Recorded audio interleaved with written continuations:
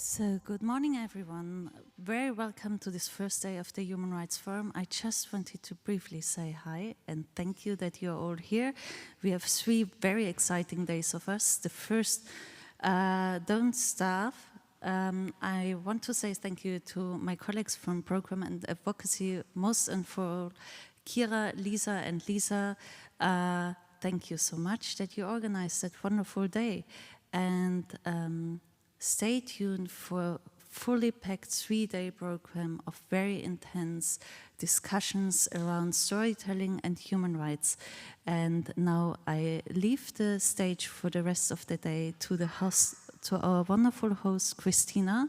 And I'm looking very much forward to the keynote by Yolande and the conversation following that. Thank you so much.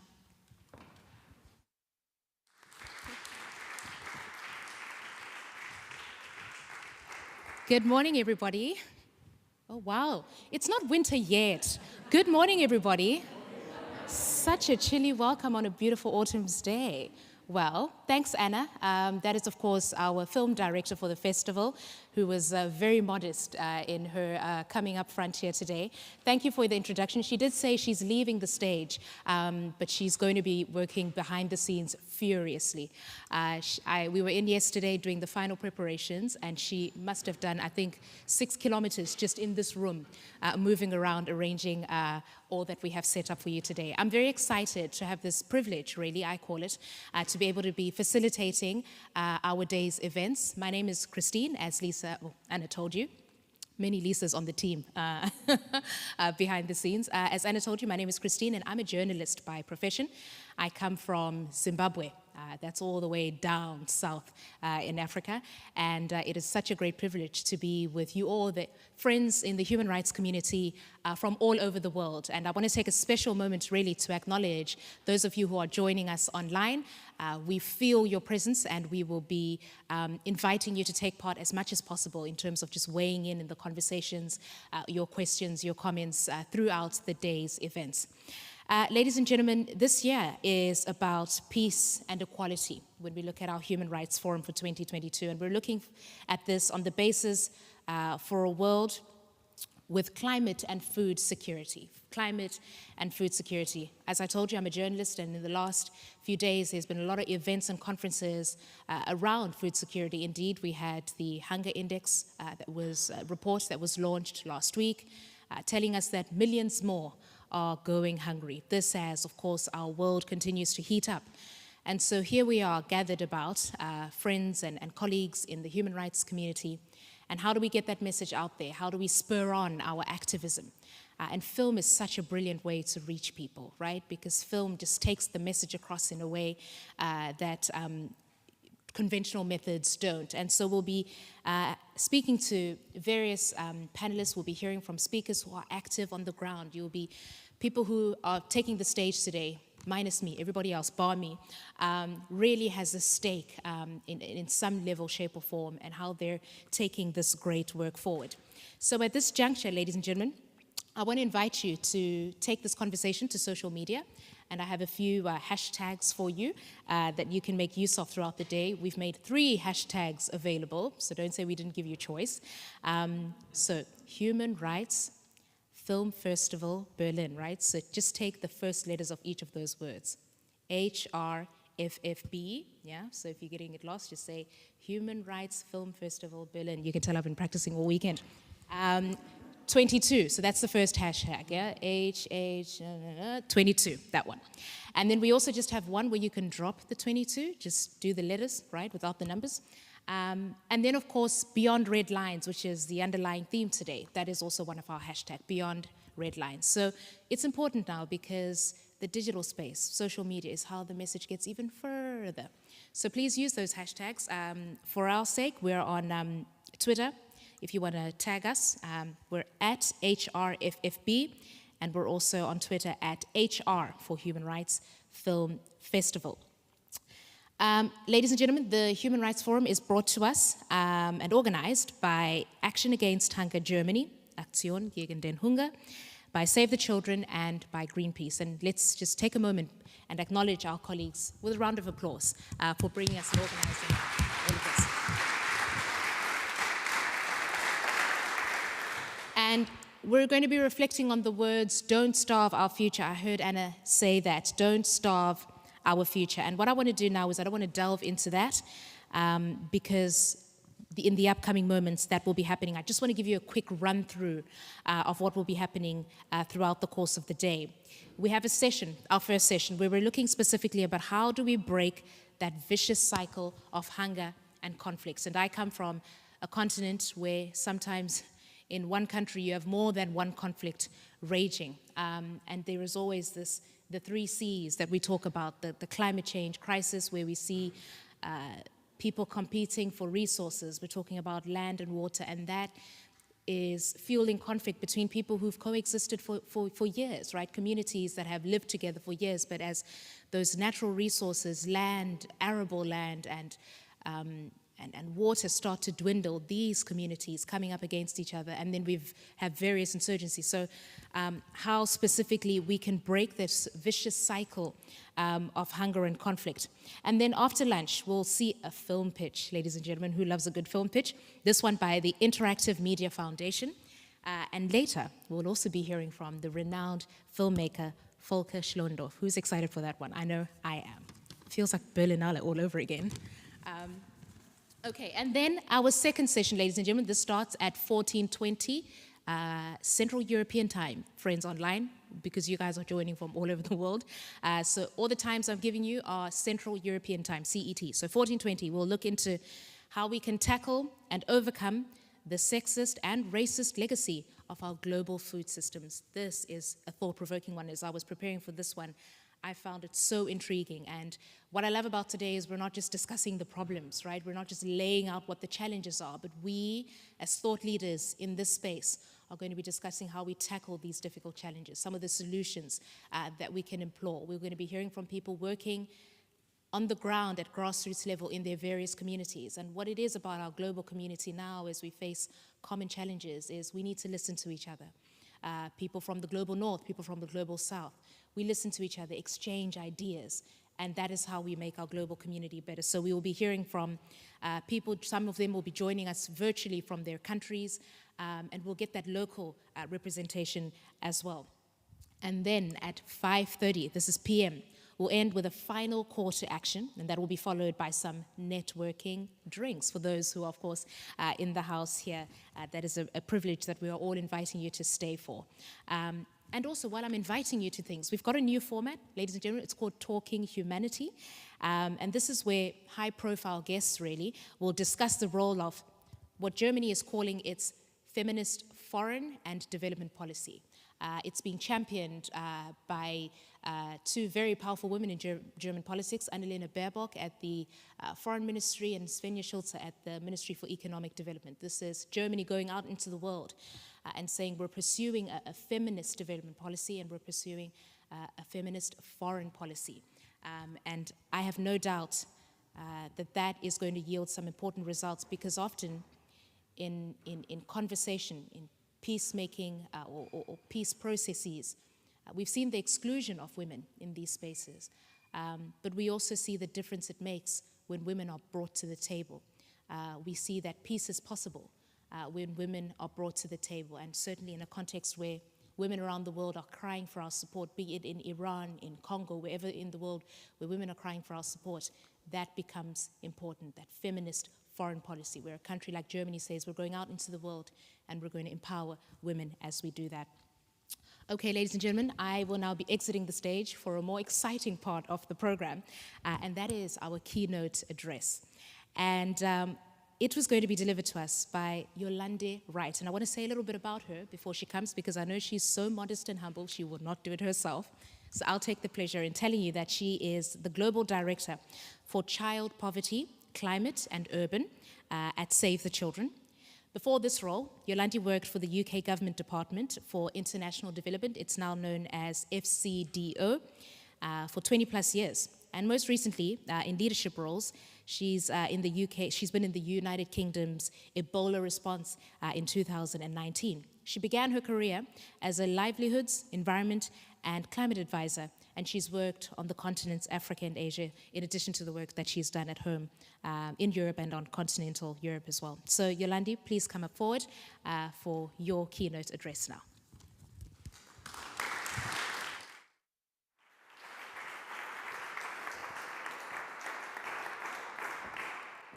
Thank you so much. Thank you for the lovely introduction. It's a real pleasure to be here.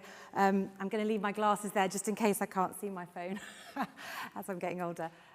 So as you heard, my name is Yolande Wright, and the subjects of today and this theme of don't starve our future is incredibly important to me.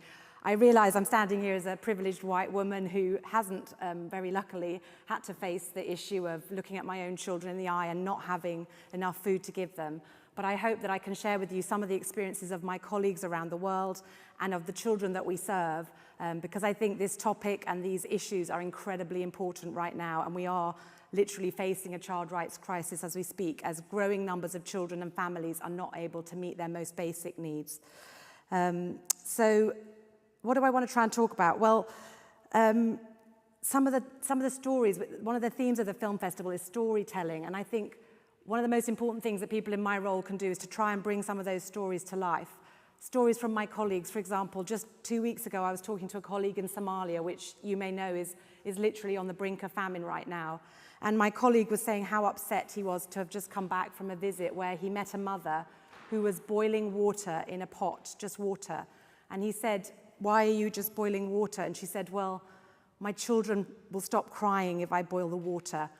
They think I'm preparing them dinner, so even if I haven't got anything to give them, it will stop them crying for a little bit if I start just boiling the water up."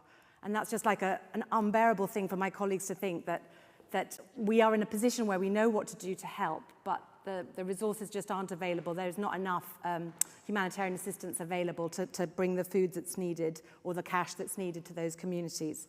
I've got colleagues in Pakistan who in the last few weeks again have been heartbroken to reach some of those remote regions that have been affected by flooding. 1/3 of Pakistan was underwater in an unprecedented flood event where many different types of floods came at the same time. Glacial melt, very, very heavy rainfall.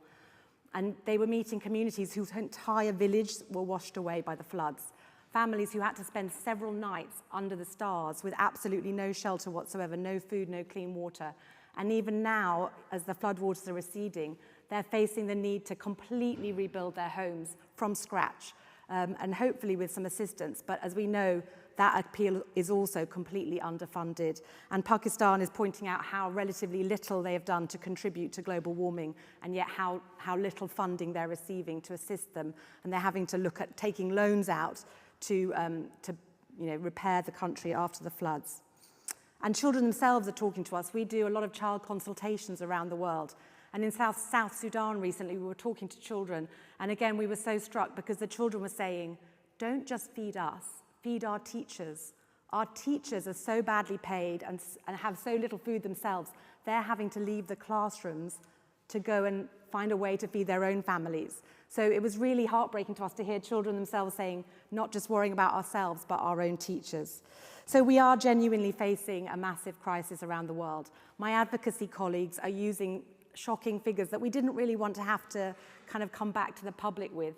Things like every 4 seconds, someone is currently dying of hunger.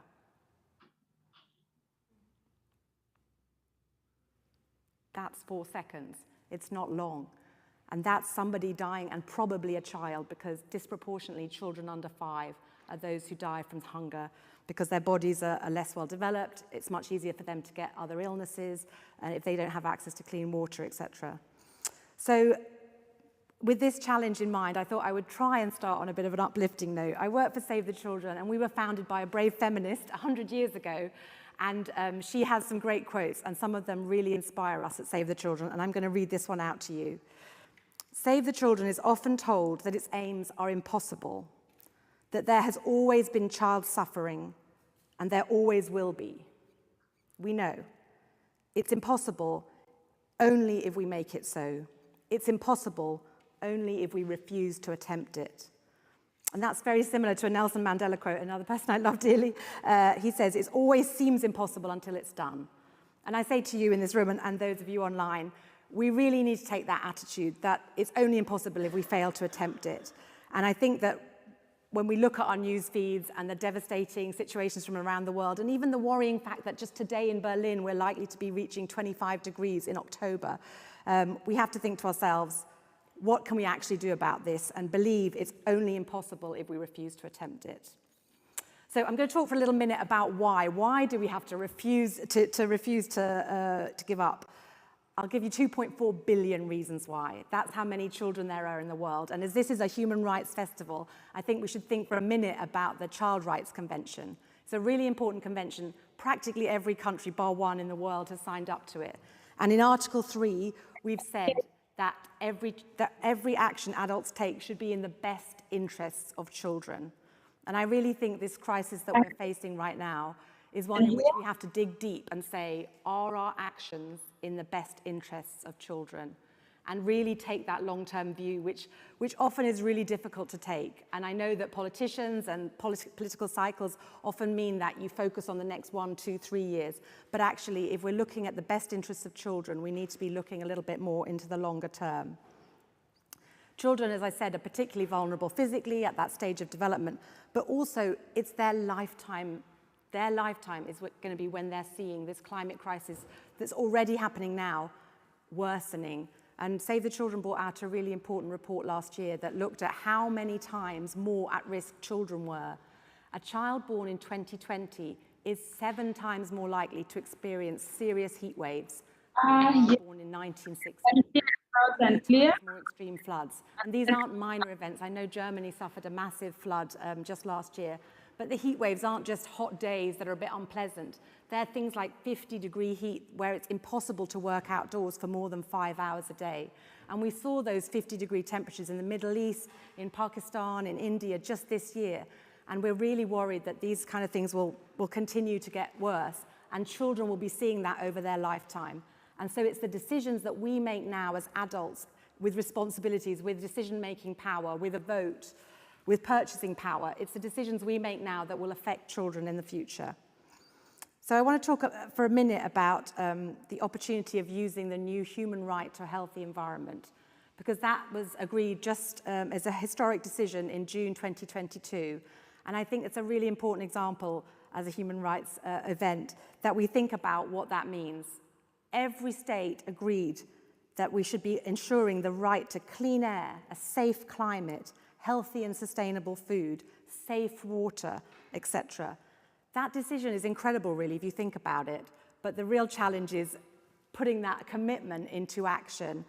We need to take that kind of global level commitment and put it into national laws, because only by doing national laws can you really be holding states to account and making sure they deliver. But we do think it is a potential breakthrough for environmental justice and an opportunity for children and young people to hold states to account. In fact, just recently, Save the Children has been supporting 6 Portuguese children taking the European Union to the European Court of Human Rights for their failure to tackle the climate crisis, which led to some extreme wildfires in Portugal in 2017. And Save the Children had an opportunity to be expert witnesses and talk about the risks that children face from the climate crisis. That case hasn't been concluded, but it's incredibly important as an example of how children can hold states, or in this case, the European Union, to account. And you might have seen in the news, the Pacific Islanders from the Torres Straits also recently just won a court case against the Australian government, again, for not taking sufficient action on climate change. So I think these kind of opportunities to hold rights up and to say we have a right to a clean and healthy environment and a safe climate and sustainable food systems is incredibly important. And ideally, I'd like to blend the right to a healthy environment with the right to food and sustainable kind of income, etc. And I really feel that social protection is a key way of doing that. Children have a right to social protection. That means things like unemployment benefit or child benefits or potentially sick pay or childcare. But only a quarter of all children in the world have that right fulfilled. And in Somalia, we've seen cycles and cycles of humanitarian assistance, and we need to be pushing into a more kind of long-term approach where the government budgets move onto government budgets rather than humanitarian budgets, where children and their families are given regular and predictable cash transfers. And we've seen that can help them build resilience and build their ability to consider alternative livelihoods, things that may be more resilient to the increasing droughts. And I think some people feel that resilience building doesn't work. Well, in Somalia, we saw that it took 2 failed rains in 2011 to lead to a famine, a devastating famine. And this year, it's actually been 4 failed rains, a locust infestation, and the COVID pandemic, and the food price increases from the Ukraine conflict. And all those things together now have created the perfect storm that has led to this horrendous food insecurity situation in Somalia. But actually, as you can see, it's actually many more shocks that have built up that have led to them reaching the point now where they do need external assistance, and they need it really urgently. So rights are a really important entry point and a really important opportunity, but we also need to think about what we do to achieve those rights. And here I think storytelling, partnerships, the exciting partnership that's brought you this festival today are really important. And the idea of imagination. I really think it takes some imagination to think of a world where we've tackled the climate crisis, where we are able to have some form of economic growth that allows people to be employed, people to have decent work, decent livings, improve child well-being, but also not at the expense of long-term planetary health as well. And figuring out how to imagine that does need some level of storytelling. It needs collaboration. It needs scientists to work with artists, to work with creative people, and to work with government. We need to try and break out of some of the systems thinking that we've got now that has got us into this mess and figure out new ways. And sometimes if I look through Twitter, there's like, smash the system, break the system. And then other people are like, we haven't got time to break the system. We have to get on with it now. And I think the truth is somewhere between the two, right? We don't have time. This is a crucial decade. If we don't make some decisions this decade, we'll be kind of caught into some really major climate catastrophes and we'll hit 2 degrees of warming. So this decade is crucial. We have to work with the systems we've got, but we've also got to try and pick away at the systems that don't work for us. The patriarchy, the fact that still most women farmers don't have any right to the land that they're farming. We have to pick at the economic system that completely puts social and environmental costs outside of their calculations. And so trying to figure out how to work through the systems, but also smash the ones that aren't working for us, really does take a collaborative effort that I hope the people in this room can start to put together. I was in Nigeria recently, and it's a country that it's been in the headlines, unprecedented floods, again, heartbreakingly. Conflict, as we were hearing about earlier as well. But I saw some signs of real hope, and it was amazing. There were things like solar-powered water pumps in some of the communities that were bringing fresh water to the village, as well as to a nutrition centre where Save the Children was working. Young people were so keen to get employed in new green jobs in solar electricity distribution, in restorative and regenerative farming. So I do really feel there's huge seeds of hope, and we just need to try and support those efforts and push for the finance to go to the right places, to the people that need it most. And I'm aware that the time will probably be running out, so I don't want to go too much into the detail, but COP27 is happening in just a few weeks in Egypt.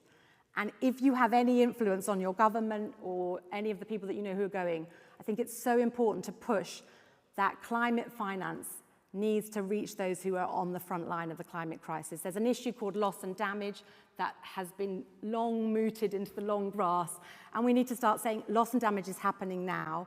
There are families on the front line of the climate crisis, losing their homes, losing their livelihoods. How are we going to support them? We also, of course, need to support mitigation. I'm actually kind of almost not worried about that. The cost of renewable energy now is coming down so quickly. Really, it's actually a saving. In the long term, the shift to renewables is going to be trillions of pounds of savings. So hopefully that will make progress. But what I see getting stuck is this issue of getting finance to the people who need it the most, to adapt their livelihoods, to change, to support them when they've suffered from a climate disaster. So do please try and lobby and be active about that around the COP. I think I'll end up where I started, saying that, yes, we're facing some really big challenges, but there is a huge amount of creativity, innovation, potential in human beings, and we need to try and tap into that. I want to ask you in the room to really think to yourselves, not just about your own personal actions. People can get caught up in, did I recycle, and did I take an aeroplane for my holiday? Think about how you, as an influencer, as a citizen of your country, as a purchaser of goods, but also as somebody who works in an organization that has an organizational influence, how are you contributing to creating that new future, to imagining a future where we can all live sustainably on one planet and have improved well-being? And remember, it's impossible only if we refuse to attempt it, and it always seems impossible until it's done. Thank you.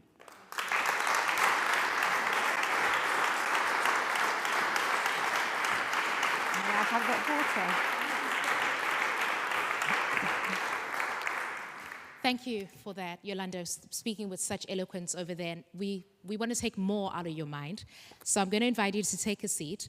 And I will also now invite our next my co-moderator. This is an industry colleague who will now be having a bit of a conversation with Yolande now. She is Tin Lewin. Where are you, Tin? Yeah, here you are, right here. Okay, it's always. Tin is a climate and food security reporter or correspondent. She is an award-winning multimedia journalist. She's covered topics that range from climate change and resilience, food security, refugees and displacement. She was born and raised in Myanmar, and she's reported in Asia, in Africa, and in Europe, and she will now be getting into conversation with Yolande. Over to you, Tin. Can I get a round of applause for Tin? Thank you. Thank you. Thanks very much, Christine, for that introduction. And how nice to be doing this in person again, right? Seeing each other face to face instead of through a computer screen. Yolande, thank you very much for that keynote speech. Extremely sobering, but I'm also glad you ended on a positive note.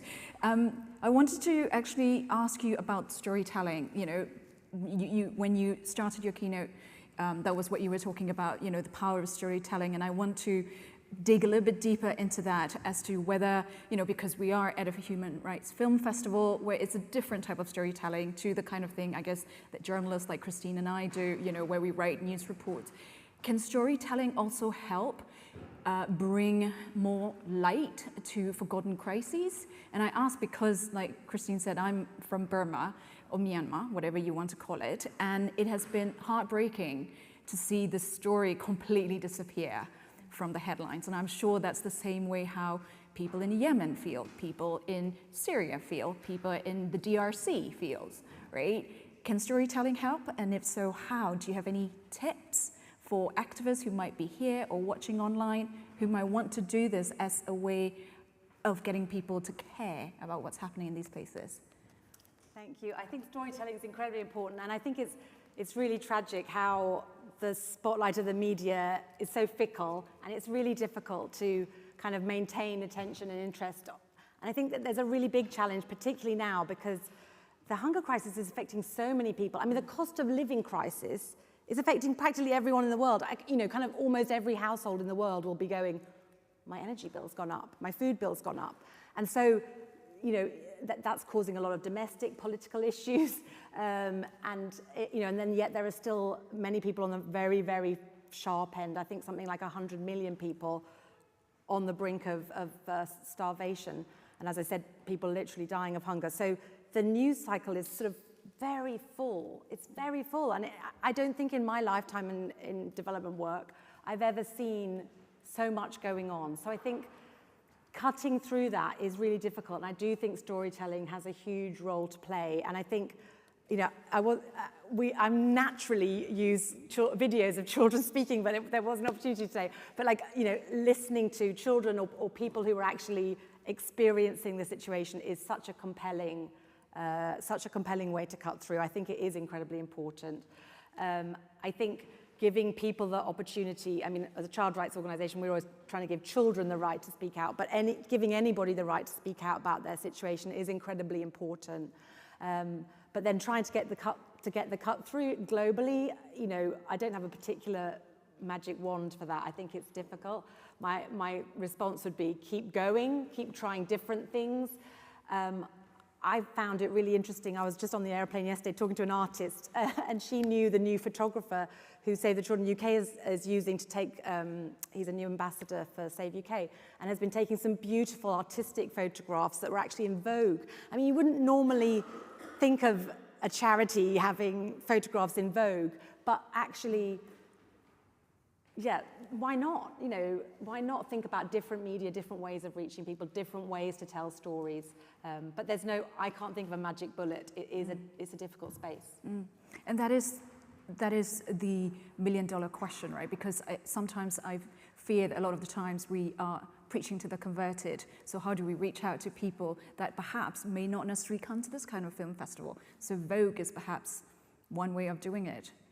Yeah, I mean, I don't know the answer, but I do think there's different audiences, and I think governments are under a lot of stress now to support their own citizens. I think the aid budgets are under threat in many countries that have been traditionally big donors. So I think we do need to reach out to different audiences, right? We need different institutional donors, but we need a lot more individual giving, corporations. So we need to engage a whole lot of other people. Who are these lovely billionaires who might have more funding available, right? Because, you know, we can't sort of sit back and just relax and expect the old world order to work, right? I don't think the old world order will work, and we're in a different situation, so we absolutely do need to try different tactics and different storytelling techniques. Just a couple more questions. So the next session after this is looking at, you know, food security and peace. What would you say are some of the essential ingredients to make sure that both of them are there? So I think, as we were hearing from Christine, conflict is obviously a major source of hunger, suffering, horrible, unnecessary spending, you know, where you just kind of look at the trillions that go into conflict. I think basically conflict is never going to help create a food secure world. It's just not, you know, we need to try and find a way to end conflicts if we're really going to kind of create the world that we want for children, for ourselves. But I think there are some things that are about how to tackle conflicts that I think are exciting. There's been a long movement about engaging women more in peace processes, and I know that's been really powerful. I think also we could be thinking a little bit more about engaging, you know, children, or bringing children's rights into the fore in some of those discussions as well.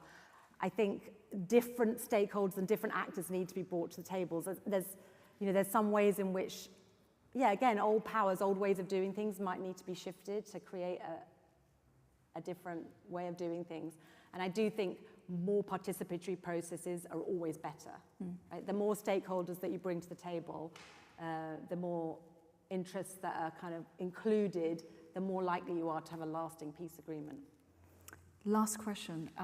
What keeps you going, considering that we get bombarded with bad news, you know, every day, all day these days? I mean, you're working on, excuse me, child rights and, you know, hunger and climate. These are heavy issues. Yeah, they are heavy issues, and my husband also works on climate change, so yeah, we try not to talk about it all the time. But the thing I reflect, my master's on climate change was in 1996, and we were like a little geeky minority group, like doing this master's degree, and it was the third year of this master's I was on, and I think how it's changed, right? At that time, there was so much discrediting. Now we know that a lot of the discrediting came from people with vested interests in discrediting climate science. But like, I do feel like we've come a long way. Like, very few people now completely deny climate science. Most people understand and agree with the IPCC reports. So on the plus side, I see things like that, that generally the scientific consensus is agreed upon.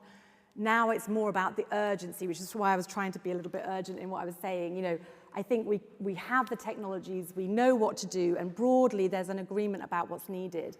It's now about, let's get distracted. You know, don't suddenly start digging out all of the coal and oil and, you know, because at the moment it's a really high price and we're in a short-term energy crunch. Look at the long term. And so what keeps me going is that there has been progress, and I really do feel this is a critical decade. So if I don't try my hardest, and if we all don't try our hardest, you know, we'll regret it. I think this is a crucial point in time where we know what's needed, we've got the technology, and it really is the political will, the drive to get it done. And so absolutely, I'm not giving up. Great. Well, thank you very much, Yolande. Can we get another round of applause? Christine, back to you. Thank you very much for that, ladies. Let's now get into our first panel of the day. And the question that we're asking now is, does food security contribute to peace? We talked about the vicious cycle, about conflict and hunger. And we're asking, does food security, does ensuring that everybody has something to eat contribute to the peace that we're so desperately looking for in the world? Tin's going to come back and she's going to moderate that panel. I'm sure you've assessed her skills now. She'll be perfectly capable. So she'll come back and do that. But before she does, I want to introduce our keynote to sort of establish the panel in a way. So another keynote in a sense. That's coming to us by Mr. Michael Fakhri. He is the United Nations Special Rapporteur on the right to food. So that's coming to us via video. Acquaint yourself with the screen nearby, and let's have that video now. Hello, my name is Michael Fakhri, and I am the UN Special Rapporteur on the right to food. That means I'm the eyes, ears, and good conscience when it comes to issues of hunger, famine, and malnutrition from a human rights perspective. Thank you for your invitation to be on this panel on peace and equity as the basis of a world of climate and food security. I apologize I can't attend live, but due to time zone challenges and continuing challenges of traveling during the pandemic, I'm going to have to provide this video instead. As we have known for decades, hunger and famine are not the result of low productivity. Hunger and famine are the result of political failures. More specifically, organized violence and armed conflict remain the principal causes of food insecurity. How governments and people tackle the food crisis, with its rising rates of hunger and conflict, will not just be a response to acute circumstances or organized violence. How government and people respond to the current food crisis and organized violence will also, in effect, transform the world's food systems for decades to come. During moments of armed conflict or war, it is hard to think of how human rights are relevant. International humanitarian law is the specialized area that addresses the laws of war and humanitarianism. Now, of course, human rights obligations still apply during times of armed conflict and war. But I think the power of human rights lies with helping people understand what is the problem, preventing violence and conflict, and providing a guide for recovery during times of violence and conflict. When I was asked to brief the Security Council this past April, my main goal was not to call the Security Council into action.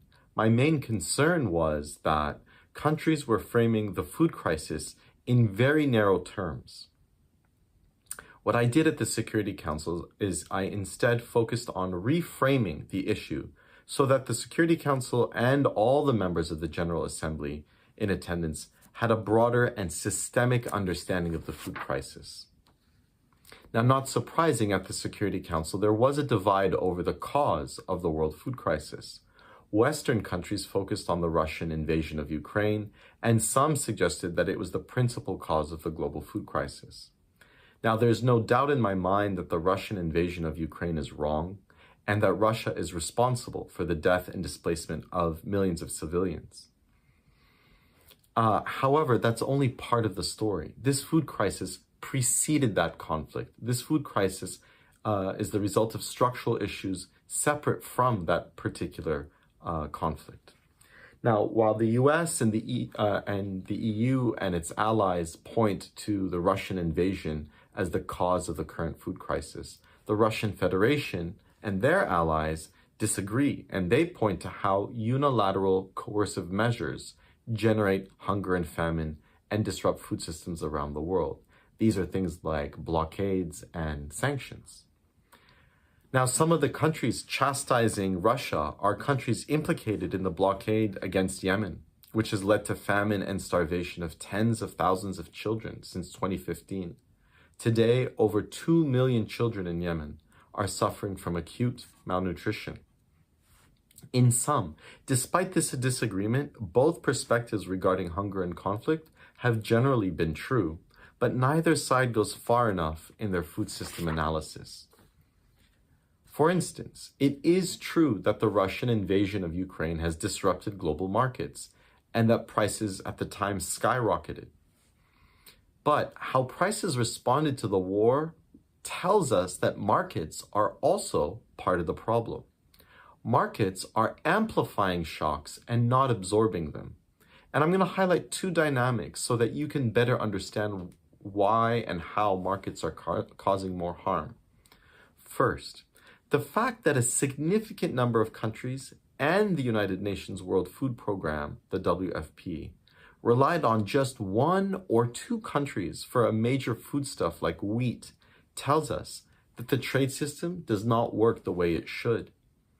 Moreover, the World Trade Organization, the WTO, has been at a standstill over agriculture negotiations and food security for over 25 years.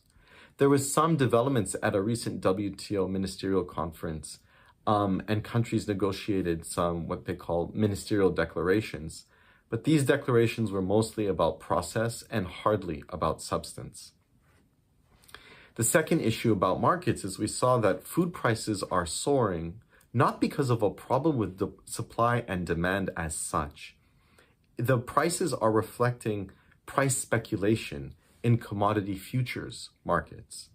Global prices have been drastically fluctuating for the past 2 years, partly because commodity markets in the United States were deregulated in 2000. Now, in trying to find answers to the question of what is to be done, there are many solutions. The problem with trying to transform food systems is not a lack of solutions. For example, here's what can be done right now. Many governments are treating recovery programs as emergency health measures that they implemented during the pandemic, and they're starting to end these programs. These are measures that have effectively enhanced the right to food, and they should not be treated as temporary responses.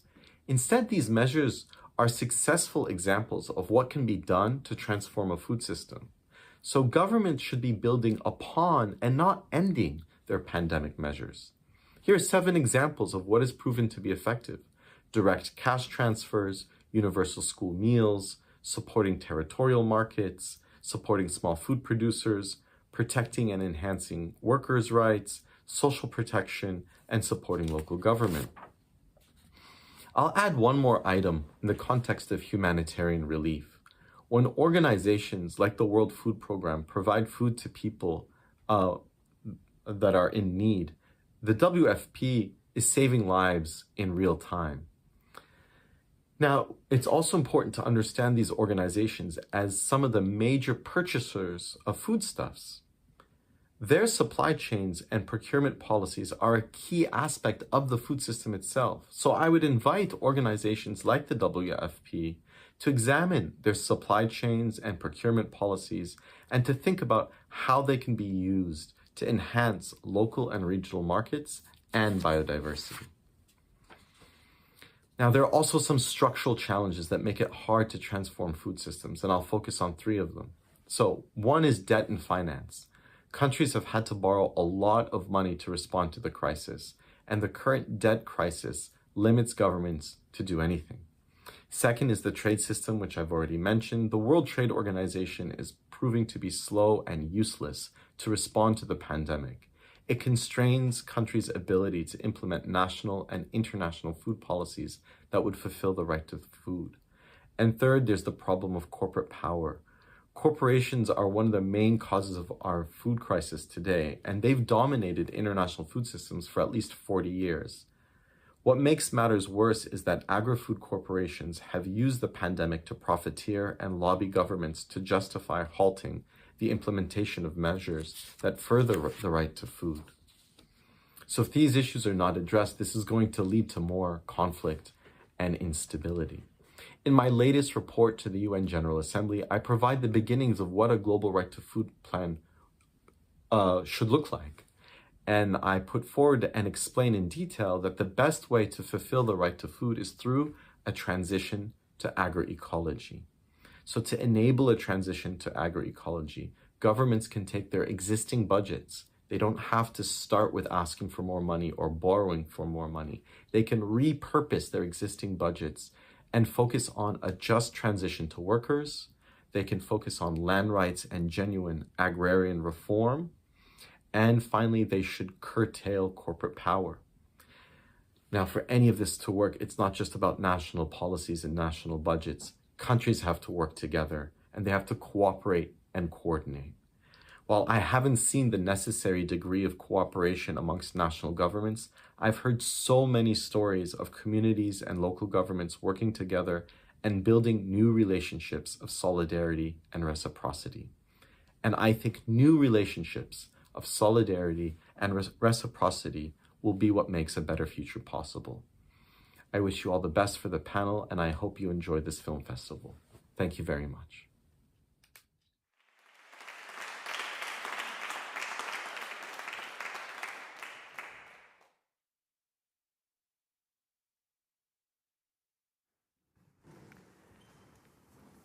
Great. Thank you very much to Michael for that very thought-provoking speech. Good morning again, everybody. A very warm welcome to whoever is in person, as well as those who are joining us online for this first session. I'm afraid you're going to have me again as a moderator for this one. To those of you who have just joined online or in person, my name is Thin, and I'm a journalist specializing in food systems and climate change. Now, in this session, we are going to turn the discussion around food security on its head, because far too often, whenever we talk about hunger and conflict, we tend to dwell on the problems and the negative aspects, which, to be fair, is to be expected because, let's face it, we are so far away from reaching our goals towards ending hunger and malnutrition. We're also trying to, untangle this knotty issue between hunger and conflict, because past strategies haven't really worked, or at least haven't worked to the extent to achieve long-lasting solutions. So what can we do about it? What has unfortunately happened because these past strategies haven't worked is that people, and I'm including the media and the international organizations and international leaders as well in there, have become inured to hearing about hunger and conflict. Like Yolande and I just had the discussion just now, so many crises have become forgotten because we are chasing the latest news, the latest topic, the latest thing that attracts us. Myanmar, Burma, where I come from, Yemen, DRC, Sudan, Somalia, so many countries in the world, because of the global cost of living crisis, are falling into poverty and hunger, and yet we feel almost unable to mobilize to do anything about it because we've assumed this was how it was going to be, right? Because we keep hearing about it. So today, we're going to try and talk about food security and peace instead of talking about hunger and conflict. We're going to try. And with climate change adding a new variable to it, things are going to get worse unless we do something urgently and differently from what we have done before. So let's see if we can spark something here this morning. Now, the overarching question this morning and today for everybody in this room as well as online is this: can enhancing food security contribute to peace-building efforts in a concrete manner? And if so, how do we do this?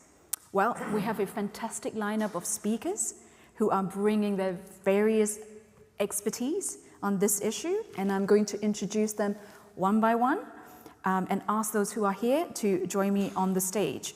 But first, let's see if we can head to the virtual realm, because we have Stella Henry, who is the Nutrition Program Manager with Action Against Hunger in South Sudan. Stella, great to have you here.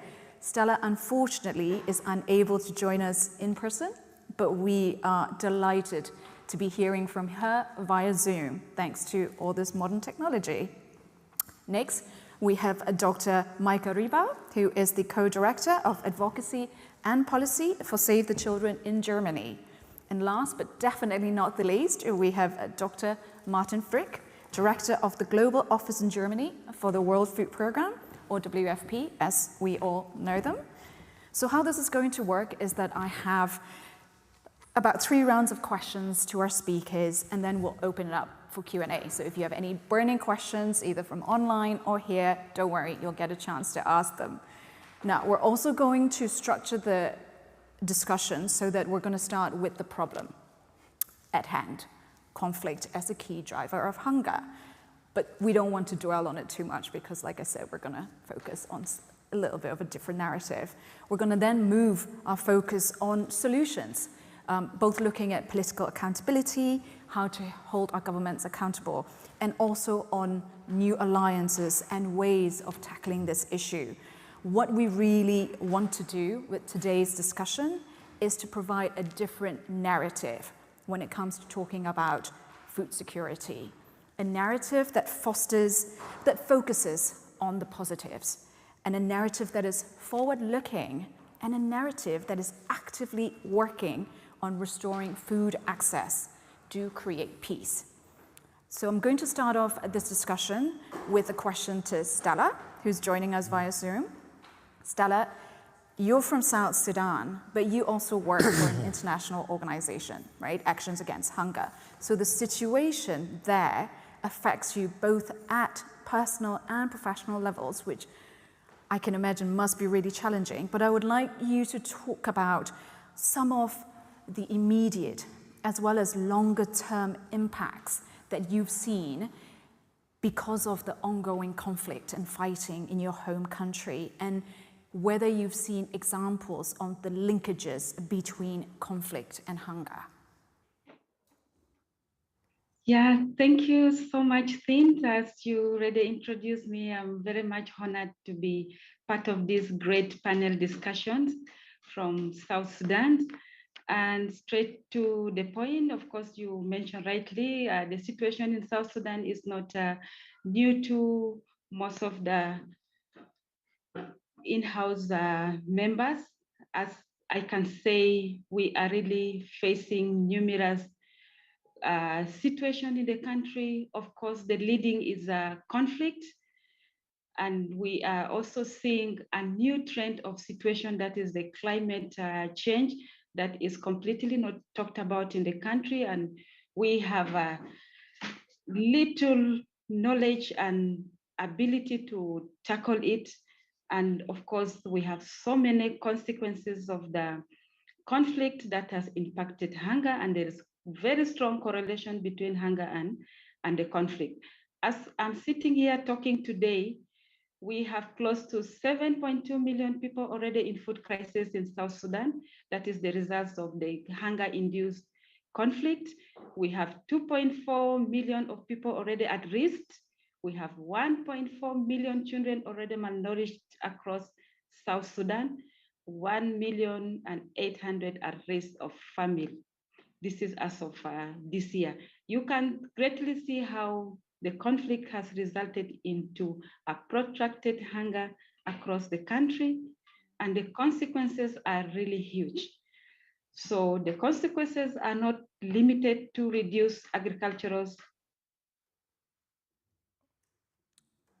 Oh, Stella, I think we may have some technical difficulties there. Stella, are you still there?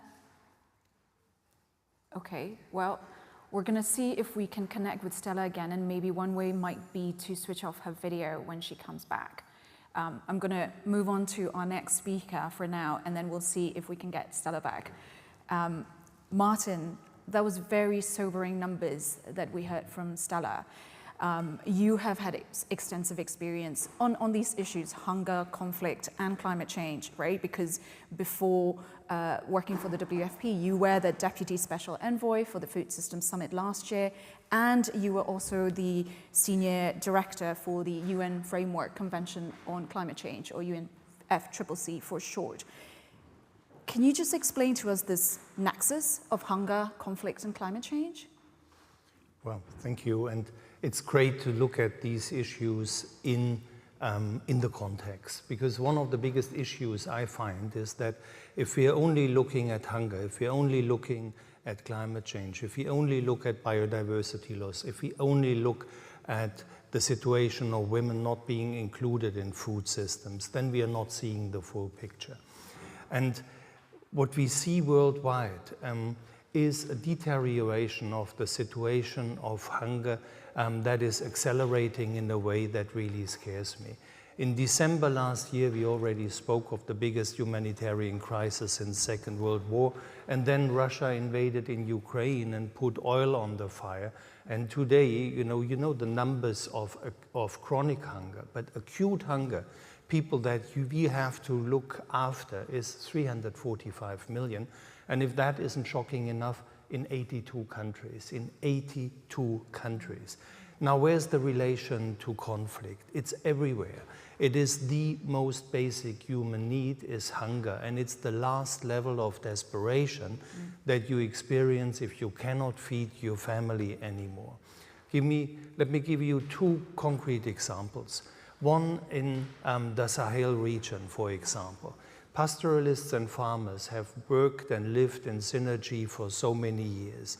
Now, the political establishment of hard borders, where there weren't hard borders before, but also climate change, shifting the rainfall patterns, shifting the possibilities for herders to bring their animals for grazing and for smallholder farmers to build, to work the land, have created conflicts which are exacerbated because after the collapse of the Soviet Union, there was an incredible proliferation of small arms in the region.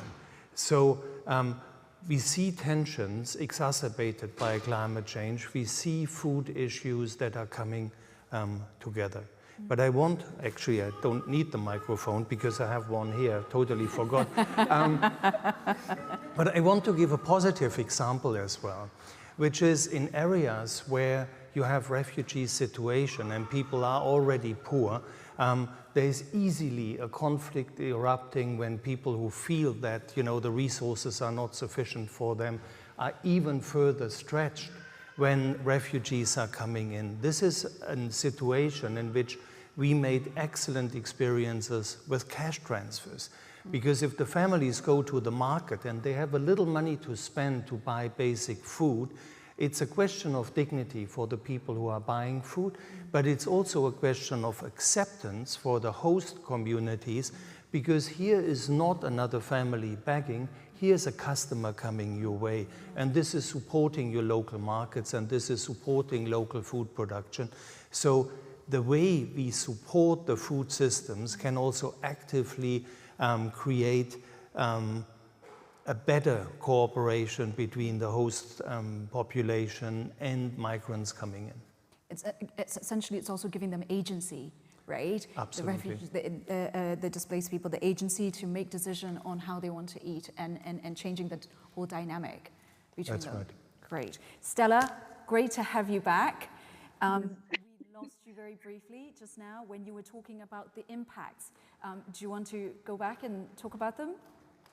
Yes, sure. Sorry for the internet connectivity. Like I mentioned earlier, the impact of the conflict is very huge. Much of the situation we are facing now, the high malnutrition rate due to the impact of the hunger. And we have exposure to sicknesses because people are displaced from their area of residence to new area of settlement where they have lost all sorts of livelihood. And like starting very new, you can imagine what situation people are going through.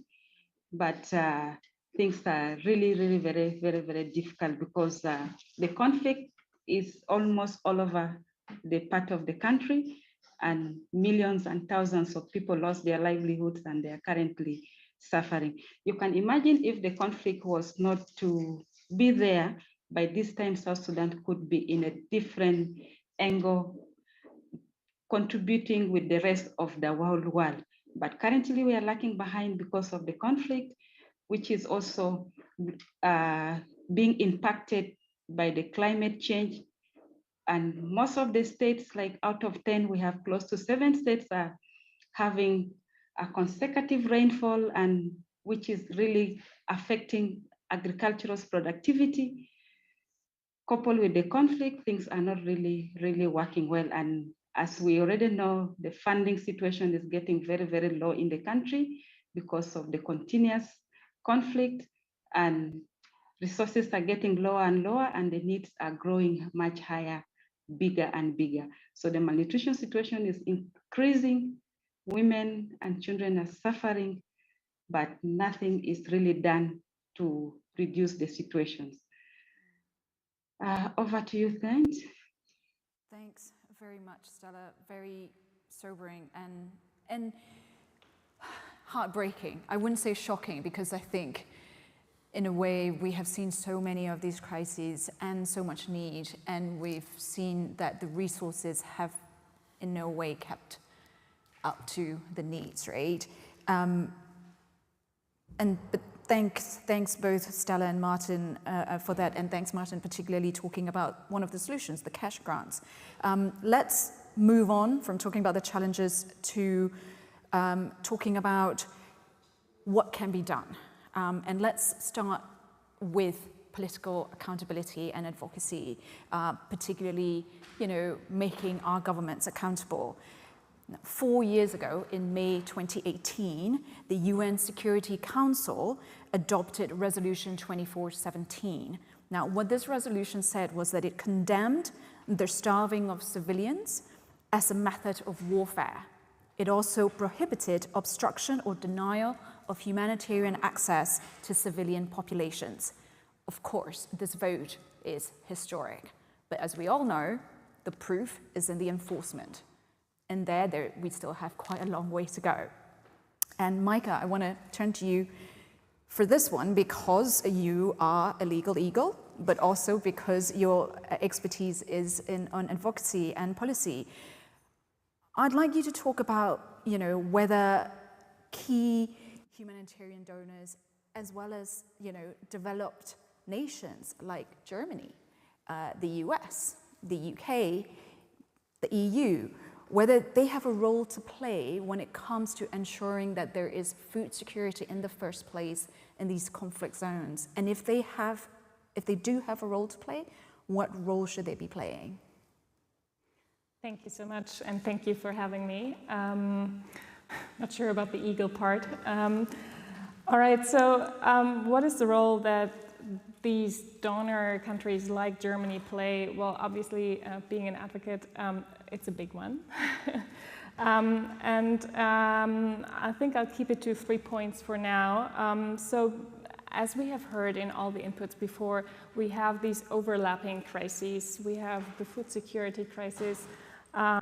We have the conflict crises that are a lot of times overlapping with the overlapping crisis of climate. So, and then of course, looking at different other countries and regions, it may be even more complicated.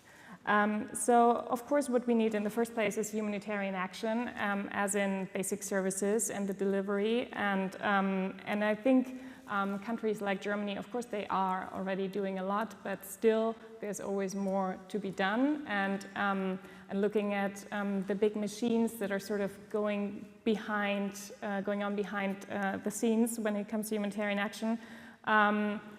Of course, we have many very engaged people in these governments, but these machines are still too slow. So that is something that we know, and that is something where we need to get better. But it also means that we need to to be quicker in our responses. And one of the approaches that the German government, but also other governments around the world are looking at is something called anticipatory action and early warning systems. And these are, of course, ways to sort of mitigate crises and risks before things actually happen. So the idea is that you sort of get ahead of the curve. If that always works is another question, but it's, of course, a good approach and a good idea. So if you look at countries like Pakistan with the monsoon and the flooding that happened, if we get ahead of the curve and provide infrastructure before it actually happens, then, of course, this offers a possibility for people to flee and maybe to save a lot of the infrastructure. So just as a way of an example. And then maybe as a third point, which is maybe more on the soft side, but it sort of links a bit into what Yolande also said in terms of creativity, but also in terms of and partnerships. What we see as Save the Children, of course, is that there are all these efforts ongoing on different levels, be it government level or also city level. Of course, this is another way of approaching crisis. It doesn't always have to be on government level. If your government is resisting in a way, then of course there might be other ways to, form these kind of connections. But I think it's more basically a question of attitude. So working with people around the world, not from a donor perspective, but more, eye to eye, and only then we can actually achieve real solutions. Thank you, Meike. That's really interesting, particularly the third point when you're talking about not just looking at the national government level. And I think climate, with the C40 cities, right? I think the climate movement has done a great work in getting mayors and governors at a city level to actually have concrete action. Yeah. That's really interesting. Maybe in that sense, Martin, would you say maybe the food movement, perhaps maybe about a decade or so behind the climate movement, and there's some things we can learn from there? Well, I think the local governments are really key to success. With the World Food Programme, we are on the ground. We are working with the local communities, and very often, and we shouldn't forget that the right to food is something that national governments are obliged to fulfill, and they fail. And very often the solution is not to go through the national government, but to go directly to the people on the ground. And it's the same we have seen with the climate movement. At the time of the Trump administration, Washington was not interested in the Paris Agreement anymore, but major American cities would come in and say, we are still in, we are supporting climate change. Why? Firstly, because cities do have an educated population understanding the problem, but also mayors are very close to the people they serve. There is a very close relationship. And you see exactly the same when you go to a local community. The power structures in the local communities do understand the situation on the ground. And so, in humanitarian aid, when you want to make sure that you reach the right people who really need it, there is no better way than talking to the local community and find out who the constituencies are. And if you want to go beyond, which we need to build middle and long-term food security, and you want to do things like rebuilding soils, building agroforestry system, have holistic grazing, all the simple solutions that actually do work in some of the poorest countries, the technical side of it is not complicated. It is to bring the communities together, to really give those a voice who are not being heard. This is where change starts. I want to actually ask you, Martin, very briefly about accountability, since we're talking about, accountability from governments as well as international actors. 2 years ago, WFP received the Nobel Peace Prize, essentially for its work on exactly the kind of thing we're talking about today. How does the WFP ensure that it is accountable to the populations that it is serving? Well, this is the fourth UN job I'm doing.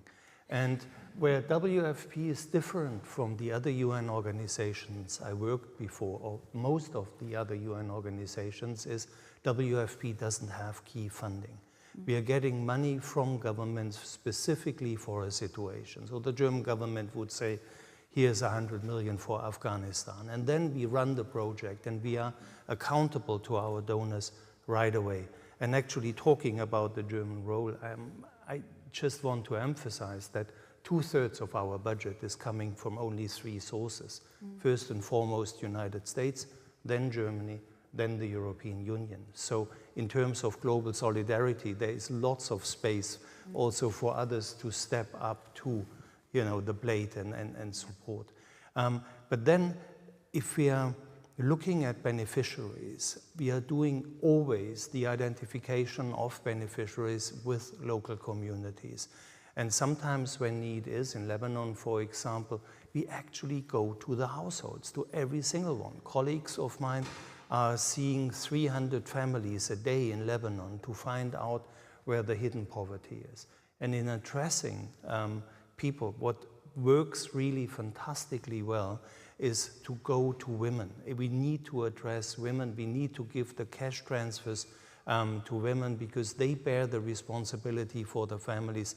They certainly bear the responsibility for their children, and they are successful in doing that. So whenever we get women organized, we are looking at a very high level of efficiency.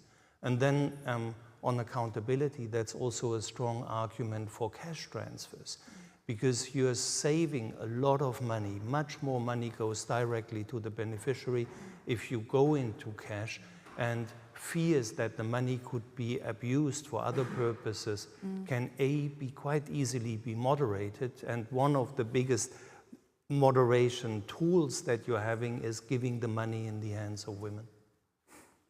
Great, thank you. So we've discussed the root causes of hunger. We've talked about the importance of accountability, not just for governments where the hunger and conflict is happening, but for the wider donor and international community as well. And we've also talked about some of the potential solutions and how we can get there. Let's focus now on those particular solutions, the best examples, the best practices, where we can build a humanitarian environment that improves food security and build peace at the same time. Stella, I want you to start this round of discussion because you are somebody with on-the-ground experience. You're there, you're seeing this on a day-to-day basis. What are some of the best examples and best practices of projects and programs that you've seen and been involved in? The kind that creates real change and also give voice to vulnerable communities. Yeah, thank you so much. Currently in South Sudan, we've got a lot of localization of approaches that has worked very well. One key example I'm proudly to mention is in the part of Jongole State that is in Pagwir and Fangak, where Action Against Hunger is currently implementing a German project. These communities have lived for the past decades in conflict or intercommunal crisis among themselves. And when Action Against Hunger got on ground, we involved the youth, especially in sports, that brought peaceful coexistence. And with the floodings, we engaged the youth in the dike constructions.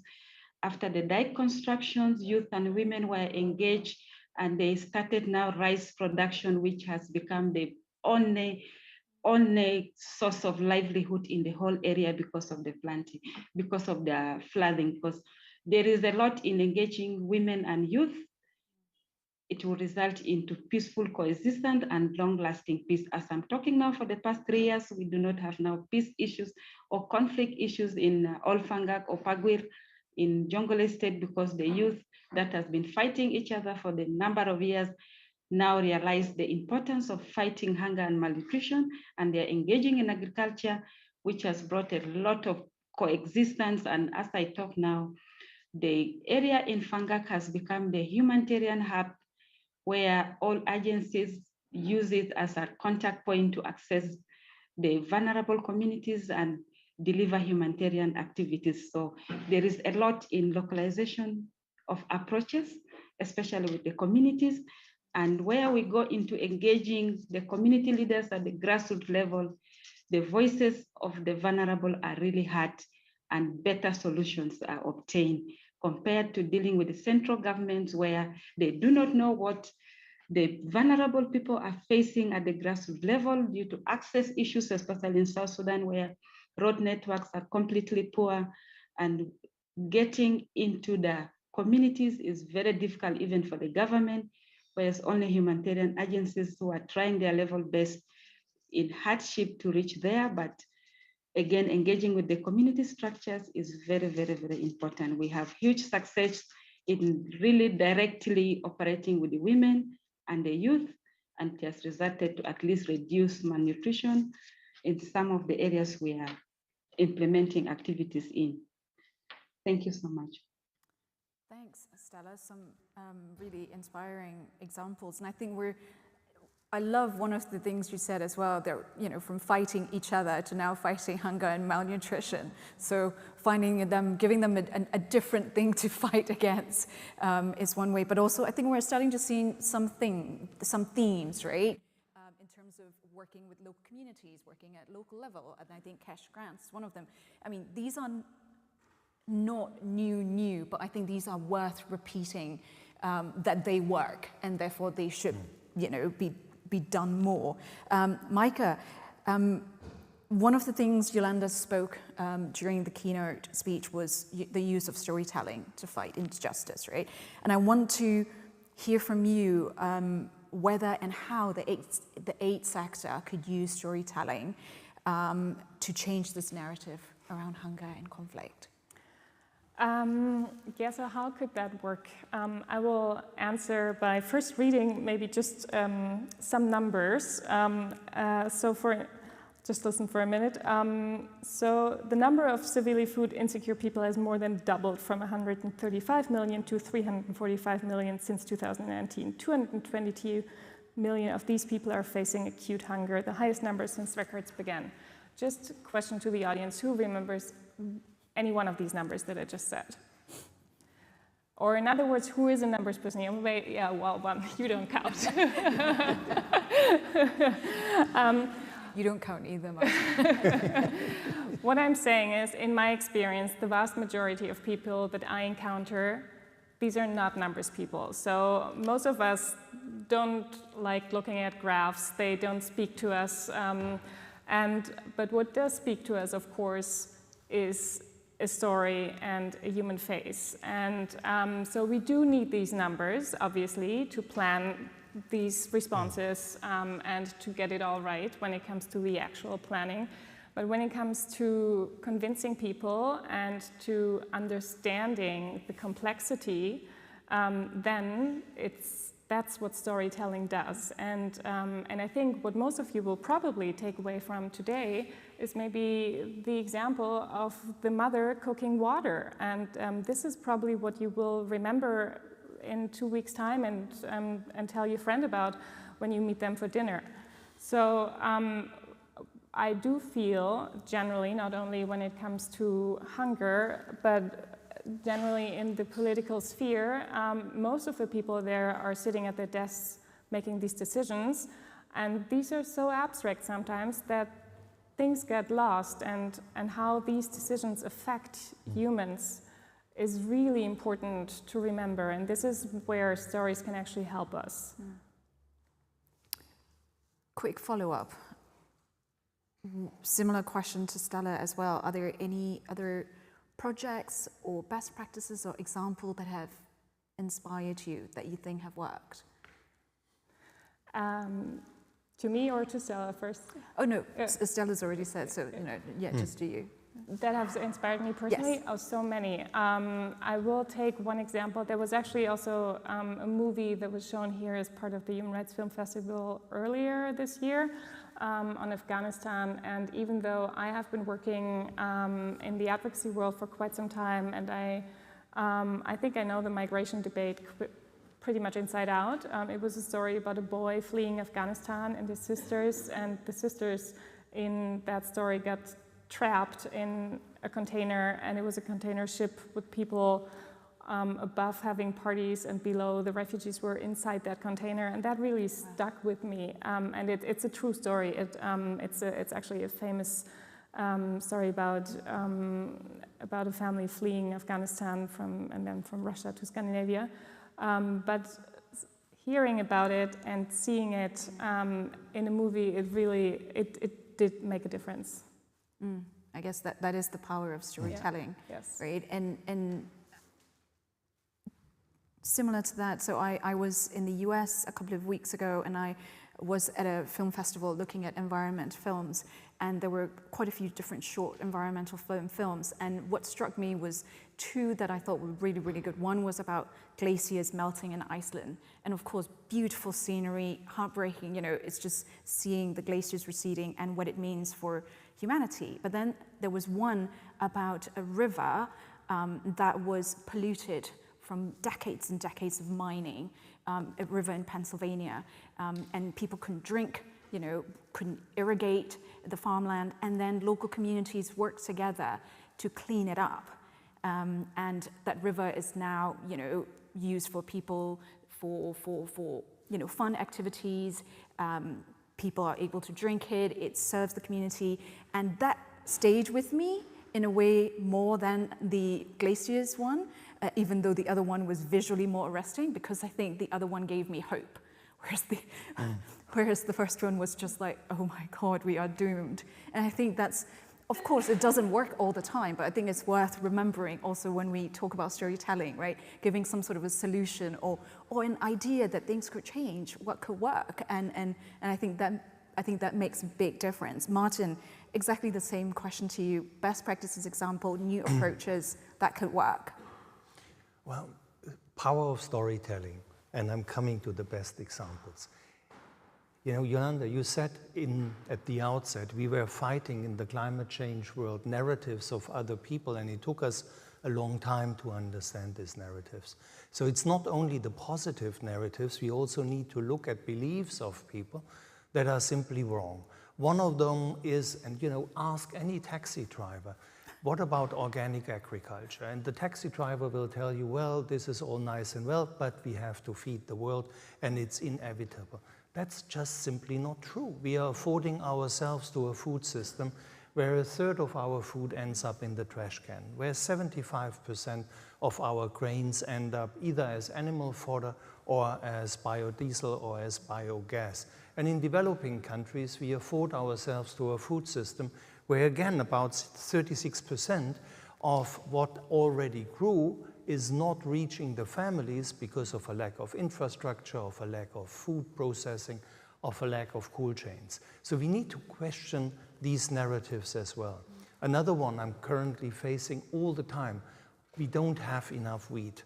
So we need to take the zones that are reserved for biodiversity and produce wheat, no matter what. To be so dependent on wheat, maize, and rice worldwide is part of the problem. We need to diversify. We need to go back to a diversified food system. We need to think about what people traditionally ate, be it lentils in India or be it millet in sub-Saharan Africa. People had functioning food systems before. So what gives me hope? One of the stories is, and again, it's not that people think about it, it's just so ingrained. Yes, you can grow food in the desert if you have a high-tech irrigation system.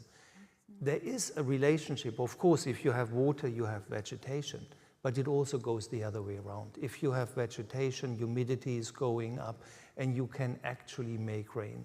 We will see the Volker Schlöndorff movie about the forest maker. That's an example.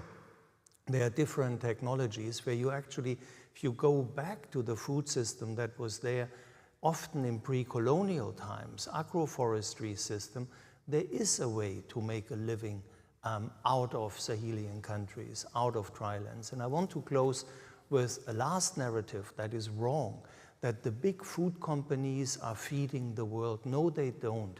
It's the smallholders who feed the food, who feed the world, and it's particularly true in Africa. So if we want to create food security, our focus, our attention, and our support needs to go to the small farmers, not so much to the big industrial companies.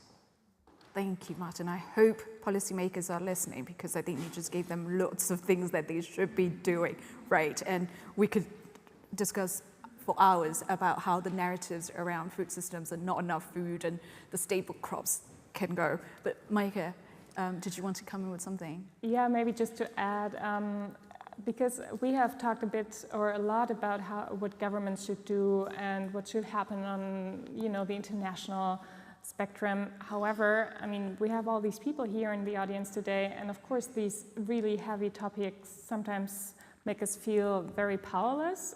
So just as a small reminder that these rights that we mentioned today, these are your rights. And just to go back to one court case that took place last year here in Germany, where a group of children actually together with an NGO, the Deutsche Umwelthilfe, went and sued the German government for its Paris Climate Agreement obligations, and they won, and there's a second course that's still ongoing. So this is actually happening right here as we speak, and it does show us that we do have the possibility to take these rights and hit our governments over the head with them. And so just go out and do that.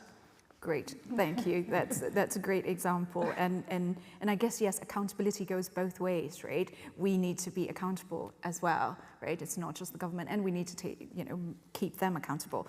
Before I open up the floor to Q&A, Stella, I want to come to you. Do you want to respond to any of the things that Martin and Meike has said, from the perspectives? Do you want to add anything from what's happening on the ground, your experiences? Yeah, just to add on one thing that, especially responding to what Martin has said, like some of the communities in South Sudan, we have been known for only our staple food, that is sorghum, across the country. But as I'm talking now, the narrative is changing because of the constant flooding.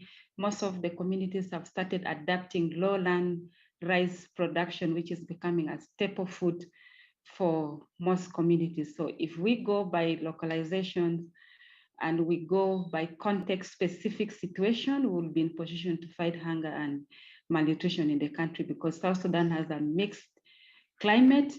Some of the areas are having constant flooding, some of the areas are total dry spell, and some of the areas are having mixture of drought and flooding. So localizing the context will better help the people on ground, and we really need to do more feasibility study to be in position to do the better response to the people on. Because like in Yongole now, we have over 10,000 people engaged in rice production, which is now replacing the staple food for the communities for decades of years. Thank you so much. Thanks, Stella. Yeah, that's an example of adapting to the climate, right, and local adaptation.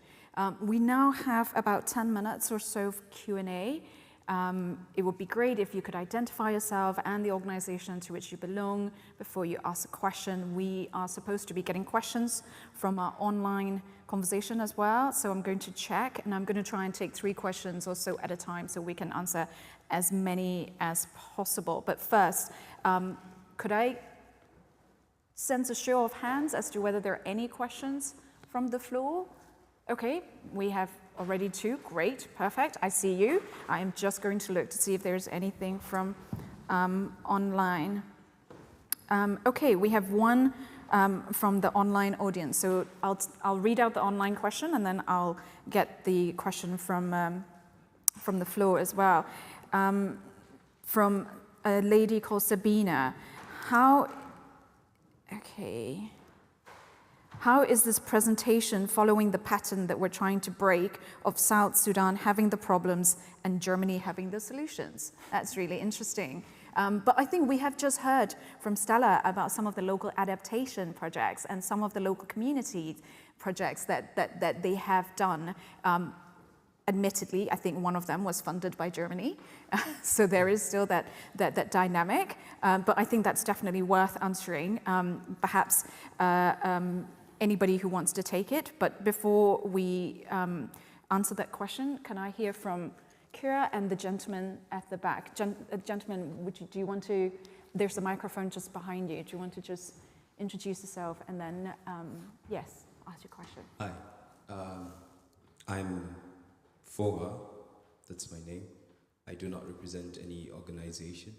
I am here as a private individual. Oh, welcome. Thank you for being here. Excuse me. In the conversation we've just had now, we started by saying that there are no infrastructures in these communities to get food to the people.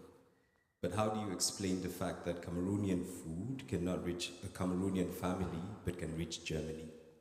That food in Africa cannot reach these places. So, of course, there's infrastructure, but the infrastructure is an infrastructure of exploitation. In 2021, I think, in December, Ursula von der Leyen had this amazing State of the Union address where she clearly stated that we cannot, as the European Union, build roads in Africa because those roads would be connecting Chinese plantations and Chinese mines to Chinese harbors. So you have a sort of conflict of interest, and it's about building infrastructure for exploitation. But also with the World Food Programme, you've said that 3 of your major sponsors are the United States, the EU, and Germany. Germany and the United States are part of the top 5 exporters of weapons in the world. The EU has 27 countries, and out of those 27, 7 of them make up 15 of the countries that are the top, make up 7 of the countries that are the top 15 exporters of arms in the world. How do you explain these statistics with talking about food and food security and conflict when the very people who are sponsoring these initiatives are the ones that are supporting the conflict or creating or providing the infrastructure for it? And my last question is about storytelling.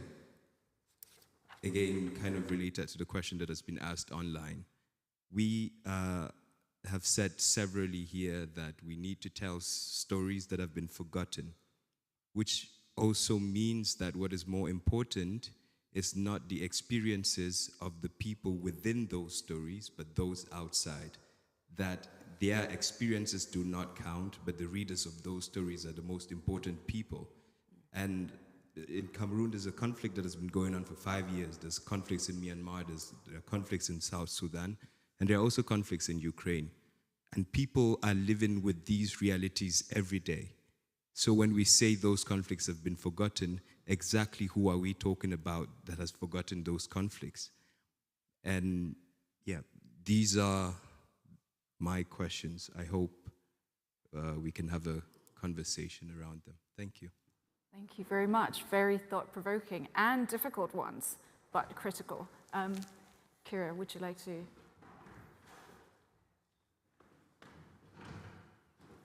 Thanks so much. My name is Kira. I'm from Action Against Hunger and also supported this panel. And I miss one aspect.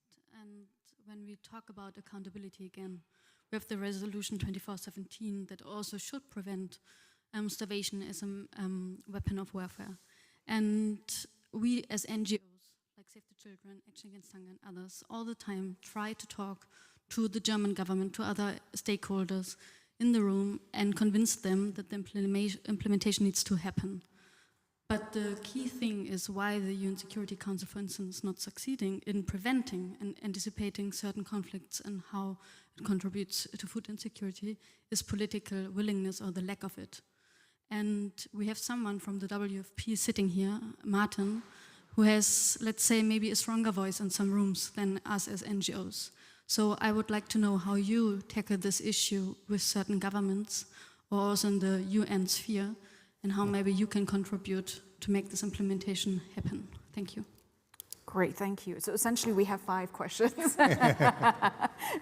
So we're going to take 3, but okay, one is, making sure that we talked about storytelling and changing the narratives, but it sounds like the presentation is talking about, South Sudan having the problem and Germany having solutions. How do we change that? We have the question around, particularly directed towards you, Martin, on the Security Council and making sure that 2417 actually has teeth. And the 3 questions from the gentleman. essentially one has to do with infrastructure, another one has to do with storytelling and who we are centering when we tell those stories, right? Are we centering the readers, perhaps who are in the West, instead of centering the people who are actually living in these situations? And I think you're also talking about the infrastructure, not for food, but there is support for war infrastructure, right? Easy questions. Who wants to start first and who wants to take what? Stella, I'm going to give you the floor first, just because the connection is there, and while you're there, I want to give you the opportunity to speak. Do you want to tackle any of them? And then I'll come to the speakers in the room. Yeah, thank you so much. To answer the question, why South Sudan and Germany? We've got a lot of support from the German government that is contributing positively in terms of food security and peace in the country. And we do a lot of advocacy around it. That is like currently the rice project in Warap or in Olfangak is being supported by the German funding, and so many organizations are already adapting to the initiative and the innovation that is happening. That is why we really need to showcase what is happening on ground for more scaling up of the same approach in other parts of the country. Thank you. Great, thank you very much, Stella. Martin, do you want to take some of the easy ones directed at you? I will take some of them, and it's not easy because I'm representing a humanitarian organization, and one of the humanitarian principles is that you don't take side. And that is an important principle because it also saves the lives of the people working with and for us. As soon as you are being seen being a party in a conflict, you don't have the access. So I'm very careful in what I'm saying, but I'm trying not to avoid your questions. And if you want to, I can also talk to you because I am a former government official. I'm of Germany, and I'm not now. I'm working for the United Nations. Pretty much whenever things go wrong, the World Food Programme comes in.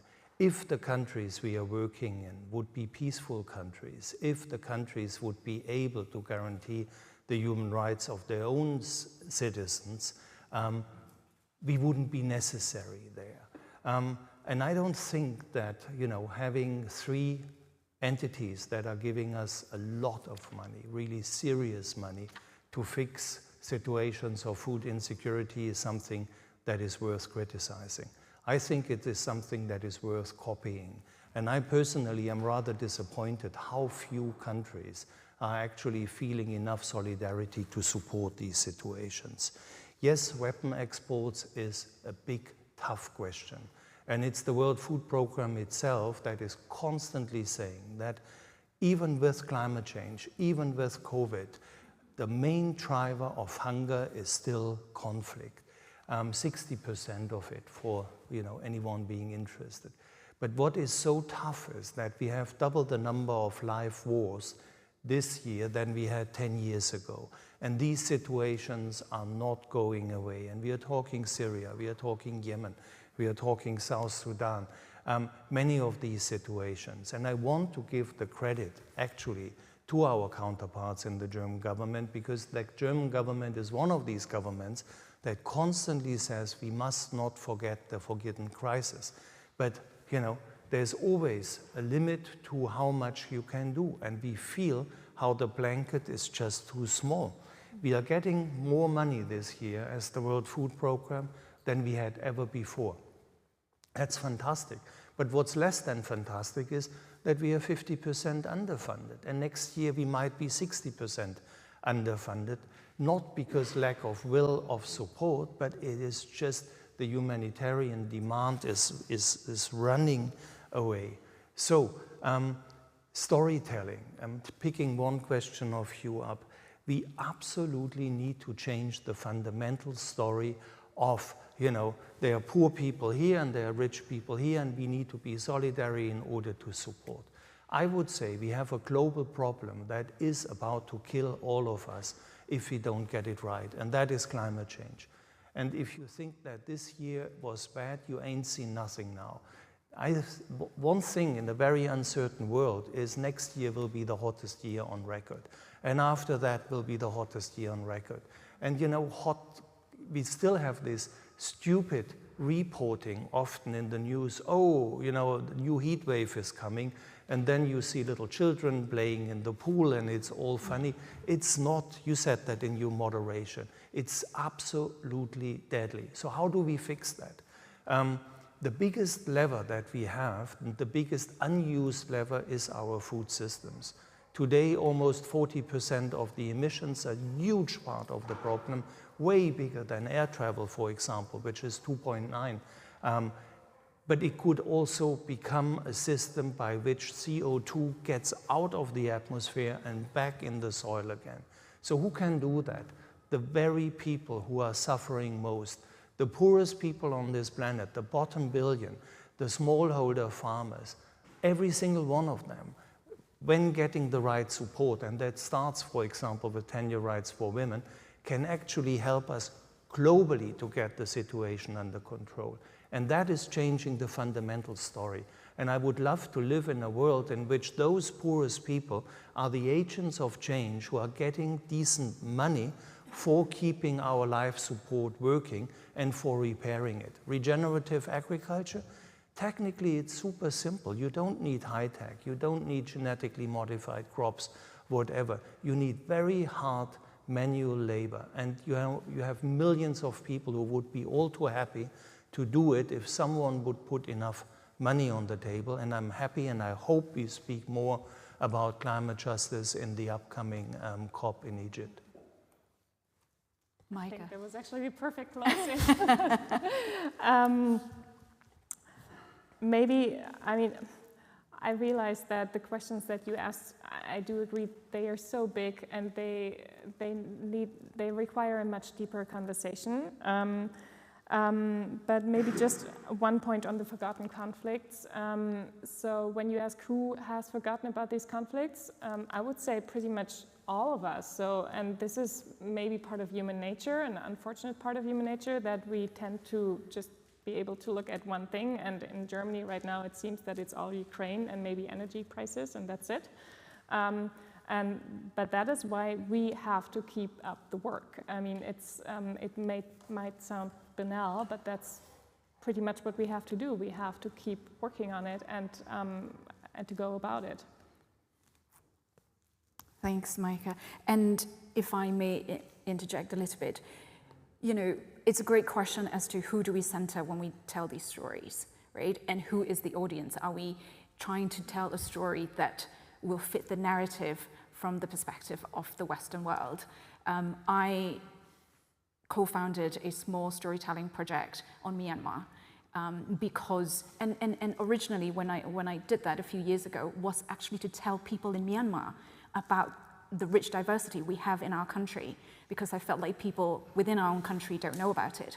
But now that there's been a coup, a year and a half, now we're doing these stories for the outside world, because I realized that what we need, if we really need things to change back home, we do need international community to support what's going on and to change the situation there. So, you know, I will freely admit that we have sort of pivoted our storytelling from targeting towards our own people to towards almost like the outside world, because they are the ones with the money and the resources, and perhaps the willingness to make the change, where the people in our country are just trying to survive every single day, and they may not necessarily have the resources or the wherewithal to actually be able to make that change. Maybe I'm giving far too much credit to the international community, and maybe I'm being too naive. We'll see. You know, I'm sure we'll find out. But that's what we have done from a very personal, you know, experience in terms of storytelling. Well, this has been a fascinating discussion. I wish we could have gone on longer to discuss all these deeper issues, but we're running out of time. In fact, we have gone over time by a little bit, so we're going to have to end this in a couple of minutes. But final point, I just want to ask all the speakers to give one very brief, short, final thoughts, actions, or whatever that you want people here or online to take away from this session. I'll start with you, Martin. Very simple. the main interface between people and planet is food. And unless we fix our food systems, we will see more of all the interconnected crises that you are seeing every day. Thank you. Meike? So we have a global child rights crisis, and of course, as a child rights activist, and maybe also as a mother myself, I do feel we owe it to the next generation that we keep on working on these issues. Great. Keep doing it. Stella, last but not the least, your thoughts? Yeah, thank you. From my side, I would like to say I would like at least a collective effort and localization approach to solve the serious emerging situation in the whole world. Great. Thank you very much. I couldn't have said any better than what our three speakers have said. Can we give a round of applause to all of our speakers?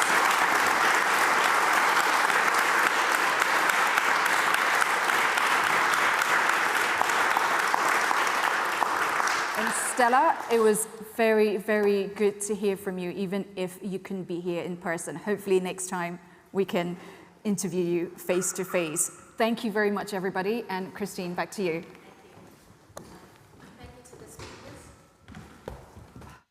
Thank you to the speakers. Thank you to Finn for moderating that session for us, or that panel. I am just here to give some announcements, and that is we will now go and take a lunch break, which is now going to be 50 minutes, 50. So we're back at 1:40 Central European Time. For our online audience, we look forward to seeing you again as we get into sessions 2 and 3 of the program. So enjoy your break, everybody, and see you back soon.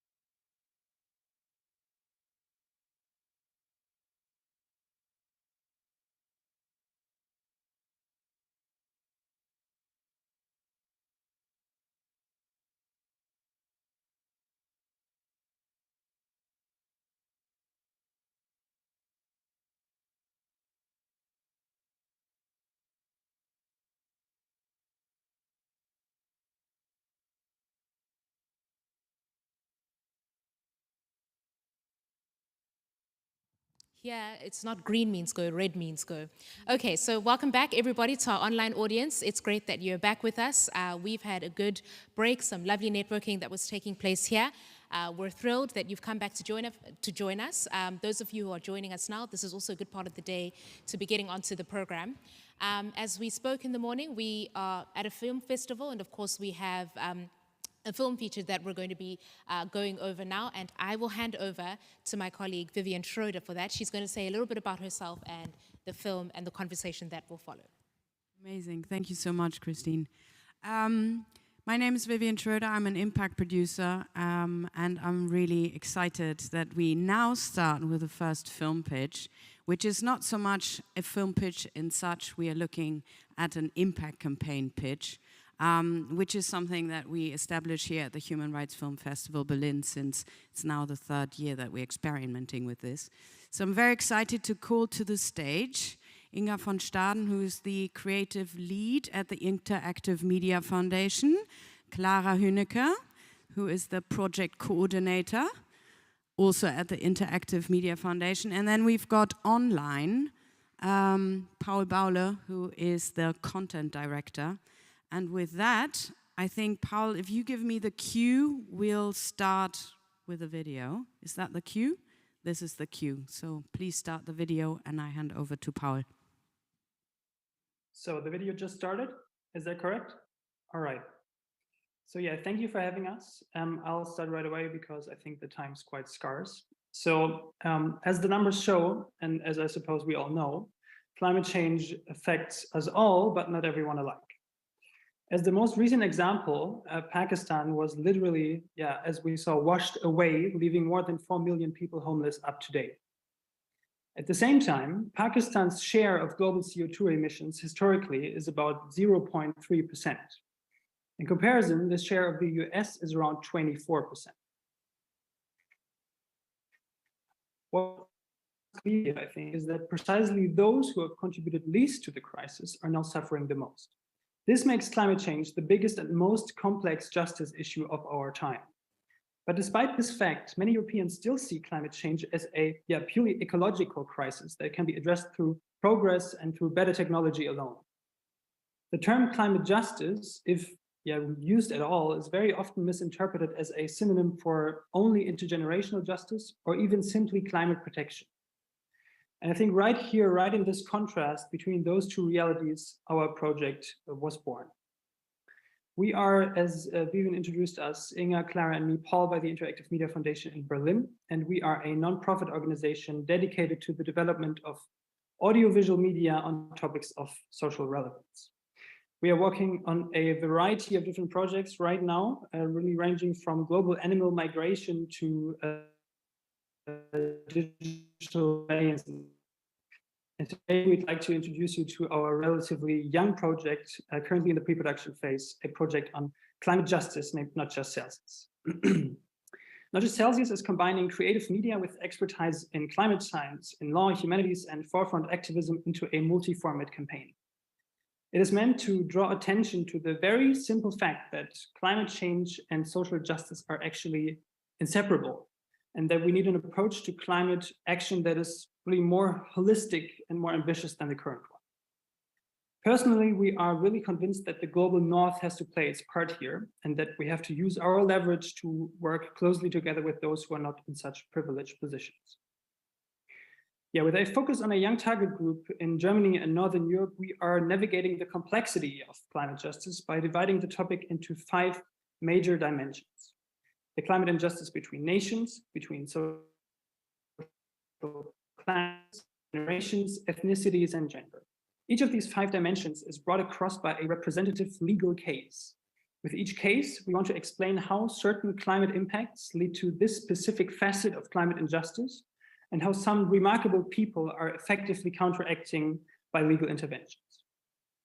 Each case will be presented via a short film clip and will have its very own impact campaign to support the respective actions and communities.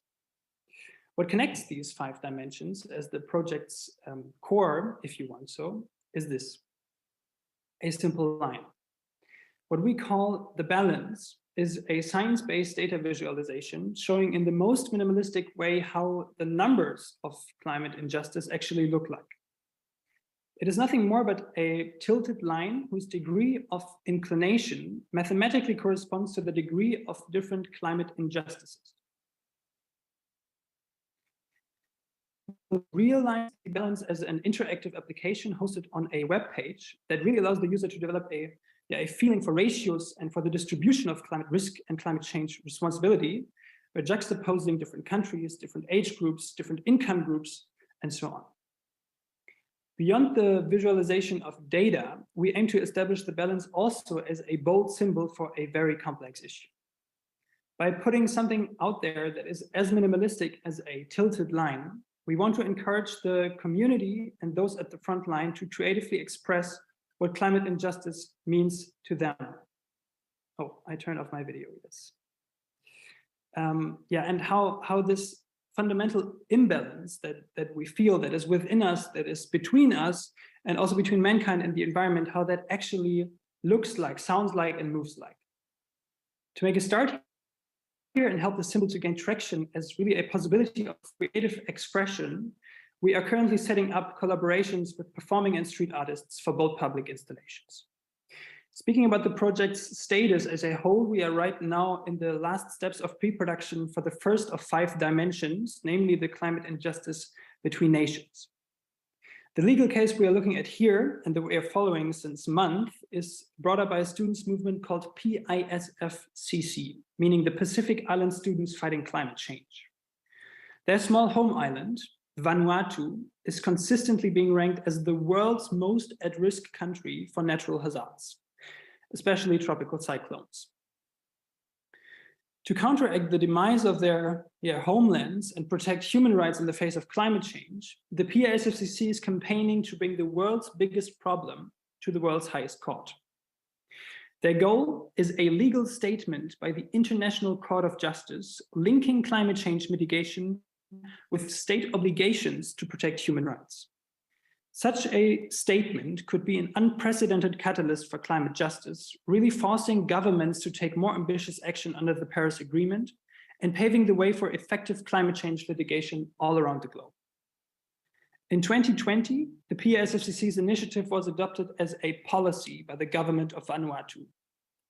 To give the International Court of Justice a mandate to act, a majority of all UN member states must now vote in favor of the resolution that Vanuatu will soon publish. To support this amazing cause, we will go online with a first set of project modules and campaign assets around late November this year.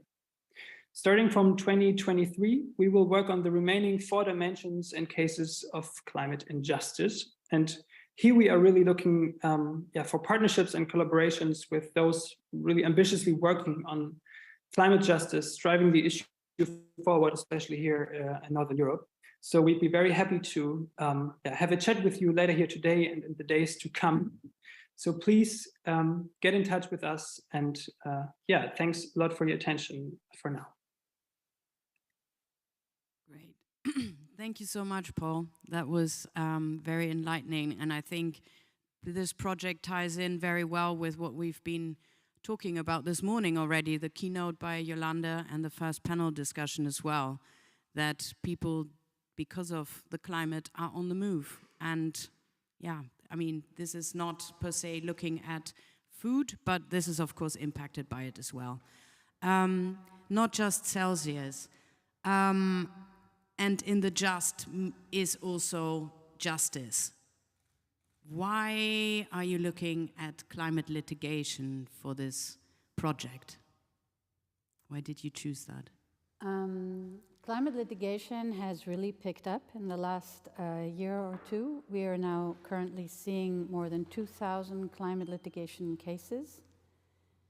The reason why we decided to look at this is because litigation is a way that we in democratic countries can deal with climate change issues. We can address not only governments or individuals, but also corporations. We can also address the international community with the help of climate litigation to make aware that something needs to change. We need policy changes. We need system change, but also to drive those measurements.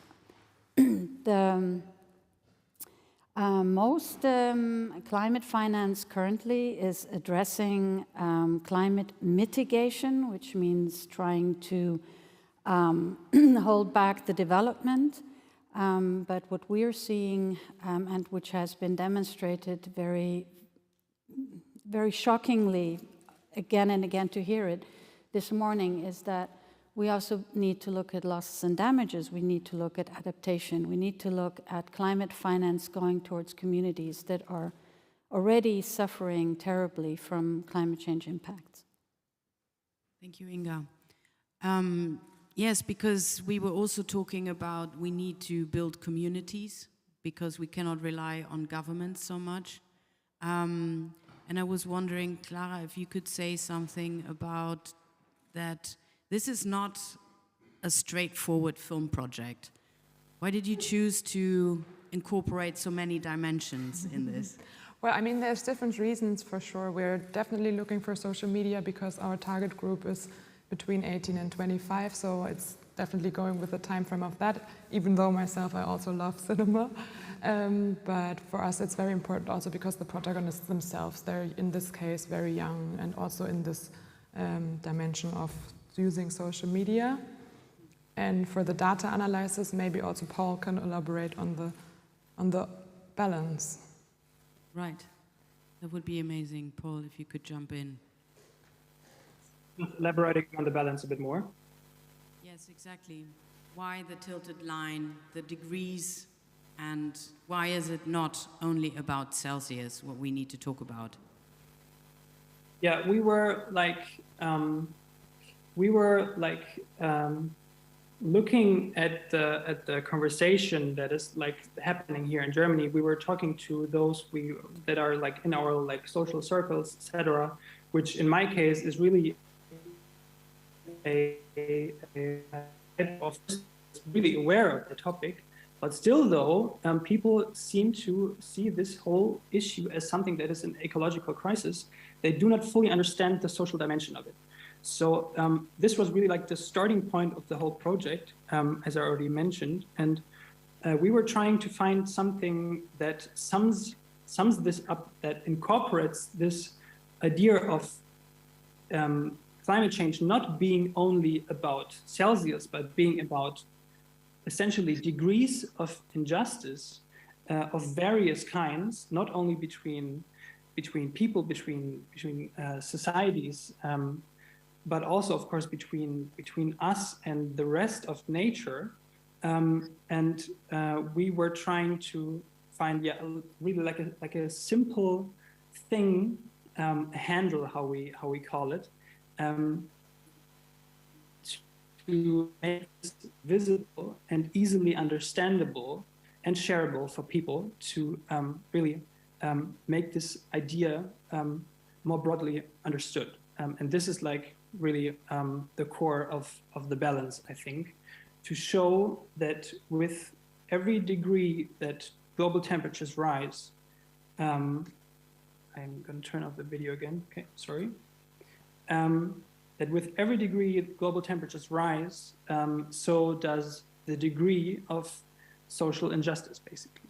And this is what this balance is supposed to show and will show by scientific facts and data. Yeah, exactly, because that also, the more we are exposed to climate change, the more people are on the move, the less they can feed themselves on those locations where they are at in the regions. And hence, of course, one handle is then the climate litigation, to go against those that can actually change something. Hopefully our courts can do that. And as you said, Inga, there's more and more climate litigation cases coming up. I was wondering if there's maybe a question from the room. If you like to ask something to the project team. If not, then we just continue, because there is so much to talk about. Because how do we actually make a movement out of this. This is what we're trying to do. We're trying to, with this project, build a community amongst young people that are the ones who are the drivers on the streets. But what about those people in the seats of power? How can we get those on board? Well, first of all, what we wanted to do is also to allow for the many, many different movements that are out there to know that they're out there. Because there's very different kinds of litigation happening. So there's litigation involving international communities, or there's litigation involving governments, there's litigation involving corporations.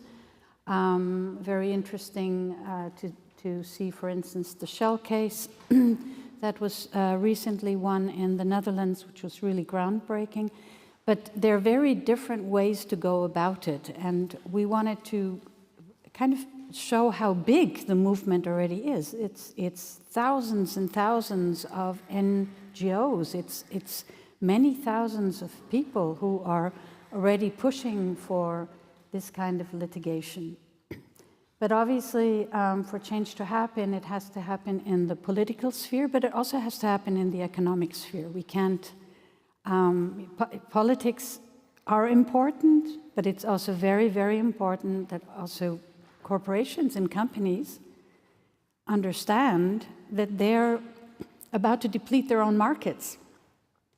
They're driven by growth, but the growth is destroying their own markets. So actually they're not going to have markets in the future if they don't pay attention. So we need to not only build the movement from the bottom, but we also are looking at addressing people who are in positions of decision making, and take it and help them through the simplicity of a symbol, through navigating the complexity through the videos, to understand that it's all connected, it's interconnected. You can't just take one look through one window. You kind of have to see the whole.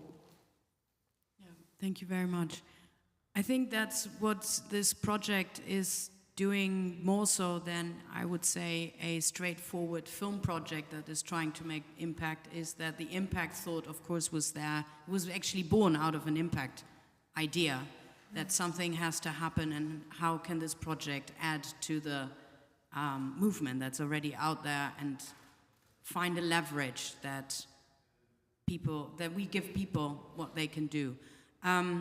So, of course, this cannot be done alone, and this project has the ambition to really go and find partners within institutes and NGOs and activists and journalists and the foundations and you name it. We need everyone on board. And with that, I think this is anyone wanting to talk to these brilliant people who are very brave of trying to do the impossible and never give up, as it was said earlier. I would conclude now and say, talk to them. If you can add anything, if you've got ideas, please ask them. They are around all day long. Yeah, I would then hand over now to the next point of our day today, which is that Volker Schlöndorff is coming to the stage, and Jan Sebastian Friedrich Rust from the Action Against Hunger, and talking about the forest maker.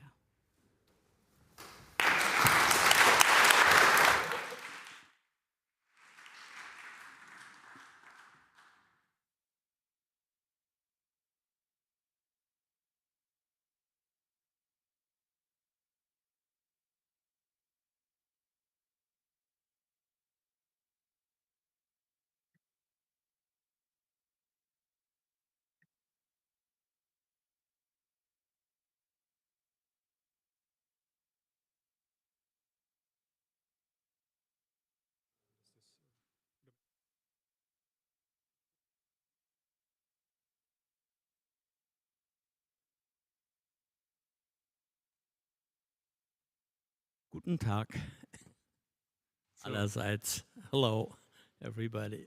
Yes, hello, Volker Schlöndorff. So welcome. It's great to have you on our festival. I think most of you will surely know Volker Schlöndorff. Anyway, I'll say a few words. He's the renowned director of many films, most of them fiction films.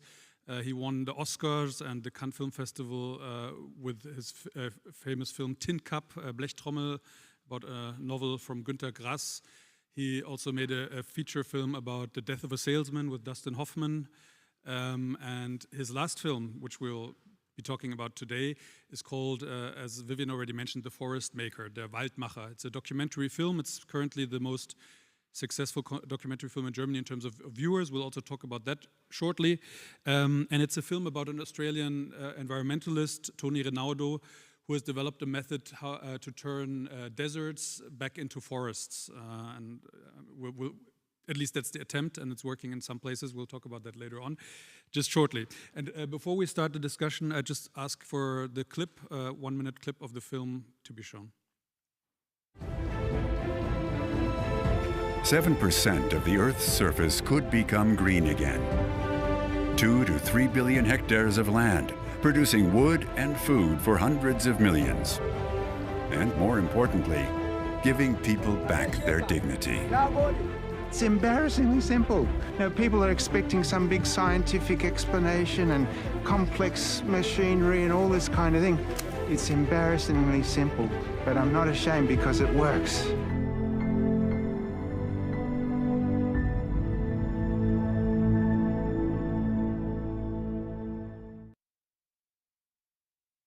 So yes, inspiring trailer, and the film I think is still running also in German cinemas, so anyone who wants to see it at the moment.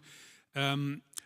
Schlöndorff, what inspired you, even though that is a few years back, to become a filmmaker, and where do you think lies the power of film as a medium, and maybe also documentary film? You don't mean seriously how I became a filmmaker, no? In 1 minute, because we only have 20 minutes. Maybe what inspired you, not this history. I can tell you, I was 15 or 16 years old, and I saw a movie called On the Waterfront with Marlon Brando about corruption on the harbor of Brooklyn and the fight of a single man against the unions. And it was such an upsetting injustice, at least for me at that time, that I felt the medium of film is great to fight injustice. As simple as that. Later I became more interested in the art of filmmaking, but fighting injustice is always a noble goal. However, the documentary, I started anew 3 years ago, like I was born again as a filmmaker, when I heard this Australian agronomist, Tony Rinaldo, who had just received the so-called Alternate Nobel Award in Stockholm for his work, 40 years of work in Africa. And he was giving a little conference in Berlin about his method to regreen the Sahel zone, not to have forests like the Black Forest. The aim is rather to have just enough trees on the field of a farmer that the soil is stabilized, that the winds don't blow, the sand tempests don't blow the soil away, that the occasional monsoon rain don't wash us the little topsoil. There is a way, thirdly, to create shadow, to bring down the temperature, because at the current temperature of 40 degrees or so in the Sahel zone on the ground, nothing grows. And ultimately to fertilize and to humidify the soil by the trees, because every tree is a biological pump. It brings humidity from 30, 40 meters deep in the ground to the surface. This really summed up in as you just heard in one paragraph, was so intriguing for me that I went to find him, and I said, but certainly if it is so simple, you must have thousands or millions of disciples that roam the world, and especially the dry zone around the planet, to implement this method. And with his charming smile, he said, mostly I'm alone. I said, but this has to change. Do you want me to make a movie on it and on you? He grabbed my hand and shook it, and from there on I was born again documentary filmmaker. 6 weeks later we met in Bamako, and then for the last 3 years I've been involved with making the film, promoting the film, and from becoming an activist more than a filmmaker to promote the work of Tony. Thank you. And why is this method, as Tony says in his film, it's embarrassingly simple. Why, from your experience and from what you heard and learned during the filmmaking, is it not implemented more broadly? What are the reasons that he, or the obstacles he's facing? Well, needs a little background, which is, of course, the desertification of large 7 to 8% of the surface of the planet is well known and is more than alarming. And the solution is always trees, trees, trees. And then there are huge programs sponsored by the World Bank, by organizations of all kinds, to plant trees. However, the results are very disappointing. Just the soil is so dry and so hard after the humus, the topsoil has been washed and blown away after decades, that all these millions and billions of trees that have been planted in the last 60 years die at the latest after the second year. If only half of them had grown over the last 60 years, there would be a dense forest all over the Sahel zone. Nevertheless, the same programs continue and continue, and are sponsored with not only hundreds of millions, with billions and billions of euros and dollars and whatnot. Because this is big business. And most of that money, actually Tony said he never saw $1 arrive in a village with the smallholder farmers. All that money gets lost in administrations, not only corruption, but just in huge bureaucracies being built both in Europe, in the West in general, Northwest, as well as in Africa. There's like a complicity. It's a wonderful source to make money, but it doesn't work on the ground. Whereas Tony's method doesn't need any money. It is the farmers themselves, that's why he calls it farmer-managed natural regeneration, who look under the roots of trees that were there 50 or 100 years ago. These because the Sahel zone never was a savanna as it is now, or half a desert. It was covered with trees, just enough to do agriculture underneath and in the shadow of the trees, about 40 trees per hectare. Anyhow, these trees were cut away under the colonization because it was said to make an intensive agriculture, like in the Midwest in the United States. You need a clear field and big bulldozers, and then they do it. As a result, the sun dried out the soil, the wind blew it away, the rain washed it away, and today the Sahel zone is like concrete and nothing grows. But after a rain, or even without a rain, and according to the seasons, you have little sprouts coming out of the ground. It looks like weed. And then the next goat comes, you know, very hungry, and it's gone. If ever in a desolate part of the country that these sprouts continue to grow, it ends up being a little bush, and then it is worthwhile to come for a farmer lady with a sickle to take it off and take it home.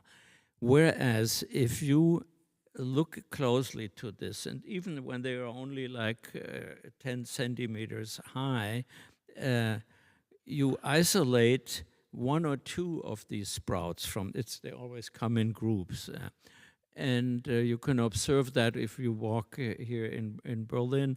There are linden trees or other trees planted alongside the street. And you see that at the bottom of the trees, these little sprouts, as I call them, come out. Well, the same when you cut a tree in the woods, these little sprouts come out. And it used to be a method to have a sustainable forestation in Europe for centuries. But the knowledge got lost. One turned to tree planting. So anyhow, if the farmers are now trained to just keep one or two of these sprouts, and there's millions everywhere coming out, protect them from the animals coming to graze or from people cutting them, mostly just cut off the other ones, pruning it's called, and then keep pruning as the plant grows, take always the lower branches away, so it goes up and up and up, and after 3 years you have a plant like that at no cost. Because you don't have to plant. However, you have to sustain to help the farmers to protect the area with these trees. But that goes, the average is, they count $2 per hectare, as opposed to $1,000 and more if you plant a hectare with trees. So that is the reason why this method has not been implemented, and it puts into question the entire concept of development policies, of agricultural development policies, that instead of starting from the grassroots, literally in that case, from the roots, there's always these big planifications, like in the times of socialism, you know. How can we save the Sahel? Well, we'll plant and we'll do this and that, and we create great green walls and great organizations. Well, we know from the failure of socialism that planification doesn't really work if it's not done from the bottom up. Thanks for that explanation. But in any case,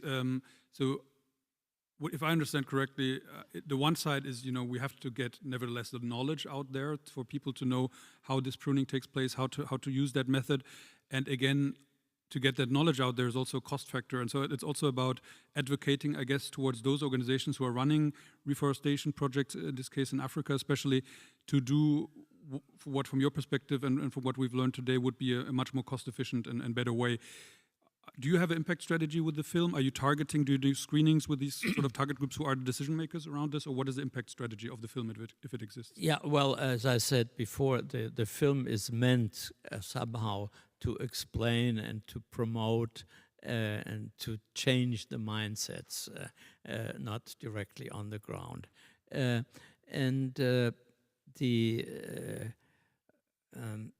How should I say, to reach directly the farmers in Africa is for the moment very difficult, for the simple reason that on the one hand, 70% of the population, at least in the Sahel zone, still live in the countryside, but 70% of the countryside is not electrified. So it's difficult to promote by screenings. Of course, you can take a little projector in there, but then you need a Honda and then a machine to create a Jenny to create current. So it is not the right way. It has the governments, the agricultural ministries in almost all of African countries utterly failed over the last 50 years to go there and to work with the farmers on the ground. They stay in the metropoles. They don't go out there. The only ones who go out there is the NGOs, and I'm sorry to say, after my observation of the last 3 years, and I'm a novice to it, only NGOs can change that by training the trainers, because then it would be champion farmers who promote this way of doing. And I think that goes for all of development policies.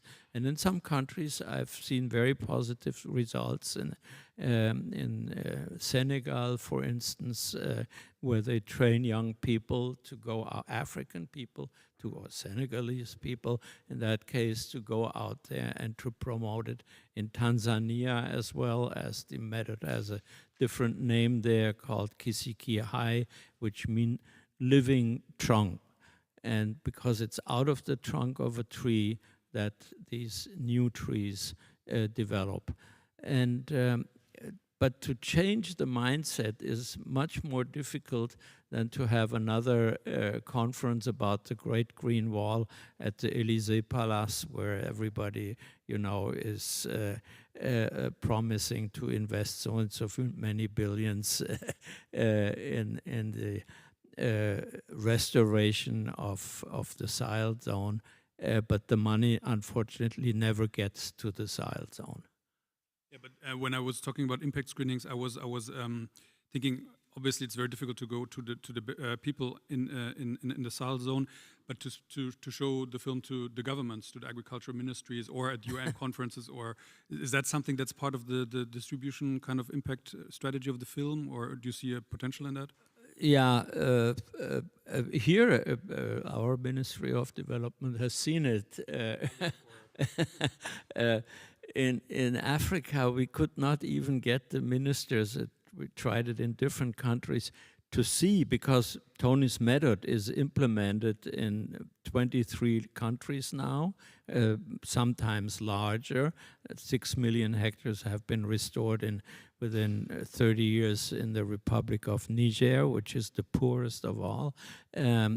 But we could, in none of the countries, 11 countries we worked, we could ever get someone from the Ministry of Agriculture to come actually out to the site and to have a look for himself. I'm not even speaking of the minister, you know, any sub-ministers. You negotiate, and when finally they agree to do it, or someone is interested, he might have 3 days free next week, then they would ask for 3 SUVs for him and his assistants, and about $5,000 per day for expenses. Now, mind you, in those villages, you cannot even spend $10 a day. So we said, no, thank you very much. We'd rather give the money in the villages directly to the farmers. That's how difficult it is. However, of course, we are promoting with the film. I'm traveling. We've been in France, in Italy, in Greece, in Jerusalem, right last week in the United States. We tried to make every use of it to change this mindset and to create more of an awareness. And the NGOs who are actually practicing it, like World Vision and Just Dig It, and a few, and many others, they formed now an alliance called the Evergreening Alliance, where in common they try to promote this. And why is it so important is that Tony Rinaldo says Africa could not only feed itself with the proper methods of agriculture, it could feed the world. And that is exactly today and yesterday your subject. It is, instead of importing wheat from Ukraine, it would be much better to cultivate millet in Africa, or cassava, but to grow the natural crops, that those who are indigenous for the country. But that, the response is no, but Africans won't eat it. They are used now to white bread.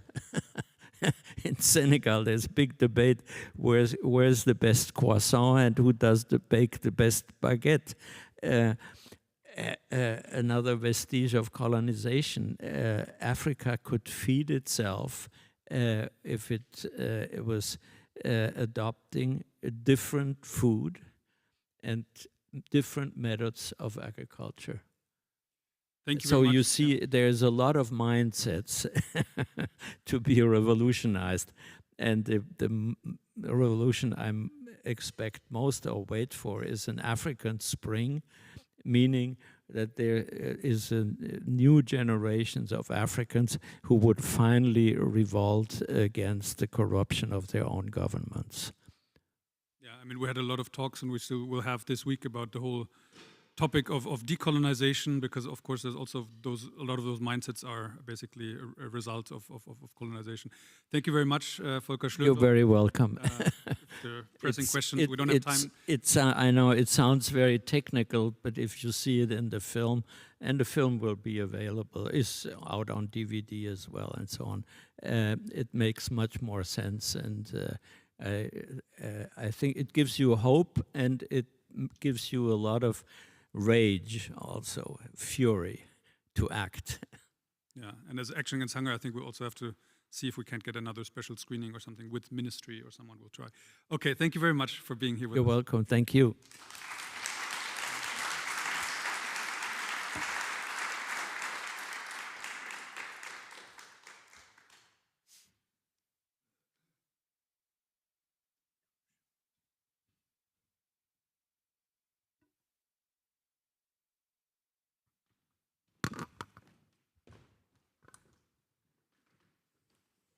Incredible. That was incredible. Wow. I didn't think that I was so interested in a subject matter like this, but when it's presented in such a way, the clarity with which Mr.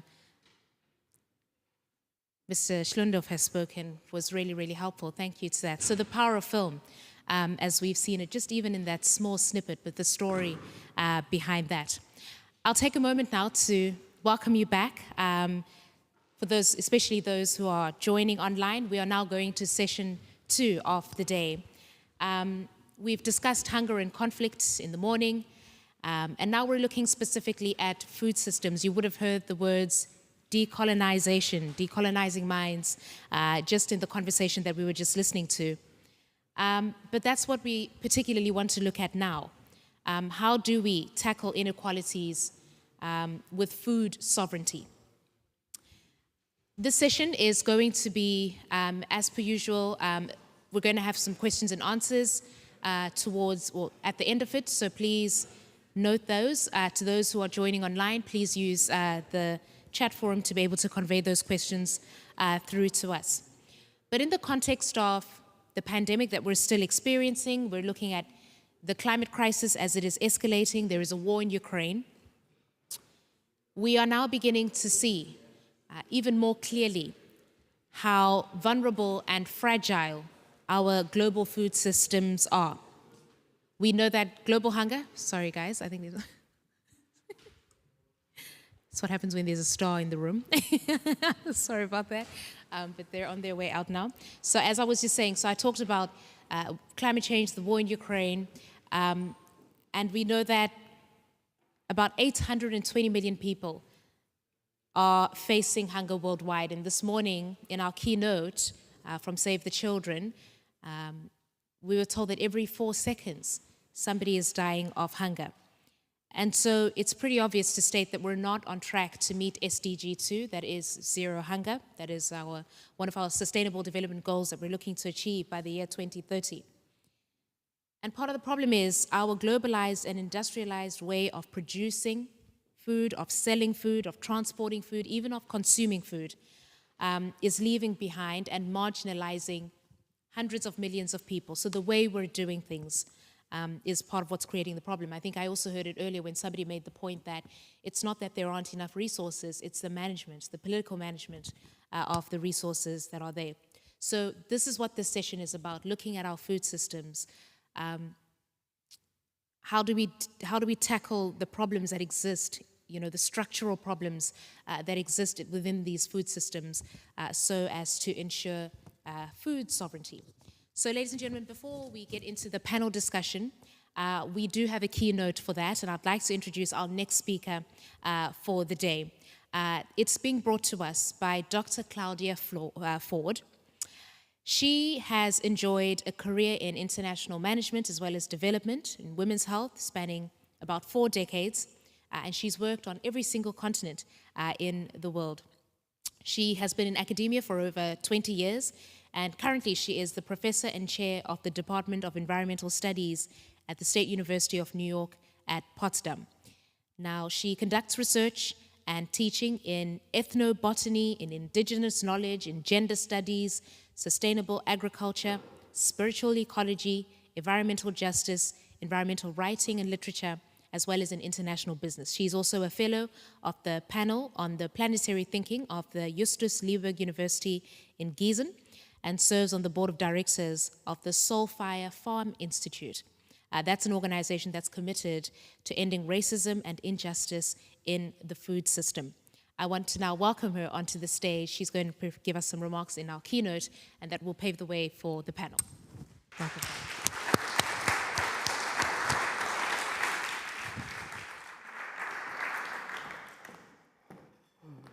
Thank you so much, Christine. I'm so glad to be here. Don't starve our future. On the 16th of September, 2022, Oxfam released a report called Hunger in a Heating World, providing details of the ways in which the climate crisis and extreme weather are driving global hunger, inequality, and conflict at increasingly alarming rates. In the 10 countries under review of the report, 18 million people are on the brink of starvation. The devastating floods in Pakistan and the distressing drought in Somalia are only the most current examples of the undeniable connection between our changed climate, extreme weather, food insecurity, and hunger. How did we get here? And critically, what do we do about this? So it's my honor to provide this introduction to this panel of distinguished food and agricultural justice activists who can and will answer these questions. My name is Claudia Ford. I'm an activist and an academic, and I'm proud of my status as the third person in my African-American family to earn a PhD. My mother and my brother were first and second. But I take seriously that my main role here is to, one, awaken the curiosity of the youth that I have the opportunity to share classroom space with by learning about these issues of food, environmental, and social justice alongside them. And two, importantly, to amplify, promote, and listen deeply to the voices of my activist colleagues. In this case, those who daily have their hands in the social soils and agricultural soils of this work, and they're profoundly involved in the creation of a fairer and more just global society. So I want to begin by saying a few things about food sovereignty, but really thanking our panelists for the work that they do, and the moderator and the organizers for gifting me this opportunity to support that work. Cornel West reminds us, never forget that justice is what love looks like in public. It is high time to uproot the current global food systems and to bring care and attentiveness to our human and other than human communities, to our planet. The global agricultural and food system is riddled with inequalities, as we have been hearing. If nothing else, the past few years have highlighted that this system is not geared towards the human right to adequate food for all, but is designed to maximize the profits of a few global agri-food players. This data, the statistics, the information, everything that we have been speaking about and hearing, this is not new, and unfortunately, it's not even surprising. In 2020, FAO, as we have heard, reports that 3 billion people, or 42% of the global population, could not afford a healthy diet. 42%. And that number includes communities in countries from all economic tiers. 13% of people unable to afford a healthy diet live in upper middle and high income countries. While the average cost of a healthy diet rose 3.3% between 2019 and 2020, then, of course, we had the pandemic, the invasion of Ukraine, more climate crises, and the food price index went up 41% between 2020 and 2022. So we know that food systems are really failing to reach any of the goals of what we know. We know what is optimal. What is optimal? Well, an ideal food system, it would be based on nutrition. It would be based on health and safety.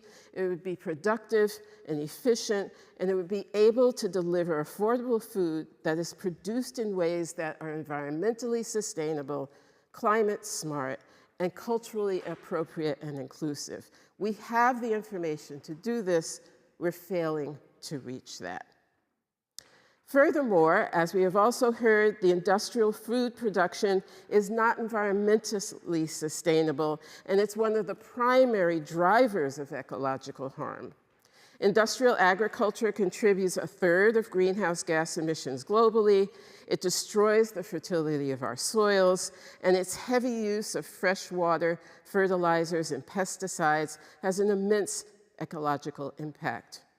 Our current food systems are not resilient towards external shocks like the pandemic and the war, and it is the most vulnerable and the most marginalized who suffer the most in their daily lives.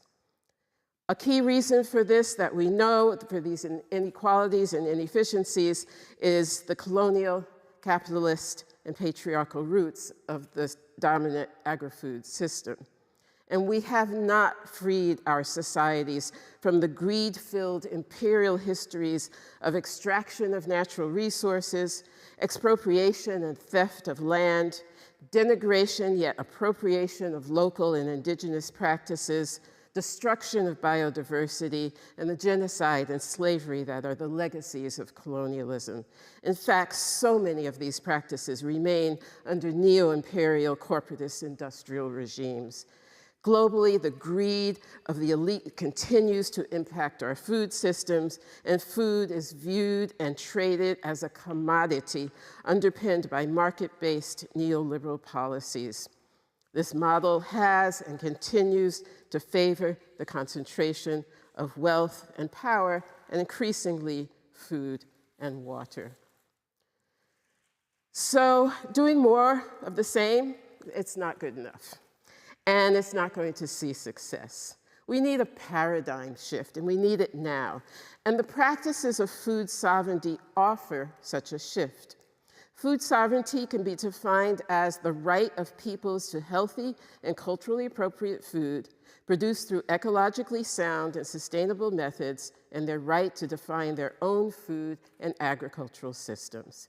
In radical opposition to conventional neoliberal approaches to agriculture and land use, food sovereignty promotes both technical as well as social, cultural, and political responses to the current crisis of food and farming based on environmental and social justice, as well as inclusive democracy. Food justice, food aid, and gender justice also present important tools and frameworks for the transformation towards equitable and sustainable food systems. The food justice movement, which we will hear about from some of our panelists, works to ensure universal access to nutritious, affordable, and culturally appropriate food for all. And I should also say that international food aid, which we have also heard about certainly today, could be an important ally to the food system. Right now, we can definitely both appreciate but also criticize the food aid regime. But we know when we talk about food sovereignty that we could shape the food aid sector to be an ally by having that sector learn from and support existing alternative food systems. The fall 2022 cover issue of the magazine Foreign Policy is titled "We Can Feed the World." And journalist and farm worker Sarah Tabor reminds us that the global food crisis is not about an absolute food shortage or the production of more food, but rather that food is being distributed inefficiently and to the wrong places, often wasted.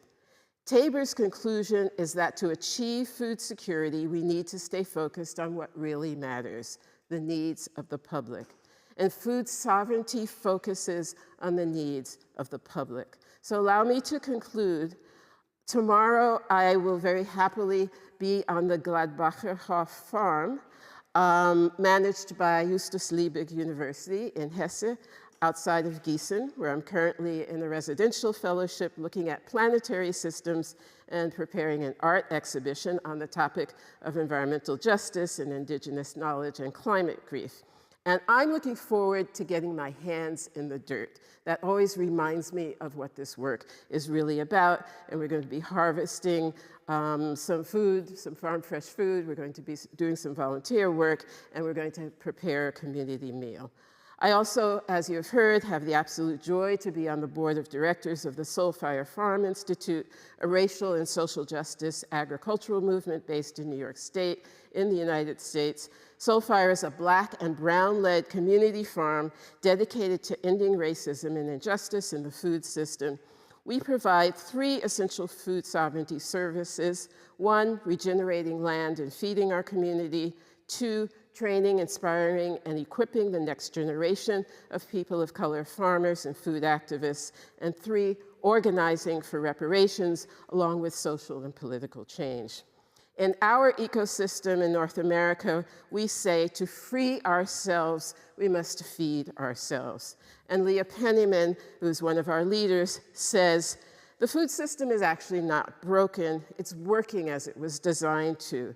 It was designed to concentrate wealth and power into the hands of the few at the expense of the many. So let's uproot racism and oppression and inequalities in the global food system and seed our food sovereignty. We're eager for our panelists to provide us with their stories of the successful establishment of food sovereignty programs, their challenges and their joys. And I will end with the words of the late John Lewis: freedom is not a state, it is an act. Freedom is the continuous action we must all take, and each generation must do its part to create an even more fair, more just society. So my deepest gratitude to all of you for your attention, and my gratefulness to the panelists and Christine, the moderator, for leading us through some of these actions that we must take to realize this new paradigm, this new world. Thank you.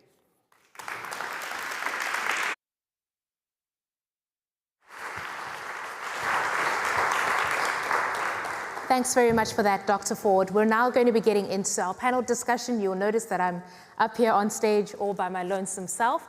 My panelists and fellow speakers will be joining me via the virtual platform. It is not because they don't like me, but various circumstances, including travel arrangements and, of course, COVID have gotten in the way of us being together today. But nevertheless, our conversation can still very much continue. And we are all seeing you now looking bright and beautiful in your respective domiciles. Let me just quickly introduce them to you as we get underway. We have Paula, Gioia, just wave, Paula, because we can see you.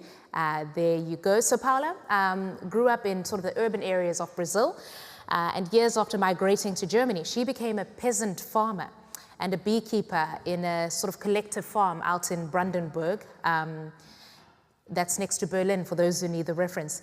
As a member of the German Farmers Association and the Coordination Committee of the European Coordination via Campesina, and she'll talk a little bit about that, and other initiatives, Paula has been advocating for the rights of peasants. Currently, Paula is carrying the mandate to represent the Global Peasants' Farmers, that is in the UN Committee on World Food Security. She'll be telling us a little bit more about that work, and we're certainly looking forward to it. Our second panelist is Deepali Bhattacharya. Deepali, if you could just wave as well, because we're seeing you. There is Deepali. She is Director for MEAL, so that's MEAL, and Advocacy at Action Against Hunger in India. Deepali has worked in the development sector for the past 2 decades. Her journey started as a gender trainer and a program evaluator at UNICEF. She's passionate about the historical marginalization of communities due to social inequality. And in her work, Deepali has a clear focus on gender and advocacy for the rights of women in the changing social political scenario of India, where she is from and lives, and will be speaking to us from today. And last but not least, I would like to present Savio Carvalho. He is the global wave, Savio, there we go. He's the global campaign lead for biodiversity at Greenpeace International. He's worked for over 2 decades in the development, in the humanitarian and human rights sector, this across several countries and continents. His previous experiences include senior roles at WaterAid and at Amnesty International, as well as Oxfam and others. And his current campaign priorities are the global food crisis, the massive loss of tropical rainforests, and greenwashing or false solutions by corporate actors, something that he'll be speaking on today. And I just want to say that we're going to have this sort of 4-way conversation between us now, and then we'll have a questions and answer session, which we will invite Dr. Ford back on to the stage. So if you would have had a question for Dr. Ford, she will be joining us in the Q&A. Guys, I heard a little bit about imagination today. Somebody say, just think, try and imagine, and film in a way is also a part of that. But I want us to consider the ideas and the approaches of food sovereignty. If this was to become our reality tomorrow, could you perhaps just paint us a bit of a visual picture of what a food sovereign world actually looks like? And I do want to begin with you, Paula. What does that look like if we achieve food sovereignty as we are seeking to tackle in this platform? Yeah, hello everyone. Yeah, thanks a lot for the invitation. It's a pity I cannot be with you today, but that's part of the current reality we are facing now. So in order to talk about the, the future, I think it's important to understand, where our vision as global peasant movement comes from. Back in the 90s, when we had a global context, where neoliberal forces were coming up very strongly, after decades of a green revolution and solutions like food security, La Via Campesina, the global peasant movement, was formed, and was formed out of the need to create something new, because it was clear at that moment that the only solution that was on the table at that moment was no longer, or what was not the solution that was needed, was able to provide the answers to the challenges at that moment. And in that moment, La Via Campesina, 1996, came up with the concept of, with the vision, actually, not only a concept, of food sovereignty. And I think it's very important to understand that this is a concept, a vision that comes out of the realities of the people. It comes from the ground.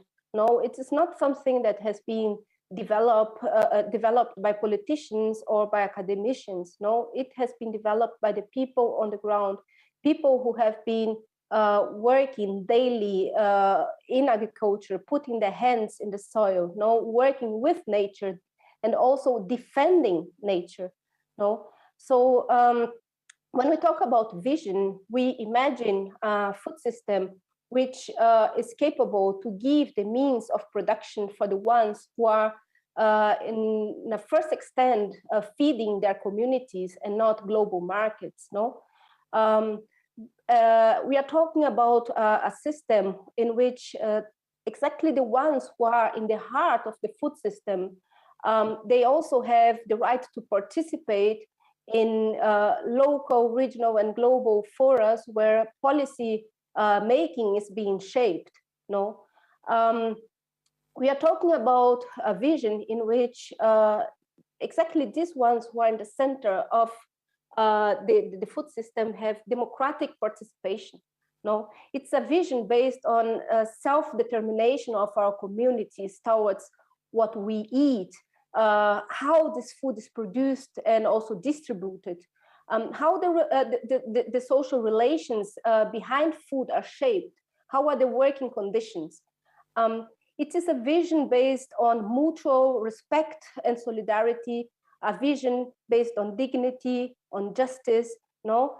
And it's also a vision in which not only farmers are working alone and other sectors of the society working for themselves, no?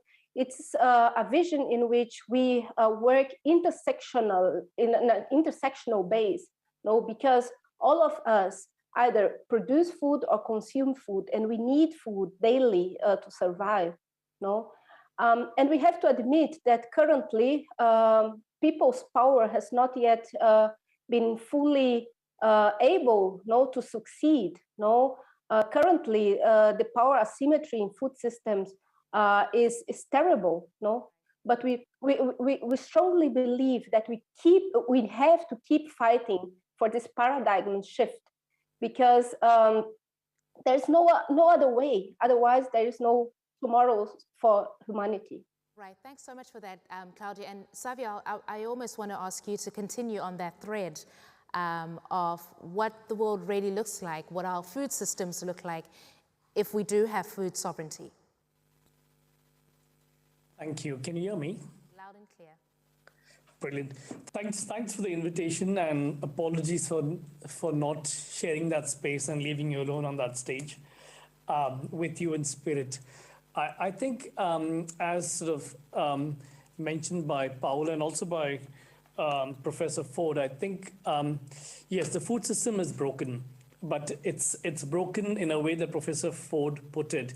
It was meant to be like this. And I think if you sort of just go back, food is something that connects all of us. And when I talk of food, I talk of food grown on land, but also seafood and sort of all types of food. And currently, the way we consume, produce food is absolutely wrong. It's unhealthy and it's bad for our planet. But it's also a system that violates human rights and justice. And so that's the state of play as we are today. And this is because the system has been created to help a few. So there is corporate greed that runs right through the system, and these corporations receive obscene amounts of money from governments under a false premise that they are helping the planet and they are addressing food poverty. And this is a scandal of our times, and it also involves a few large UN agencies who are part of the problem. There are these corporates who are actually literally gambling with our food by ensuring that they make more profits. And every time there is a crisis, their profit margins go higher and higher. So that's how it's all being laid out. This is not just because of the system that's created for them, but actually right now the financial system has stepped in, or it was already been part of the problem. And food is actually treated as a commodity. So the recent couple of months post-Ukraine, we have seen how companies have made profits by trading certain commodities, and sovereign states have allowed this on their soil. For example, London City.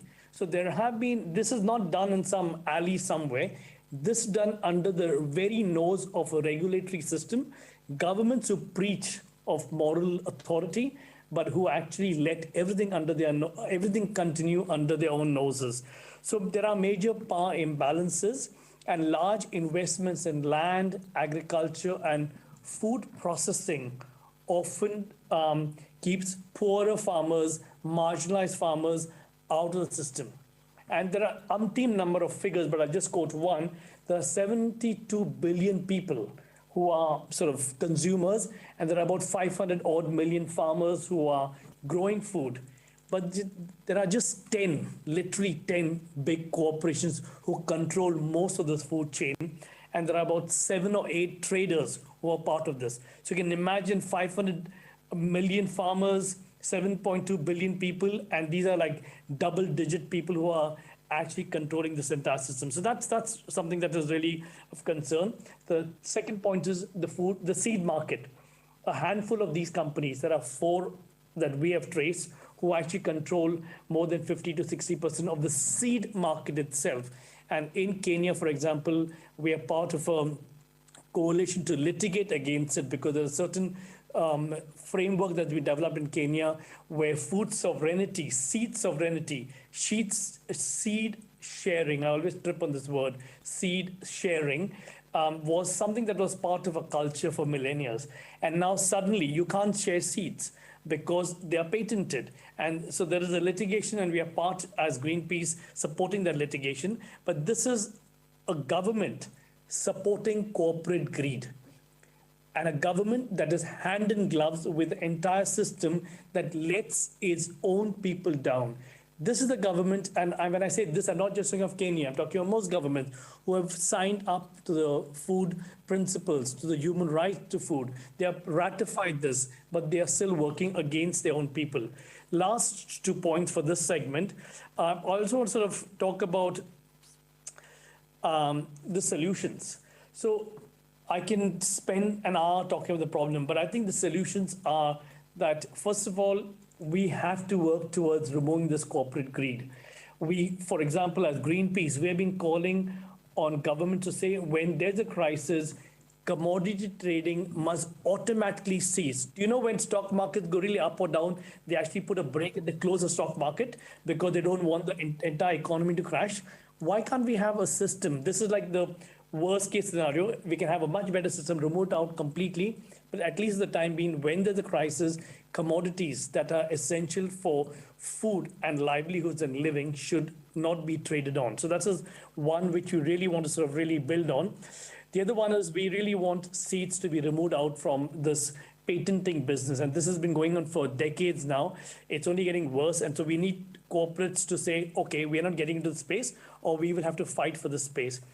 We also want to call in for more investments in agroecology, investments into small farmers, medium-scale farmers, and not to huge corporates. So governments have to shift.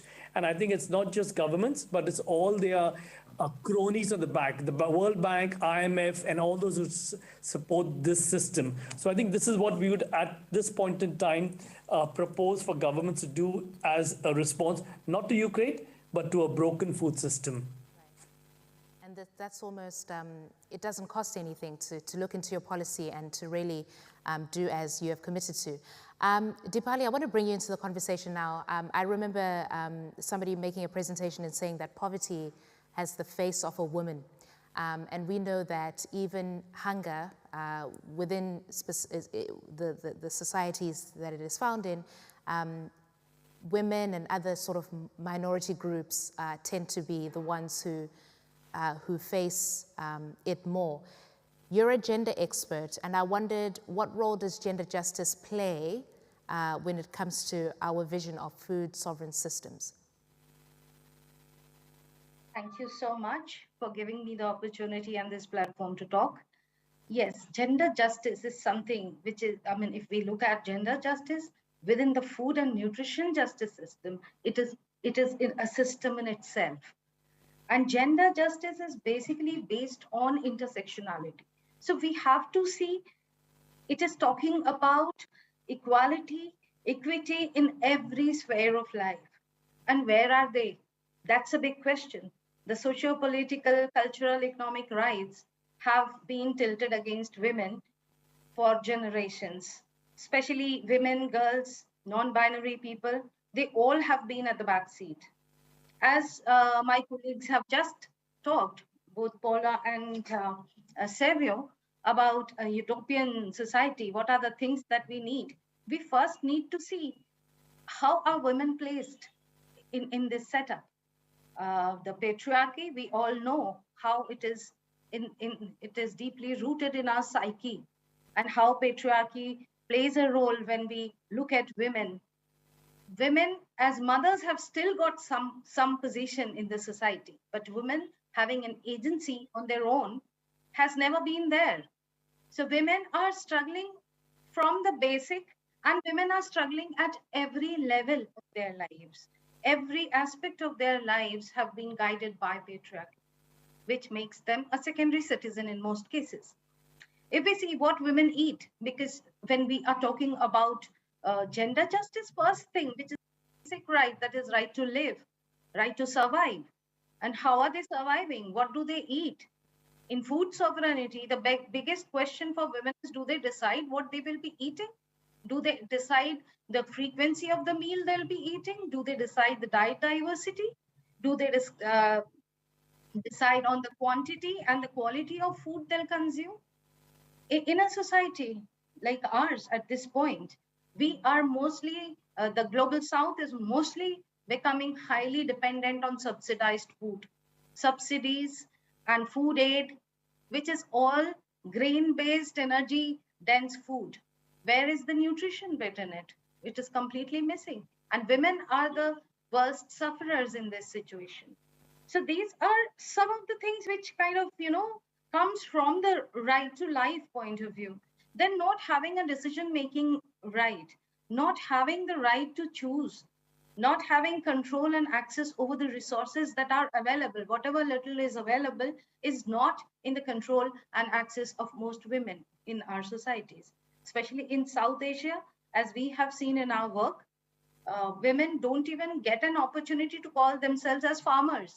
They are not even considered farmers. They are seen only as supporters to the farming business. And this has all happened because of the commercialization of agriculture.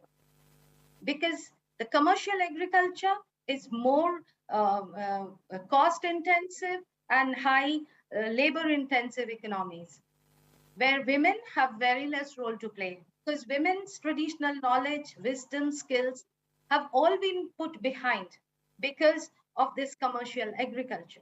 And this commercial agriculture has forced women to migrate along with families in distress. The distress migration, increase in food insecurity, increase in health insecurities, these all have created mental, emotional, psychological, and physical violence on women. So something we have to now look at is a food sovereign world should have these aspects looked after. It is important to create space for women. It's important to acknowledge women as farmers who lead, not women as farmers who are kind of supporting the farm. So this is something which is very critical.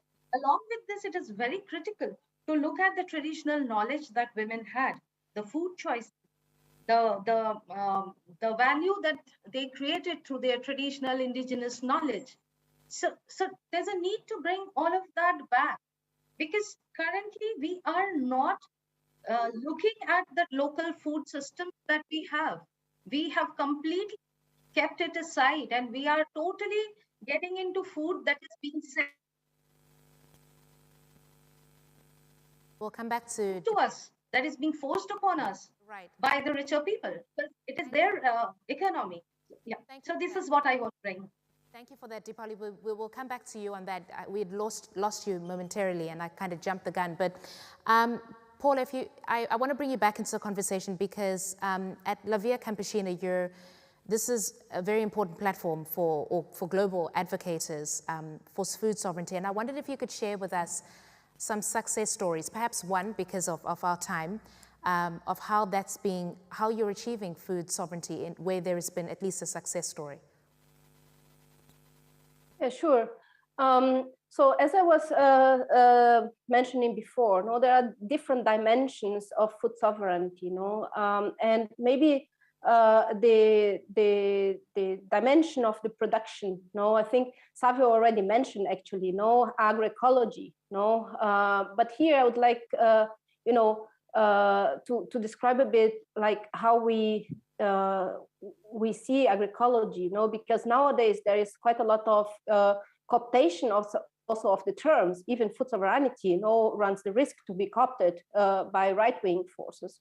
So when we talk about agroecology, we are talking about the peasant agroecology, and agroecology which is not only a technical agricultural practice, but it's also a political concept of practicing agriculture.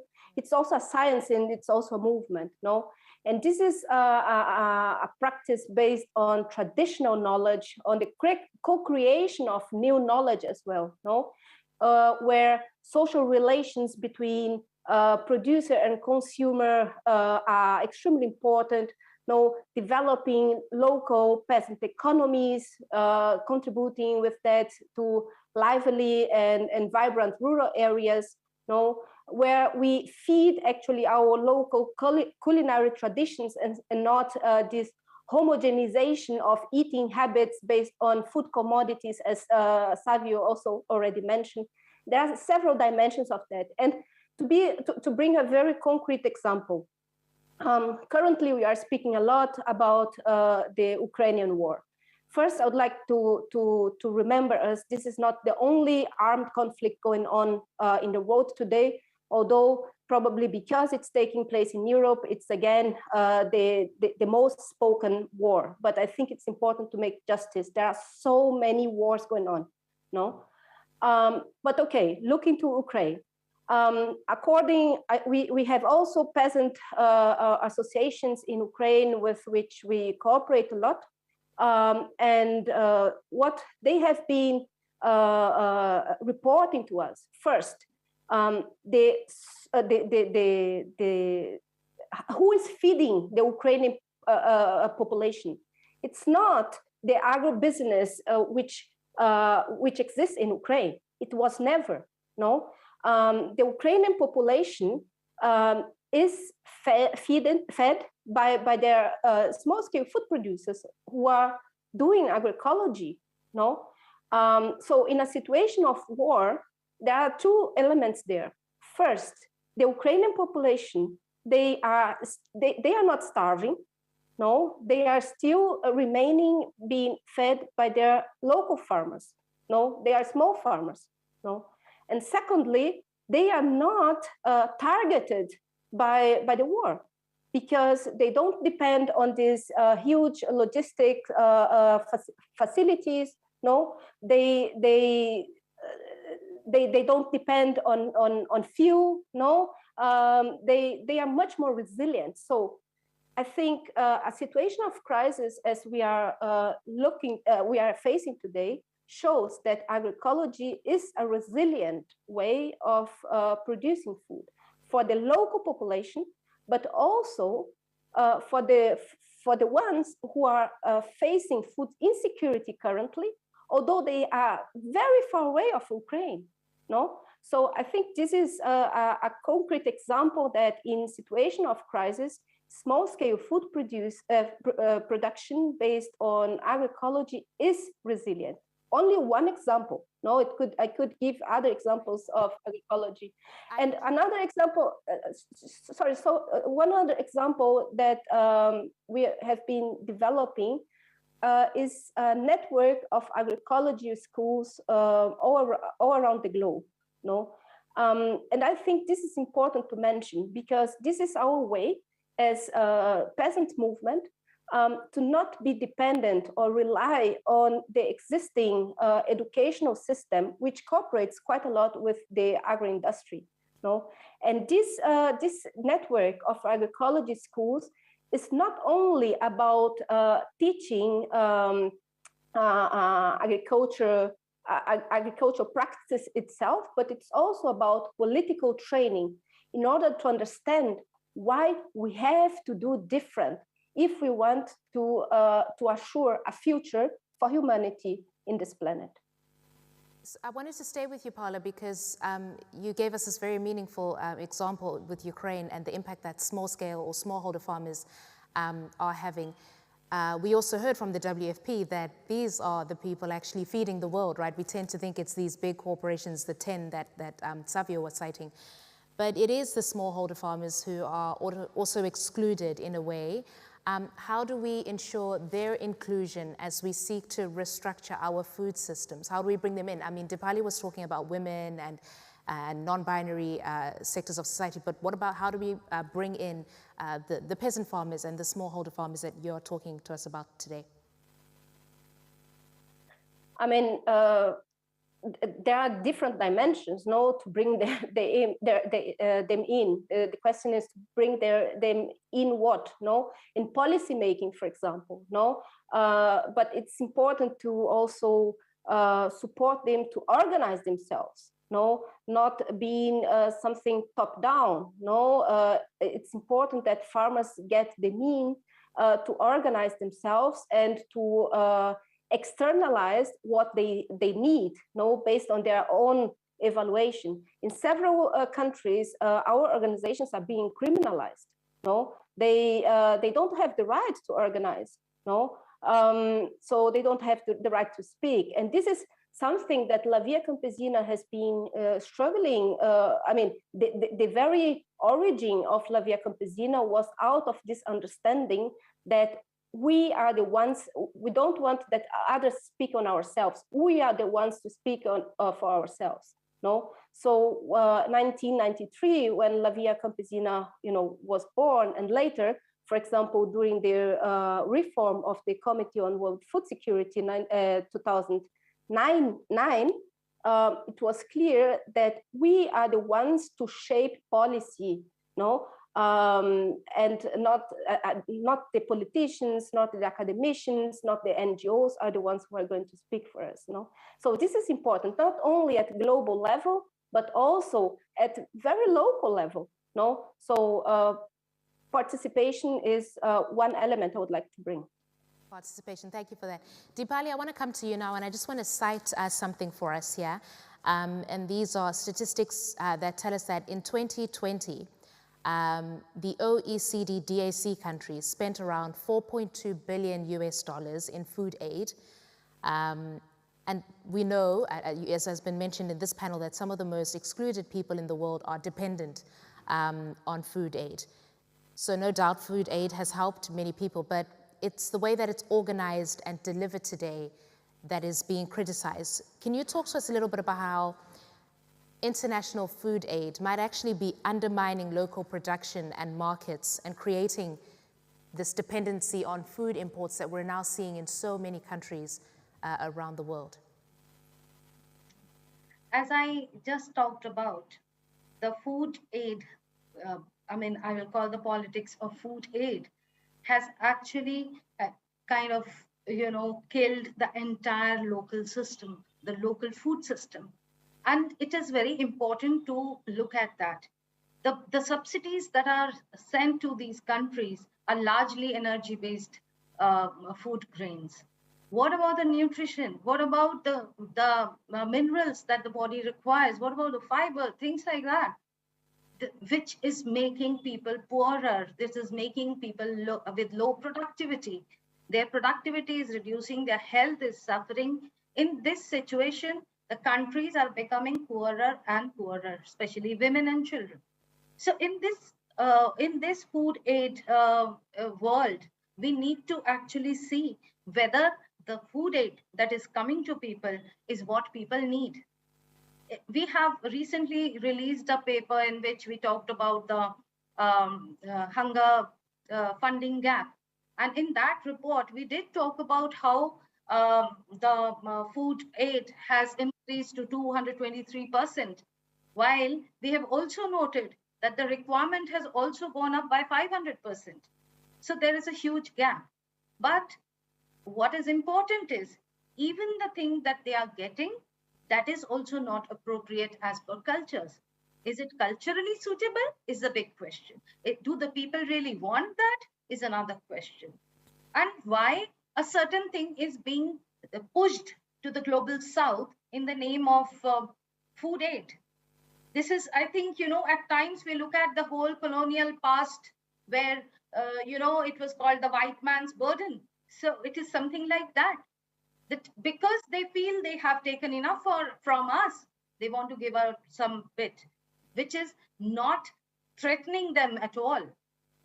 Because food is grown by the poor, but consumed by the rich. Even in the South, the food that is being grown by the poor is consumed by the rich North. So we need to understand the entire food aid business from that lens and understand what people need and what is being given to them. I think that is something we need to really focus on at this point. Right. Savio, to you too.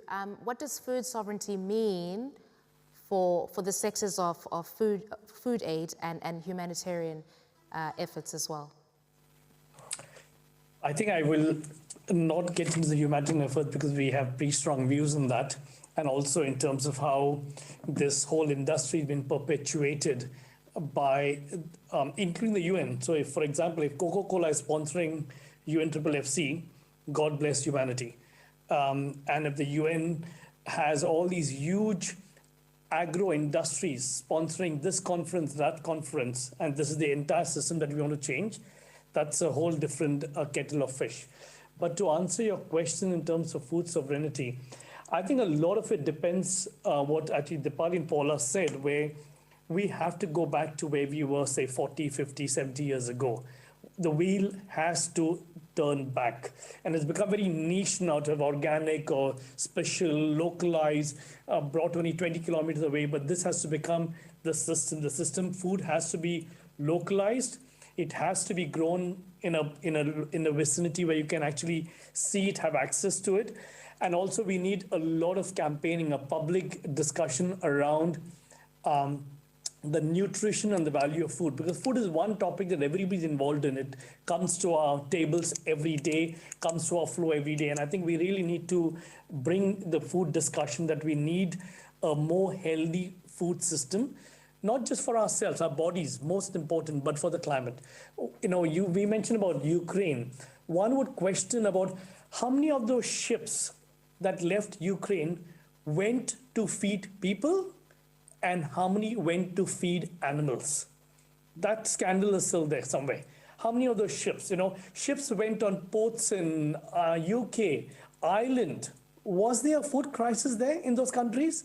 What do those ships carry? So there are all these issues around the systemic issues when people say, well, Ukraine had I remember the Secretary General saying a couple of months ago, if we sort Ukraine, food crisis is sorted. No, my dear friend Secretary General, this is not. This is a broken food system. Don't give us this lie that Ukraine will sort the food system. So finally, to go to sovereignty, I think governments need to take responsibility. The governments in the South have to invest much more in local farmers, in agroecology. The governments from the North need to be extremely careful from where their food chain comes in. For example, a group of indigenous communities from Brazil 2 weeks ago wrote an open letter to 8 EU ambassadors in Brazil to say, can you please ensure that the European Union does not buy products from lands that belong to indigenous communities, and we have no right on what's happening on these lands. So if this level of I don't think these communities need to beg the European Union. The European Union has to ensure that it does not create more harm. And it's years now the European Union is trying to sort this out. So unless the North sorts out its own mess that has an impact on the South, I don't think we will solve this problem. So I think as much as the South has to get its act together and invest, the North has a big role to play from a climate and from a biodiversity lens. Right. I want to get into questions and answers, and I'd like to invite Dr. Ford to please join me now. We're just getting a chair for you, Dr. Ford. If I can just get a sense of, in the room, do we have any questions in the immediate? I don't see any hands coming up in the moment, but I do want to follow up and ask you. So we're talking about what localized, what food sovereignty looks like on the ground. It is potentially empowering people. It is, especially in parts of the world where we do have extreme levels of hunger. But what does food sovereignty mean for people in the global north who access, I don't want to say food cheaply, but there is an array of selection in supermarkets, etc. What does food sovereignty mean for people, citizens in the global north? What should they prepare for? I mean, for example, in the context of the energy crisis, we're saying to people, well, we have to pay a little bit more for energy if we're going to, diversify, etc. Or, what does food sovereignty mean for citizens of the global north? That's a great question. Thank you for asking that. I think we have to remember that within the global north, you have pockets of poverty and food insecurity and starvation and the inability to afford healthy food. That is actually quite shocking. And so food sovereignty means some of the things that my panelists here are speaking about, my colleagues. It means the right to appropriate food. It means the ability to learn how to grow your own food. We know about food deserts, food apartheid, where we have communities in major cities in the global north where people cannot access fresh food. So these are the things that food activists in the north are trying to tackle in terms of food sovereignty, is making sure that all populations have access to healthy food and can afford it, have some control over the food. And of course, what we also have are these kind of developed country diseases, these chronic diseases that are a direct result of the food crisis. And what we're finding along with that is that some of the solution to that is to bring back into the communities their traditional foods. And so and all of these things are very well planned, so that if you have an urban area, the banks and the insurance companies and the developers have gotten together and made sure that the population, usually poor, usually populations of communities of color, do not have access to fresh food. They do have access to liquor stores. They do have access to McDonald's and all of the fast foods. And so you have this horrendous situation where, in essence, food sovereignty means the same thing, whether you're talking about the global north or not. But it's made complicated by the fact that there are these pockets and they can be very isolated and not have good political representation.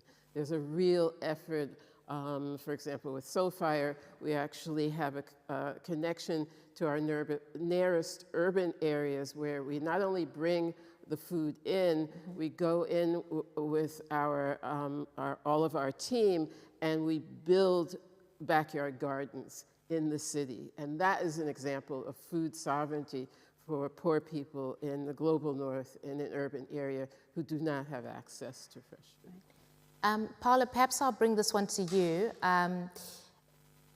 So some have been making the argument that as we see the world population rising, that there is a case for GMOs and for fertilizers and pesticides, right, to meet the demand. And people point to the fact that our food sovereign systems resilient in the face of something like a climate crisis and external shocks, such as the war in Ukraine. So this food sovereignty that we're talking about, can it get through these external shocks? And is there then, therefore, a case for GMOs, pesticides, and fertilizers?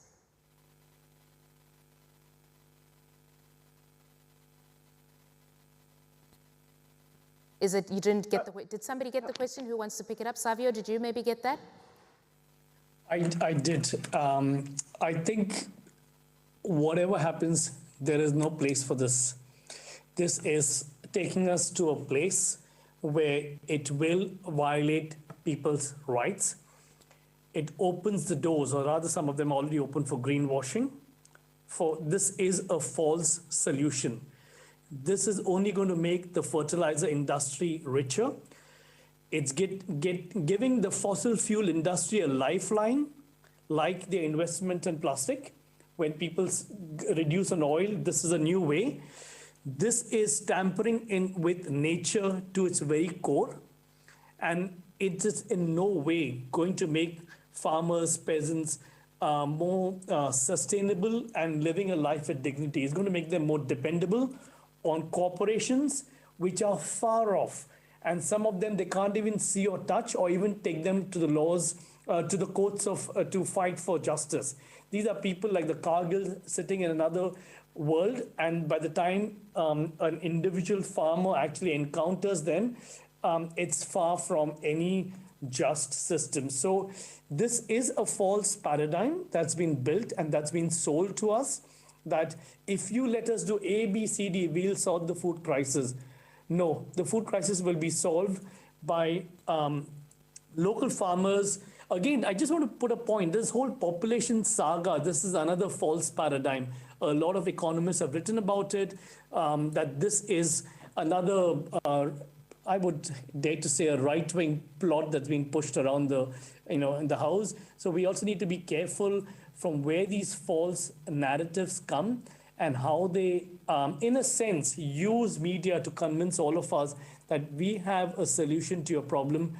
No, they don't. They actually are causing such a grave problem that the next generation will ask us, how did you let this happen under your watch? And then we will have no answer. So from my perspective and from Greenpeace's perspective, this is an absolute no-go area. I'm just looking to see if anybody has questions in the room.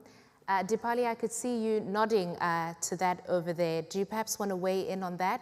If not, I have another question for you. I would really like to add something here, that it is very important for us to go back to the basics if we want to really survive. And the way markets are being pushed and the way people are being, pushed into getting commercialized, these our entire system is going to suffer. And as Savio is saying, for the future, what are we leaving? What are we leaving behind? We need to really stop that immediately, because we also know that all the famines that are happening are human-made. We know how the food crisis is being created. We need to stop that. We need to build in our own resilience. We need to bring in our own local food systems in place. Our own structures are enough strong to give us food and to give us sustainability. So that's something I wanted to bring in. Okay, we have run out of time, but I do want to just give you each a quick moment to just give us your takeaway, right? We've been getting into the subject of food sovereignty now, and I just want you to say something that you would like for each of us to take away as we've listened to you. Paula, are you back hearing us? Did you get that? Just your final takeaway. It's got to be quick and sharp, something that you would just like for us to take away from this conversation. So I'll start with you, Paula, then Savio, Deepali, and then we'll finish off with Dr. Ford.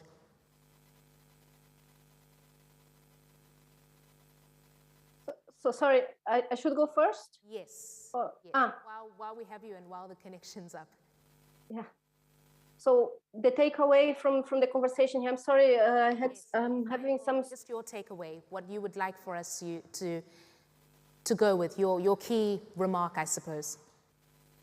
Yeah, sorry, I didn't hear the last speakers, but I think for us, I already said this that before. For us as peasant movement, it's important. This is a common struggle, no, and we have to tie hands together, no, the different sectors of society, no, to make this change. It's not about going alone as climate movement or going alone as students movement or anti-war movement or peace builders movement or peasants movement. No, we have to find ways, to make this urgently needed social transformation together. no, because that's how we can bring the people's power really into reality, and to stand against this corporate capture, this corporate power that Savio has been speaking about. And just to finalize with the way as we are Campesina, we normally unite ourselves. We have a slogan which says, globalize the struggle, globalize hope. So let's globalize the struggle so we can globalize our hope. Thank you. Thank you. Savio? Thank you. I just want to say that we all are part of the solution. We can be part of the change. We must say no to massive government subsidies to expand mega farms. We just have to call it a day and say no to that. We must eat less meat and dairy, especially in high consuming countries in the global north and some part of middle income countries where this is still there is a rise in meat and dairy. Again, we must demand for a global food system that is fair for farmers, for food workers, and a system that respects the rights and dignity of indigenous peoples and local communities.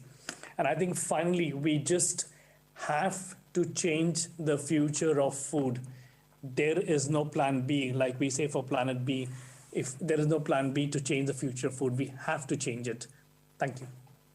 Thank you. Deepali? Yes, I would like to say that a couple of things.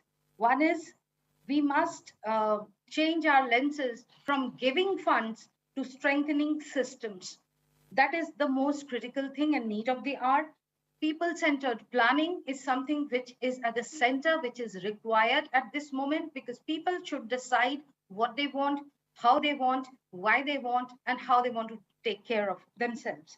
Higher budget allocations is another very important thing. There is a need to do gender budgeting so that a significant amount of funds are allocated for development of women and development of environment, development of the indigenous people. Apart from this, quality and quantity of the aid and funding is something which we need to really focus on. And last but not the least, accountability of both funders and the funded to have a result-driven, clear milestone for development, something that could be that could lead to checking their performance and how they have really taken care of that people. This is something which I would like to end with.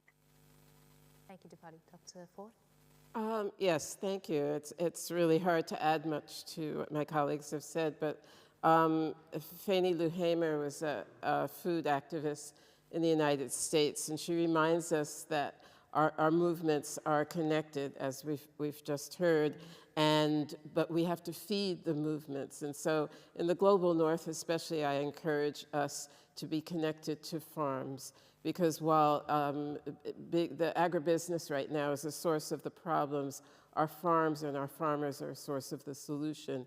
And I think increasingly as we get into the climate crisis and try to figure our way through it, we're going to find ourselves organizing both our communities and our movements around the farms. We need to feed ourselves. And so these things are our overall social justice movements, and our food systems are very much tied together, and it's up to each and every one of us to see that that's a very strong, a very vibrant tie. So if you are here, you should know where your food is grown. You should have a connection to a farm, and if you don't, you should develop that. I think that's incumbent on all of us to make sure that we're supporting this system. Food is a human right, and we all have a responsibility to see that it's kept that way. So thank you. Thank you, Dr. Ford, and thank you to your fellow speakers in this regard. Thank you to Deepali, as well as to you, Claudia, as well as to you, Savio. Thank you so much for how you've weighed in with your eloquence, Paula, as well. I just wanted to, I mean, it's like what we heard with the film, that the solution is simple. But we need to get that executed, and it is about us coming together, right? The different movements collaborating, because there's power in numbers, and we're able to bring down these structures, these big corporate behemoth giants that we can bring down and create a more sustainable food sovereignty system for us all. Thank you, ladies and gentlemen, for your participation. Thank you again to the panelists. What we'll do now is we'll take a brief coffee break. That does it for this session, particularly on food systems. And when we come back, we'll be talking about climate. We've made so much reference to the fact that the world is getting hotter.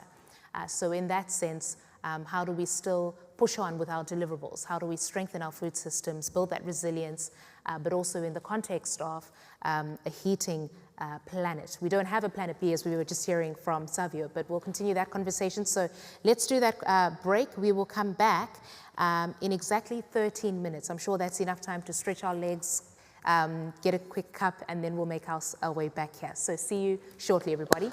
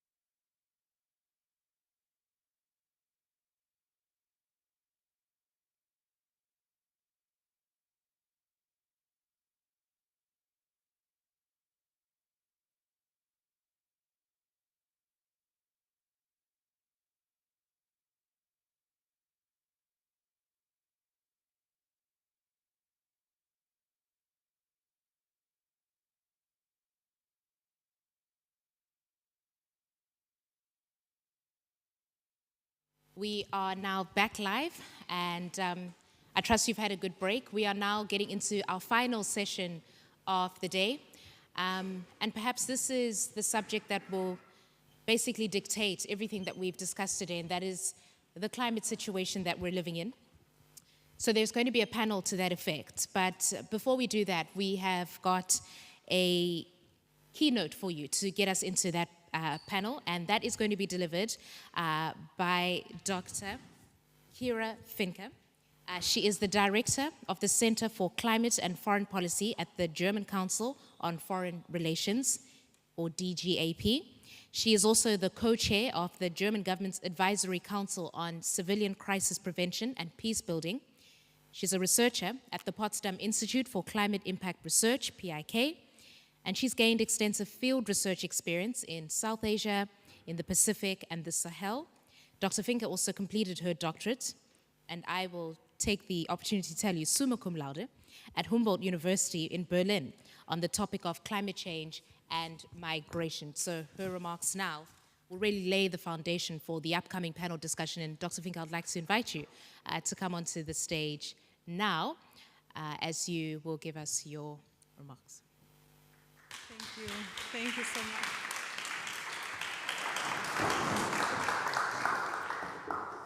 Thank you so much for the kind introduction, including my grades. This was very, very delightful. No, thank you so much for having me today. I'm very happy to kind of give you a little bit of information from my perspective, from our research on this question of climate justice, how it connects to work that we have been doing on migration and security.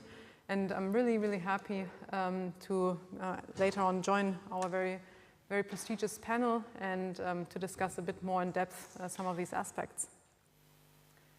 So the first slide I would like to show you is the distribution of inherited CO2 debt, as we call it. So let me just walk you through this a little bit. As you all know, global fossil fuel burning leads to a rise in temperature, which leads to a number of climate impacts across the globe. And we made this graph that shows who will inherit this historical burden of CO2 fossil fuel use. So what you see here is basically if all 25-year-olds in the year 2014 would inherit this carbon debt from the past, you would see that these countries in the northern hemisphere would inherit most of the debt per capita. So you would see that in the United States, Germany, which is inside this little dot, UK, they would be on top of the list of this inherited global carbon debt and also with the responsibility that comes with it.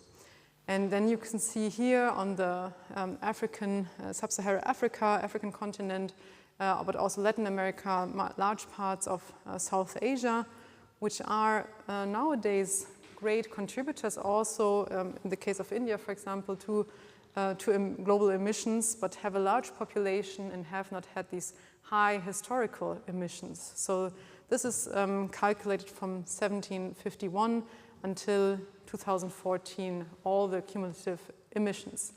And if I would show you now an image of the climate impacts that are occurring, you would basically almost see the reverse. Of course, we also are witnessing climate impacts across places like Germany or the United States, but we see very, very severe climate impacts, especially in the tropical regions when it comes to heat extremes, when it comes to flooding, et cetera, et cetera.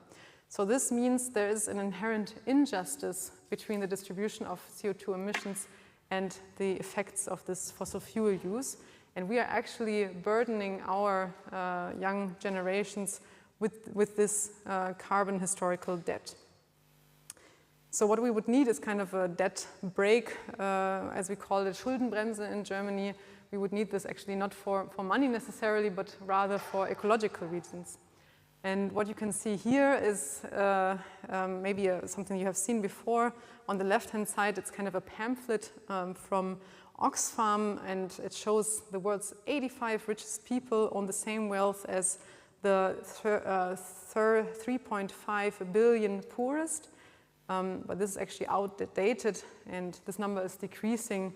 And this is the latest number that I saw from 2019, where only 26 people, the richest 26 people, own the same wealth as the poorer half of the global population.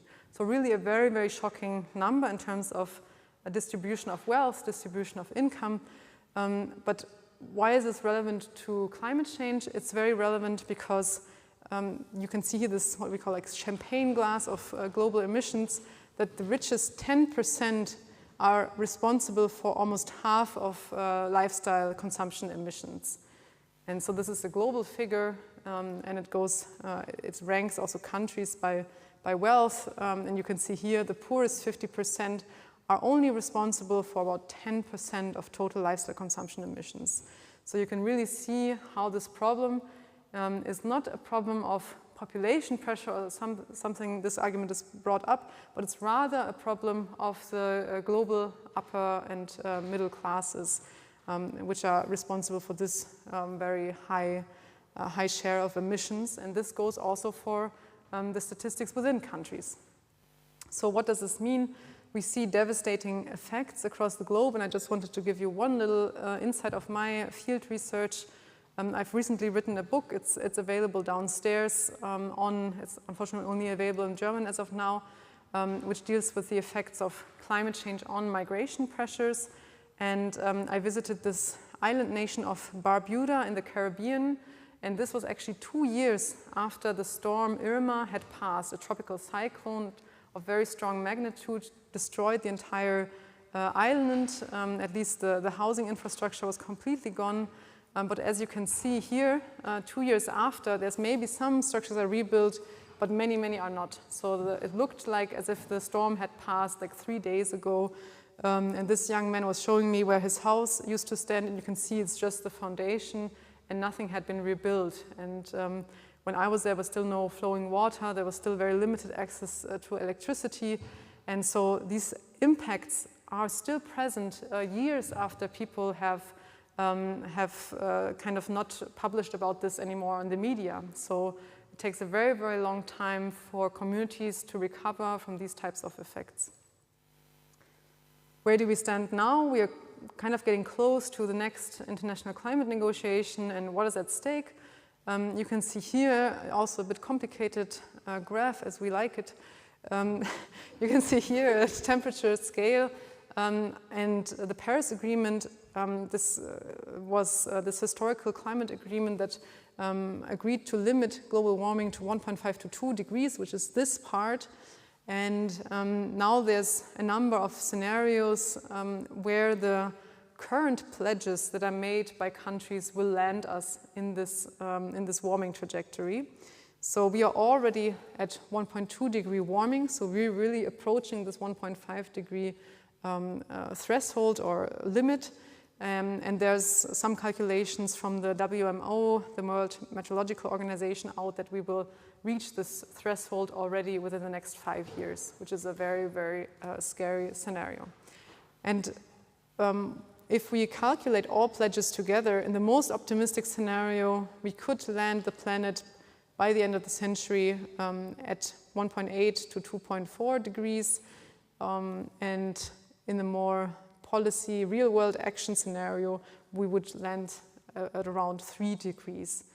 And this is very worrisome because these optimistic scenarios assumes that all announced targets are fulfilled, and we know only from Germany, to only talk about the German perspective, that we are not meeting our targets. We have consecutively failed some targets. There was some dip in the emissions from the restrictions due to the coronavirus pandemic, but the emissions went up again after that. So this optimistic scenario is not very realistic at this moment, so we are more likely in this area here where climate warming will continue, really. The IPCC has confirmed these near-term scenarios, basically estimating that in all emission scenarios, so these are different emission scenarios, and you can see here that in all emission scenarios by 2040 we will reach 1.5 degrees. And then these emission scenario kind of depart, right? So you can see that if you have a very, very strong mitigation scenario with rapid emissions reductions and also very significant negative emissions, for which there's no sufficient technology yet to realize this except for massive reforestation, you would have a warming between 1.4 and 1.8 degrees. And then here, these are the scenarios that we really need to avoid of a warming between 3 and 4 degrees by the end of the century. And why is this so relevant? As you can see here, there's a number of tipping elements in the Earth system. These are large-scale subsystems of the Earth system, such as the Amazon rainforest, such as the thermaline circulation, of which the Gulf Stream is part of, such as the East Antarctic ice sheet. And these large-scale systems can tip, meaning that they can completely change and kind of degrade into a different state. So the Amazon rainforest at 4-degree warming could turn into a type of savanna. Likely this can already happen before it reaches 4-degree warming because of deforestation dynamics. So there's also other anthropogenic factors that could play into this. And you can see here that in the Paris temperature range, we have a number of risks. So the color here is coded for kind of risks. So coral reefs could already tip at warming that goes above 1.5 degrees, meaning that all coral reefs, virtually all coral reefs would die at 2 degrees warming, meaning the tropical coral reefs. And then the Alpine glaciers, the Greenland ice sheet, Western Arctic ice sheet, all these have already quite significant risks within this range, but many of the very, very severe kind of civilization-threatening risks are associated with higher degrees of warming, meaning 4 degrees or more warming. And then here you can see how we come kind of out of the last ice age. This is the Holocene temperature, so a very stable temperature. And this black line here is the observed data, and you can see here how we really are shooting upwards towards the end of the Holocene, turning into the so-called Anthropocene. It's still debated whether this term will kind of remain. And these are the emission scenarios. We are currently still on this path, which would, this is a scale that goes to 2,500 here, which would mean that we would have very high warming levels in the next centuries, going even beyond 4 degrees in the medium temperature. And this is the scenario that is in coherence with the Paris range, which could then kind of restabilize temperature in the long term. And the problem with this Earth system tipping elements is that these elements kind of interact with each other. They are very much interlinked. The Earth system is kind of like a body with different organs, and if one of these organs fails, it's not completely irrelevant for the rest of the Earth system, but it interacts with different elements of the Earth system. So this is why, especially these tipping cascades at 3 or 4 degree warming need to be avoided. But there's also some reason for hope. There's a number of solutions out there, and I think this is what we will discuss also on the panel a little bit. Is there what is considered a social tipping point, meaning maybe a moment in the global society or the society of certain countries where certain, for example, technologies take over all other technologies, or where the society finds these risks so unacceptable that they will not agree to continue to use fossil fuels at this stage. It's a bit of an interesting terminology, this social tipping, because in climate science, tipping elements are considered elements that change kind of irreversibly, and this is not the case, of course, in the social system. Things can fluctuate and evolve within human society. But I just wanted to show you these different solution networks. They have websites, and you can see how many great different solutions, from smart thermostats, which could be very much used now, I think, in Germany, or biogas for cooking, improved clean cook stoves. There's many, many solutions out there that kind of require a scaling up for them to really make a difference in the global emissions balance. But they're out there, they're available, so maybe our discussion today can contribute to kind of evoking this positive change. Thank you very much.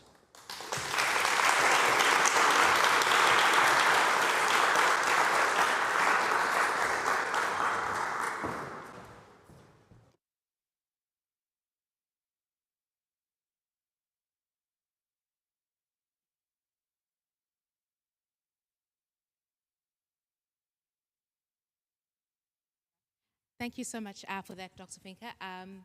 So there we have it. The foundation has sort of been laid. I now want to introduce our panel, and the reason I've come back is because I want to introduce the moderator of that panel to you. It is going to be facilitated by Dr. Louis Akenji. He is the managing director of Hot or Cool Institute. That's a Berlin-based public interest think tank that champions science-based collaboration towards building a sustainable civilization. He conceived and led the 1.5 degree lifestyle project, which is analyzing potential contribution of lifestyle changes to our aspirational, as a global community, 1.5 degree target under the Paris Climate Agreement. And of course, the implications that that would have on equity and well-being. So Dr. Akenji, he's going to come forward now and introduce his speakers and panelists. Thank you so very much. Can we get an applause for him? All right. You can fold your hands. Yeah, thank you so much, Christian. It seems Kira has given you so much crazy news that you're frozen. So unwind, there's still tomorrow. And if we all act decisively, there's going to be an even better tomorrow than what we have now. Before I let you sit down, Kira, I have a very big question. You talked about something that I really like. It's called carbon debt. So imagine inheriting. We inherited lots of, for those of you that are very rich, you inherited a lot of money from your parents. Imagine your kids inheriting carbon debt from you. What is that? What is that? I didn't quite understand that concept. Yeah, I mean, it's a concept that's, of course, not completely recognized. But if you imagine that we would inherit this debt in terms of historical responsibility, and if that would be enforced, then we would be indebted to many countries who are suffering from climate impacts. So this is one dimension. And the other dimension is, of course, that also here in Germany, we had between 2018 and 2020, almost 20,000 deaths because of heat extremes. And so we also have this burden of disease, burden of natural extremes. And this debt that we have accumulated in the atmosphere is also kind of raining down upon us. Well, that's not a heritage one. Please have a seat. We have some more to discuss. Thank you so very much. We're going to ask a few other persons to join us here shortly, but we've gotten the science background to climate change and the very major, the emergency that we now face. But it is perhaps a good time to remind people that if we do not act decisively on the social front, then we're going to have to cross social thresholds before we even cross the physical tipping points that have been shown. So in this session, we're going to talk a lot about possibilities of where solutions could come from. There are the three parts that we're going to emphasize very much. One of those is the legal aspect. So what is the contribution of litigation, for example, as part of activism towards getting climate change addressed? The second one is looking at it from a bottom-up perspective. What is the role of grassroots movements? How are activists across the world, especially the youth that are so angry? We've heard a lot about eco-anxiety recently. What is the role of grassroots organizations in getting climate change to the top of the agenda? And last but not the least, something we almost always forget for those of us that are residing in the industrialized world. What is the role of indigenous knowledge? What can we learn from societies that have lived in harmony with nature for a long time? Where can we find solutions from this? We'll get all 3 points, and I'd like to invite a few other persons to join us on stage, one digitally and another one physically. The first, the person I would ask to join us is Nick Balthazar, who is a film director from Belgium. Nick. Nick is known for a number of films, including Benek's Time of My Life, which came out in 2012, and Everybody Happy, which came out in 2016. Now, Nick has sued a national government, if you would believe that. And not only has he done that, and they've won, Nick also has a film which is showing here. I believe the title is Duty of Care, which follows Roger Cox as he sues the Dutch government and the oil company called Shell. I can't wait to see this. Thank you for joining us, Nick. It's playing tonight. Right. 8:30. Be there. Good. And online, I believe, let me know if she's joined us. Online, we have Mitzi Tan, who is in Manila, the Philippines. Mitzi, are you online with us? Yay, there you go. Right, so Mitzi is the convener and a spokesperson for Youth Advocates for Climate Action Philippines, which is the Fridays for the Futures of Philippines. And she's a full-time activist, and she's quite passionate about getting the voice of youth and the global South heard. So we'll be hearing a lot more from Mitzi in the course of the next 30 minutes. For those of you that are joining us online, there's a chat somewhere. I believe you have it. Just pop your question in there, and our very experienced panelists would be sure to give you a response. I'll chase them, and I'll make sure to give you a response. I'll come to you, Nick. The first thing I want to ask is looking at climate litigation. As I just introduced you, you followed Roger, who sued the Dutch government. And the question I want to ask is, both from your experience as someone who has sued, but also making a film on someone who has done the same, can you give us a bit of what to expect from litigation as part of a strategy here? Well, the interesting thing in the story of my protagonist, Roger Cox, is he was just also a lawyer who had 2 kids and was making a lot of money, like many lawyers do. Then watched An Inconvenient Truth one day, was shell-shocked, just like I was at that moment, and started to think what he could maybe do with his law books, because there is environmental law, but if that would work, well, we wouldn't have polluted rivers and polluted skies, etc. There are new laws that you can try to implement, but this takes ages, and a lot of lobbies are a lot better at it than NGOs are. So he kind of went back to the basics of his law books and things like a duty of care. Government has a duty of care to protect its citizens from imminent harm, the one you've been talking about, and human rights, of course. Everyone on this planet has the human right to an undisturbed family life. And the incredible thing was that going back to these principles that are ingrained in, to begin with, the Dutch, because he sued the Dutch government in the Dutch constitution. He kind of, plot spoiler, won that case up until 2019, the final appeal, which was both on duty of care and human rights. This state was convicted, and the Dutch state really had to make drastic changes in their climate policies. And that gave rise to other similar climate cases, like in Germany, where also quite spectacular results were done by Roda Verheyen and the Youth for Fridays for Future movement. But also, for example, in Belgium, where I was one of the citizens that said, what a cool idea to sue your government and tell them to finally start acting, because how long can you be roaming the streets saying, act now, which we absolutely totally did. How can you glue yourself to so many works of art and until people start noticing? And while climate litigation isn't the golden bullet or the silver bullet, but it sure is one of the major tools in the toolbox for climate activism.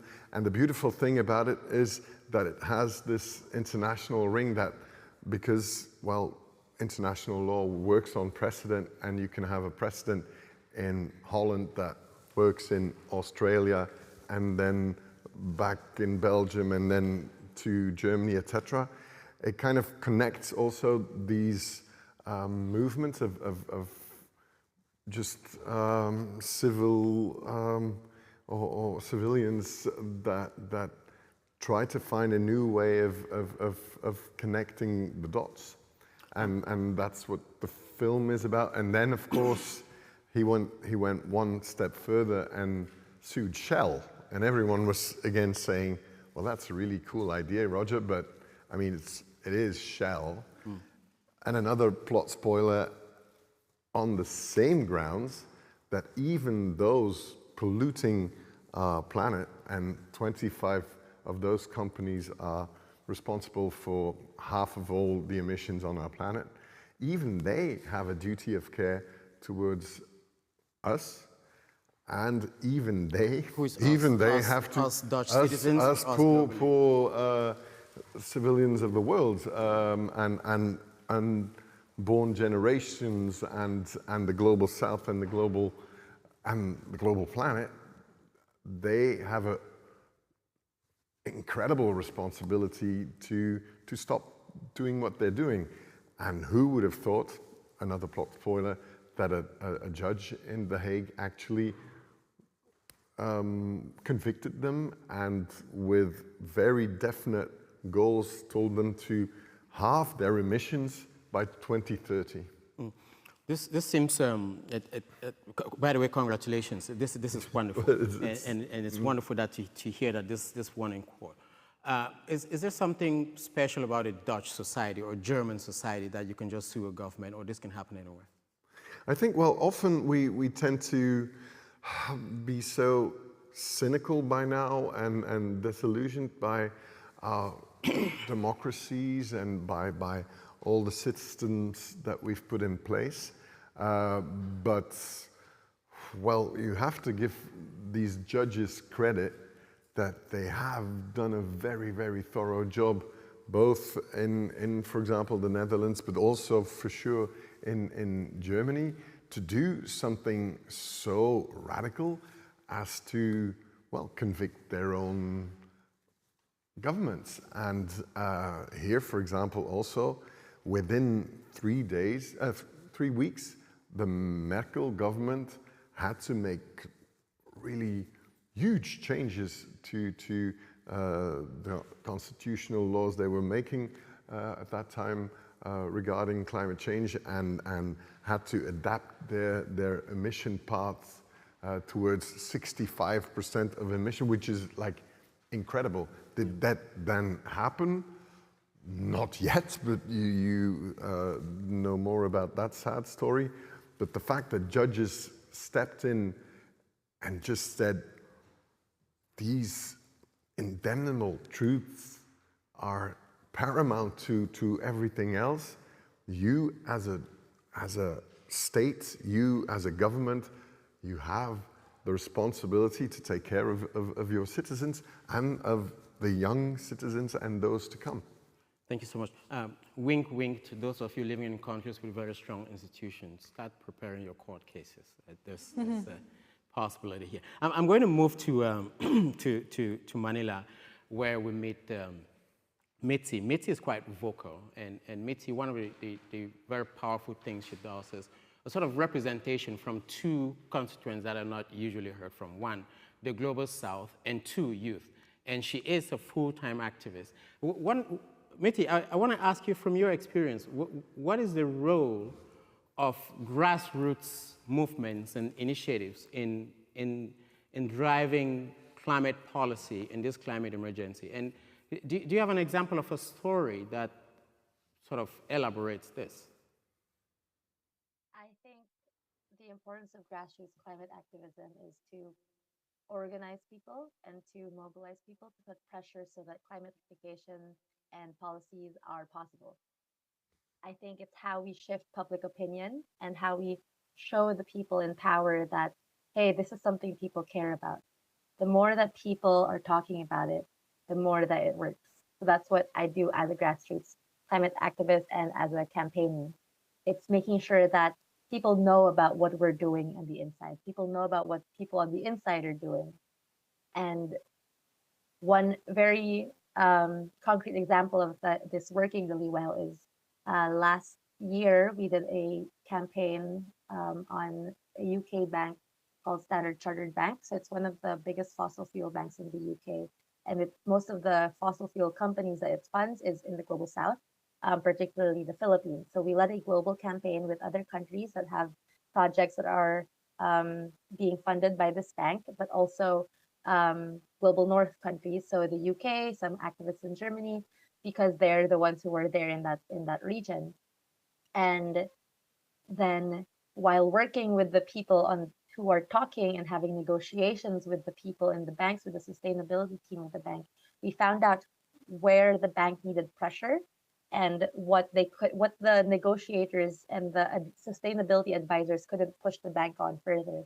Then we provided that extra push from the outside, of course, without the bank knowing. I hope no one from the bank is here. But so it is that inside-outside tactic that really worked, so that people on the public eye also started looking at Standard Chartered Bank in a different way, and now they have changed their full policy. Still not perfect, but it has been improved. Wonderful. As you speak, I started to think of the number of people around the world. In 2020, for example, more than 200 climate activists lost their lives because of their activism. And as you speak, I can't help thinking, is there a sense that you're putting yourself in danger, or those of you, the youth that are active in this area, that you're putting yourselves in danger? I definitely think so. Across the world, activism is being terrorized. The Philippines is one of the most dangerous countries in the world for environmental defenders and activists. In the past 10 years, 270 activists were killed in the Philippines alone. The numbers keep growing every year, and it's a legitimate barrier in what's happening in the world, because you would think that with the climate crisis and the planetary emergency, that it would be common sense to pay attention more and to listen to the environmental defenders, the people on the front lines especially, so our small farmers, our small fisher folk, our indigenous peoples. Yet what's happening is the opposite, because they're threatening the fossil fuel industries, they're threatening the multinational companies because they're trying to protect their land or their ocean, then they're demonized, they're harassed, they're militarized, they're killed, they're called terrorists. So why do you do it? Why do you keep doing it? When people ask me that, I go back to the day that I decided to fully commit myself to activism. Because I see activism as something that I choose to do every single day, in every single action, every single thought that I have. It is an act of activism. Because in 2017, I was able to talk to a Lumad indigenous leader, and he was telling me about all the harassment and militarization that their community was experiencing. And so simply, he shrugged and chuckled and said, that's why we have no choice but to fight back. As if it was the simplest truth in the world. He wasn't trying to convince us. He just said, it's it. You have to fight back. And that's why I do it, because none of us at this point have a choice but to fight back, to do every single thing that we can, to work with every single person that we can, to change the way that our system has led us to the climate crisis. It is, I think you were the one who said this on our briefing call, but it is something that I say as well. The climate crisis is a symptom of the broken system that we have. This system that deliberately prioritizes profit and greed over people and planet. And that's what needs to change.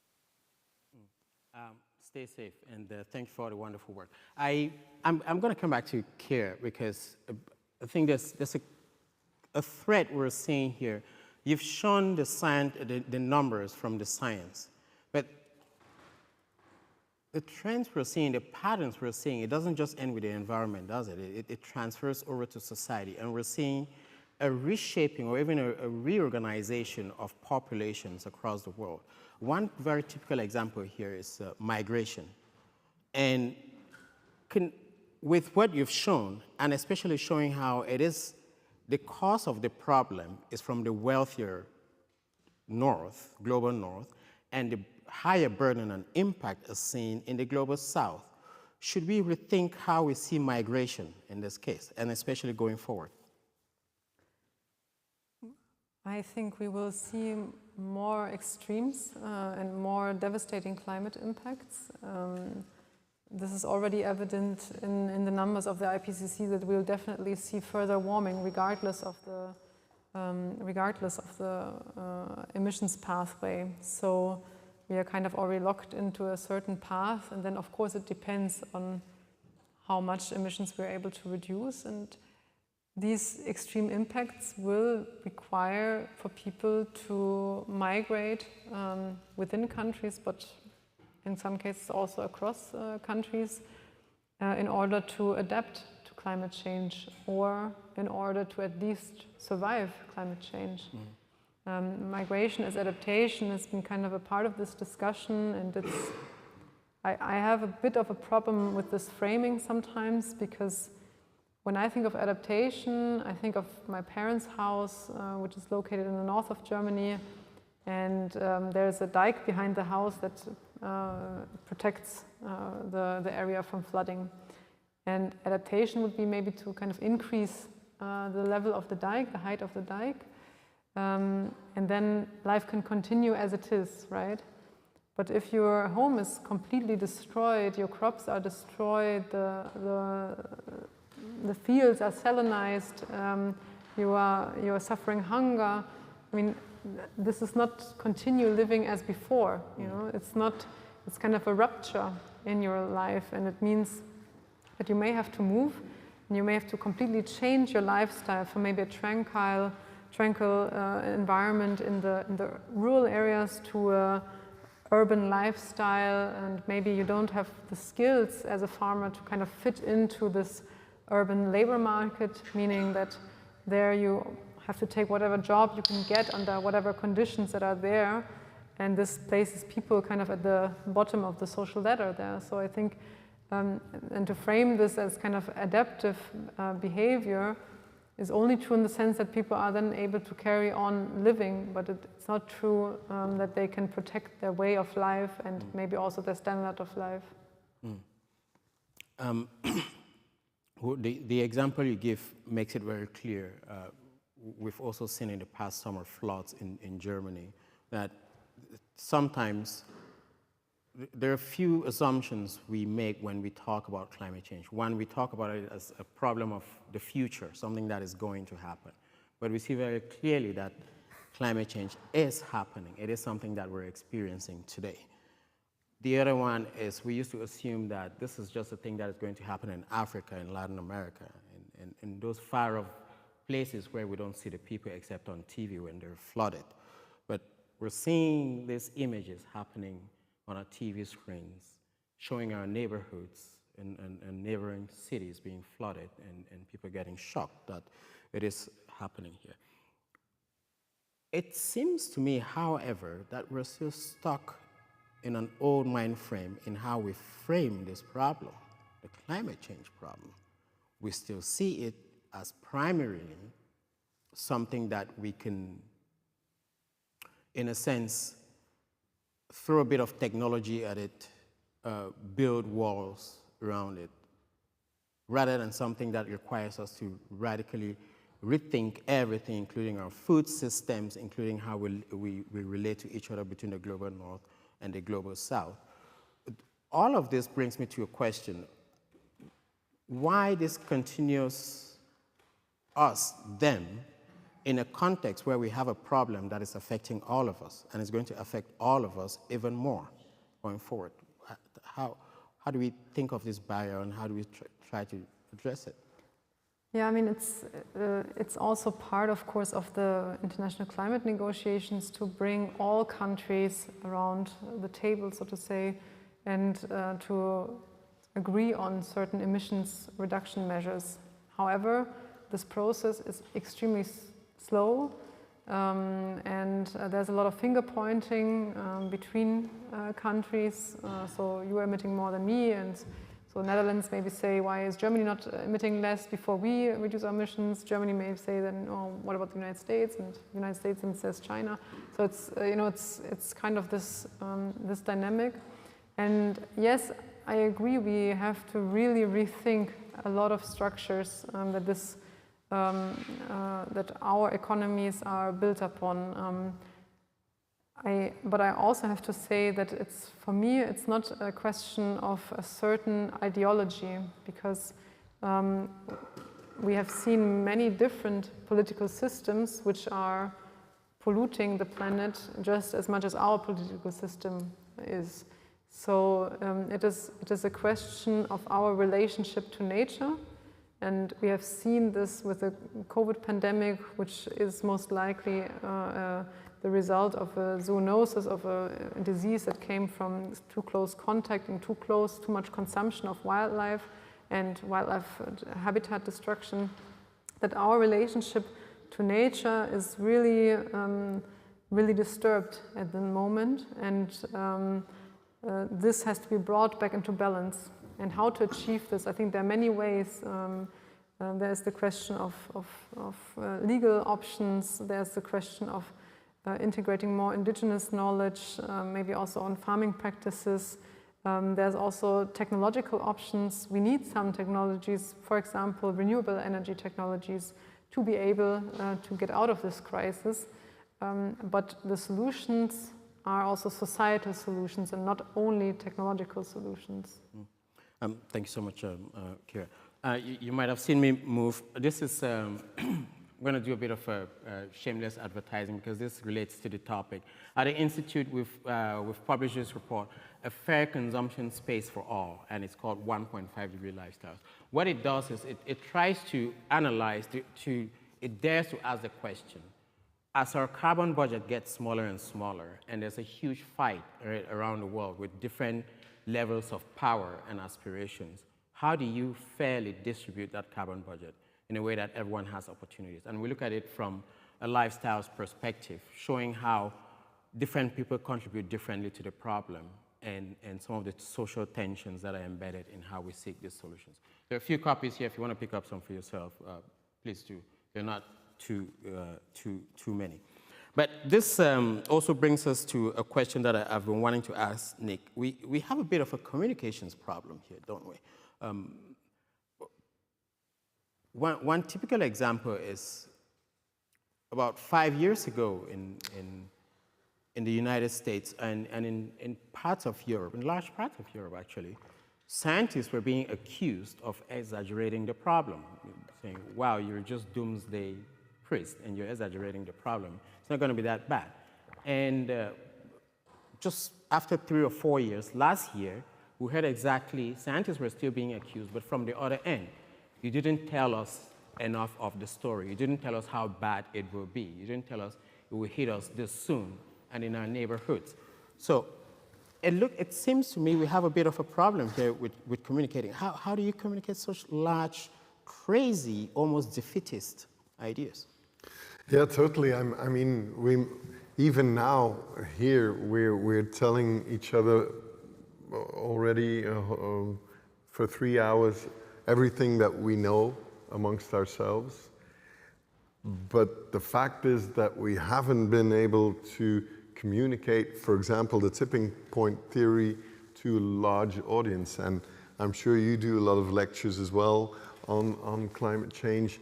And if you kind of really simply tell people what's going to happen, they are flabbergasted by exactly that idea, like, why didn't I know this? And tipping point theory, for example, Hans Schellnhuber from the Potsdam Institute kind of said, this is really simple. This is 1.5 degrees, and we're almost here, and then here we can still do something. And if we now keep on lagging and say, well, yeah, but I was going to drink water. And now it's too late. In one simple image, this man changed my life. And we said, Professor, but how many years before we're here? And he said, well, we don't know. And that's, for us scientists, we don't like to say we don't know, but that's the idea of being a scientist. We don't know exactly, but for sure it's not more than 10 years. And that's 7 years ago.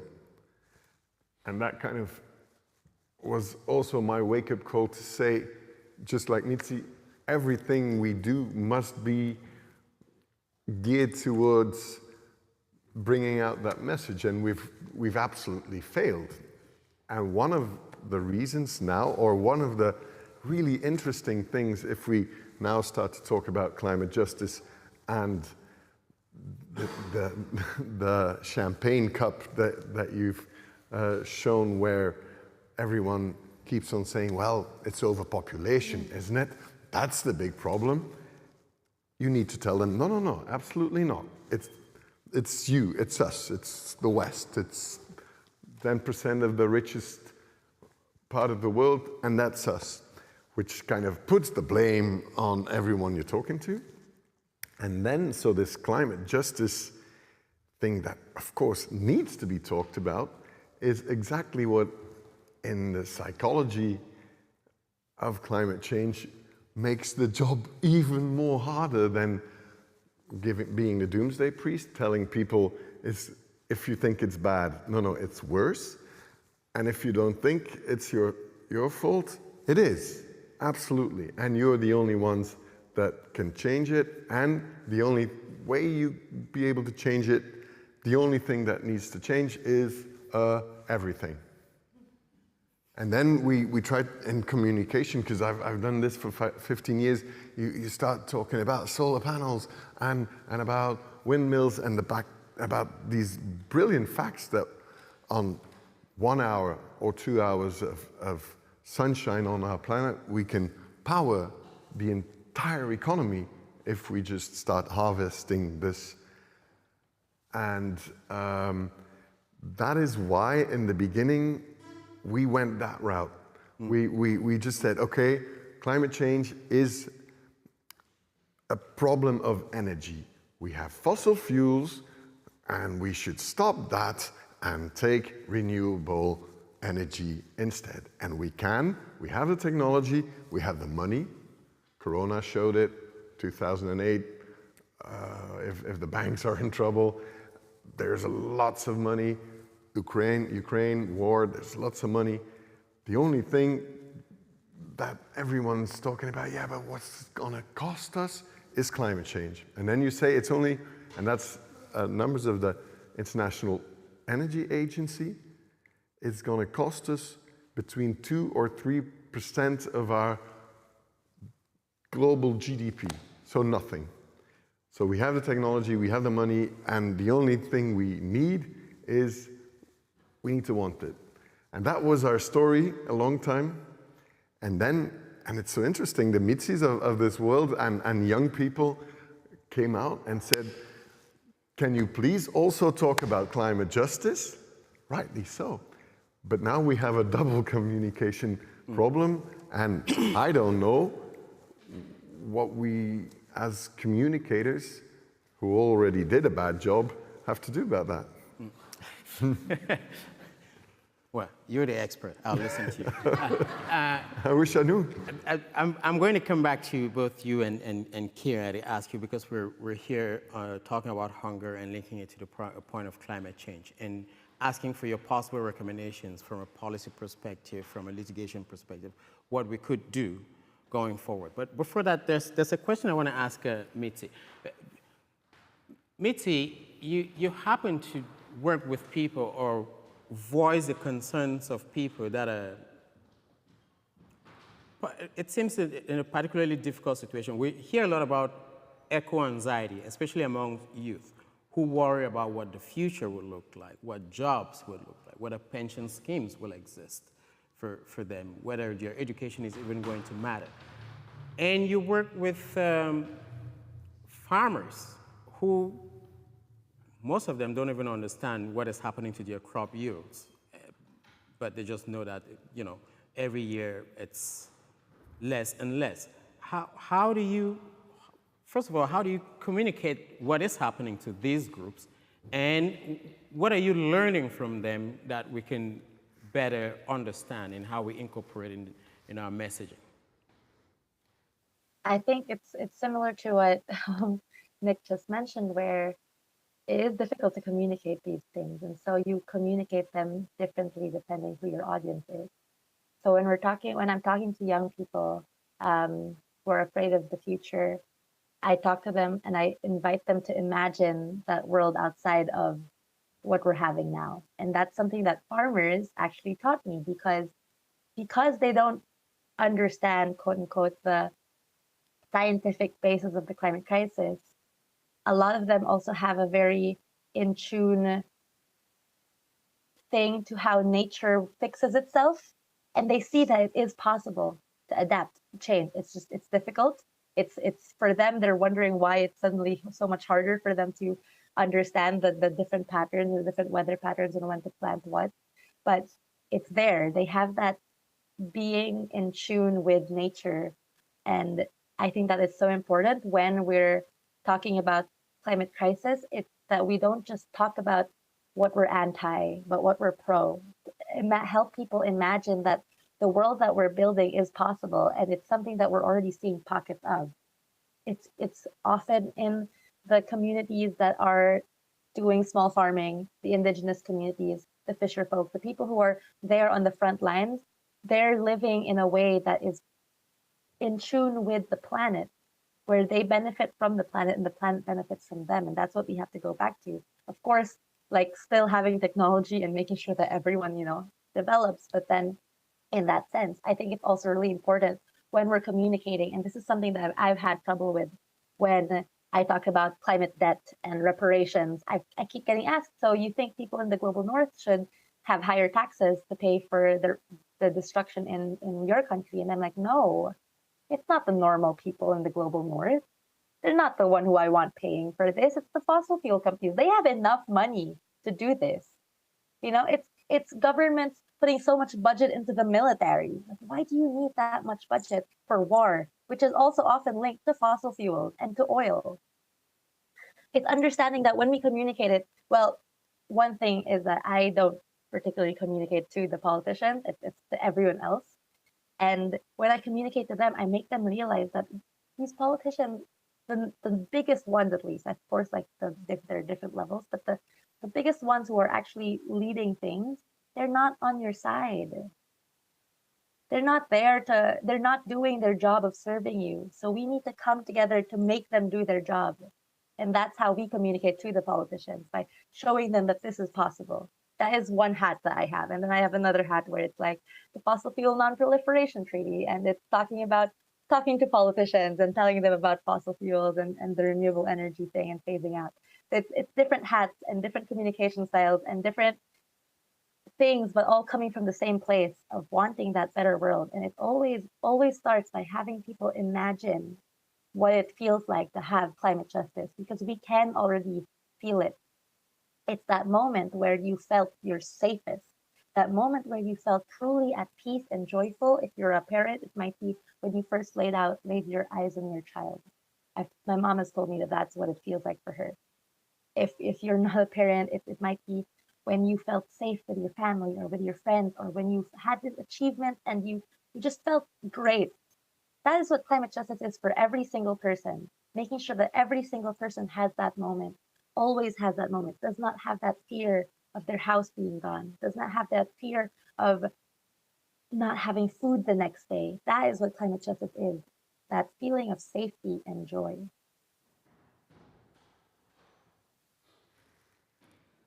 Thank you so much for that. Again, thank you for your work. I'm going to go around now. We have just a few minutes left, and I'd like to ask for a sort of wrap up by giving us your thoughts.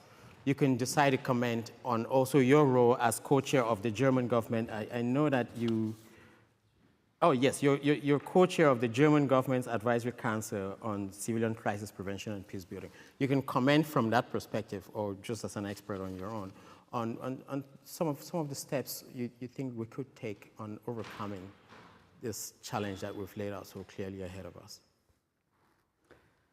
I mean, I cannot comment from the entire council, but of course I can comment as somebody who has worked in these issues for almost a decade. In my view, there are so many options open to us, especially in countries where there is a strong middle class, where there's a strong economy. It's very easy to instigate a change, to establish new forms of energy production, to kind of shift the course. I think it's relatively easy, actually. And we can really speed up these processes. So I think it's a lot about bureaucracy and how do we connect this to the issue of climate justice. I think we need to really increase climate finance. This will be a big topic at the next climate negotiations. I also think you need to focus on loss and damage. There's very strong counter-arguments for this in the COP. But nevertheless, I think when you keep on pushing, when activists will continue pushing, I think there will be some progress made. And overall, I would really voice for also showing the way into a better future and talking about positive narratives, talking about visions for a better co-living in this planet Earth. Because if we only focus on the devastation, we will not get everybody behind us. We will not get a majority behind us. So we need to think about what this means for our cities to be climate neutral, what it means for our health, what are the good stories that we can tell, the successes that we can share, that we have experienced, that we have really seen. And I think with this kind of positive narrative, we can build solidarity and a way forward. Thank you. Nick? Well, I totally agree, and I think it's important what Mitzi also said. It's a question of envisaging a future. At this moment, people are often more inclined to see the end of the world because they can envisage it. It's been in many American disaster films. Then envisaging a better future, a more just future, a more clean future, and everything that the fight against climate change can actually give us. So it's a question of finding those new narratives, and the interesting thing is for you as members of academia that the question is there: should you become? There's a new word for that: activists, scholars that have become activists, and some scientists say, well, no, we should stay scientists. We should be objective because otherwise we can't be trusted anymore. And otherwise, I'd be interested to hear, but I have my, I think I know which way you would lean. There are other, scholars who say, no, of course, we can't afford to lose time. And if we are asked, as we often are you an optimist or a pessimist about the future? Then you need to say, if you're an optimist now, well, you sure haven't read the newspaper. So it would be really stupid to be optimist. On the other hand, being a pessimist will trap us in fear, in anxiety that will not give us any form of action. So it's like Kate Raworth said, you don't need to be an optimist or a pessimist, you need to be an activist. And also in my film, for example, a lawyer said, what can I do? What could my role be? And before he knew it, he provoked a worldwide a domino effect that is still going on.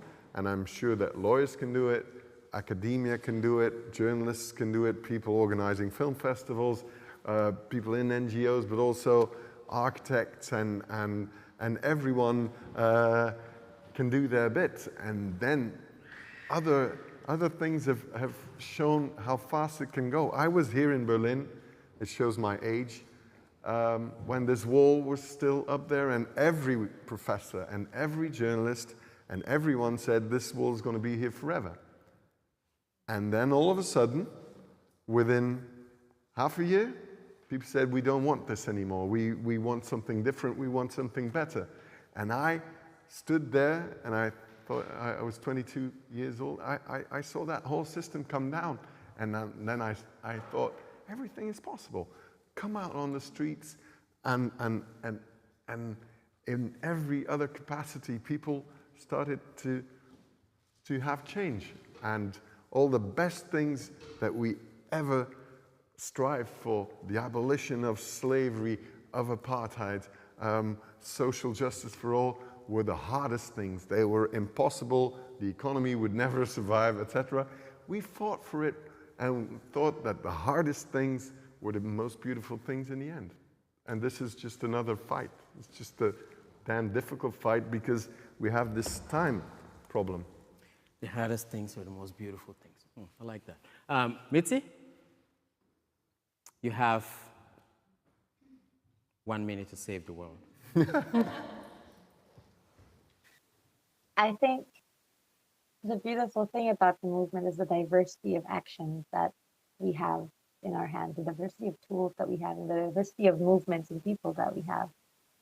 Now we have this challenge to make sure that we all come together and we work together and see that we're all fighting for the same thing, see that all our liberations are tied to each other, and that we really should be embracing how diverse the different tactics are, because that's how you get things to work.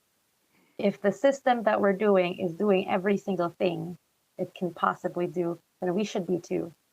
You know, if they're doing all these things, that we should be doing something in each one that they're doing. And it doesn't have to be one person or one movement or one group that does all of this. It is good that there are different groups doing this. It is good that there's so many different people doing these things. Again, it's just about coming together, learning from each other, showing solidarity with each other whenever possible, whenever strategic. And then there are different ways to show solidarity and to collaborate. Sometimes it's public, sometimes it's not public. Like what we did with the bank, where I really hope there's more from the bank here, but like what we did with the bank, where it was people on the inside that we were talking to and collaborating with. The bank didn't know that. Or like the actual CEOs didn't know that, right? So it's about understanding that that is how movements work, and that is how social tipping points work also, by intentionally tipping something slowly until we get there. Thank you so much. Thank you, everybody, for joining us. Those of you online, those of you in the hall, it's been wonderful. And thank you, Kira, Nick, and Mitzi. Have a lovely evening. Thank you. Hey. Thank you. Thanks. Thank you so much.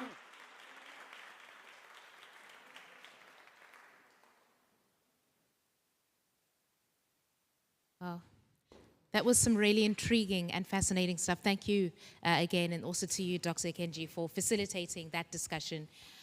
Wow, if you're sitting here now and thinking, oh my word, there's been so much food for thought throughout the day, how I just can't contain all of it. And maybe you're thinking you do want some kind of a recap, some highlights. Well, we've made provision for that because we did anticipate that there would be a lot coming at you today, a lot to think about, but to just harness that thinking and to just, summarize this day for us, we have assigned the very capable Rosebell Kagumire.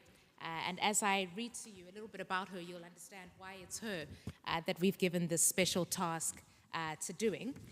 She is the writer and a Pan-African feminist activist. She works at the intersection of media, gender, race, and development. She sits on the advisory board of the Center for Feminist Foreign Policy, and the World Economic Forum named her one of the young global leaders under 40 years old. She's got a master's degree in media, peace and conflict, which she studied from the UN-mandated University of Peace in Costa Rica. And she's also got an undergraduate degree in mass communication from Makerere University in Uganda, where she is from. And online, we'll be hearing from Harjit Singh. He is the head of global political strategy at the Climate Action Network. He is a global expert on the issues of climate impacts, of migration and adaptation. He has supported countries across the world on tackling climate change, coordinating emergency response and disaster resilience programs. He's also co-founded Satat Sampada. That's a social enterprise that promotes sustainable environment solutions such as organic food and farming in India and beyond. And what Harjit will be doing is really giving us a call to action, something that we can take upon as we action. But now we'll start with the summary from Rosebell, and I'd like to invite her to the stage now. And as you may have seen, Harjit will be joining us online. But for now, you can put your eyes on the stage. All right. Oh, sorry about that. Sorry. Thank you. Thank you so much. I wrote notes, so I didn't want to miss out any of the great speakers. It's been a good day. And we heard from very many different people with different expertise. But it all came to the issue of we are lacking radical shifts in our systems, in our food systems, and looking at hunger and who is actually affected and how we think about hunger. For me, it's always I come from Uganda, so it's always projected like the person who is hungry is supposed to be ashamed, right? We are not ashamed that the person is hungry. We expect the person to be ashamed. But not that the system has failed that person, but somehow it's a personal failure, right? So I think that even as we talk about storytelling, it's very, very important to understand how systems shift blame to individuals. So it's like you're the one who put yourself in that space, instead of looking at all the social, political, economic conditions that have worked against people, even where we see where the hunger is concentrated. Hearing from someone from South Sudan, where the war has been ravaging for the last many decades. Hearing from Professor about being very cognizant of the inequalities, even when we talk about food systems, even when we talk about climate change, that not everybody is impacted the same because there are already underlying systems, historic systems that have already robbed so much from that very person, that indeed climate change only comes to pile extra burden to the person. So it's very, very important to remember inequalities at the bottom, that in that sense you can make movements that are more in solidarity with the people and coming from the place, you're not bringing a solution, but people know what has affected them, but it's more like how do we actually work with the local systems. We talked about local administrations. We talked about local communities, how to work with them in order to arrive at the solutions within which they can actually manage and later on, thrive away from these systems. I think we talked about, for me, storytelling is very, very important, but who is telling the story? Where is the platform? Are you the subject? Are you the object? Is very, very important. And oftentimes the people who are at the bottom of these systems are made to be the object, rather than being in charge of the narrative. So it's very, very important to be cognizant of that. On the power shifts, who holds the power, who is telling the story, and whose power are you elevating, whose power are you, taking down in the storytelling. And remember accountability, for those who have the most power and those who have been privileged by so many systems to actually rise up and be and actually do what they're supposed to do, because ultimately we have to face asymmetric power between countries, between societies at the end of the day. I wanted to also remind you of when we talk about food systems and the huge industrial agriculture we are seeing moving to African countries, Asian countries. Right now, big stories like the Maasai people being pushed off their lands, historically, national parks, game parks in Africa being a colonial project. And that is packaged as the ecological, you're protecting the ecological system from the local people, right?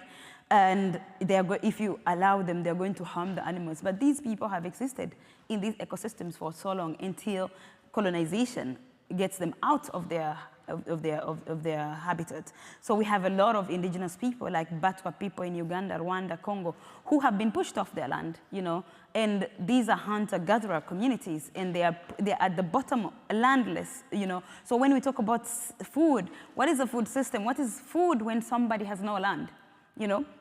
Has no land, no capital, no nothing. So it's very, very important. At the end of the day, the land has to be fought. We have to fight for land rights, for people to retain their land against countries. If you see currently how many European companies that own chunks of land across Africa, there are a lot of companies for massive production of food to be brought here. So for me, it's going beyond what we see as a local situation of food system, but how actually these companies have externalized some of these problems to far off countries that you might not even know about. So it's very, very important to see a united struggle, a kind of weaving through the issues and know that it's a global issue, it's a global crisis, and we need to look at it. And I think someone talked about that the food crisis is a health crisis. Those two are going together.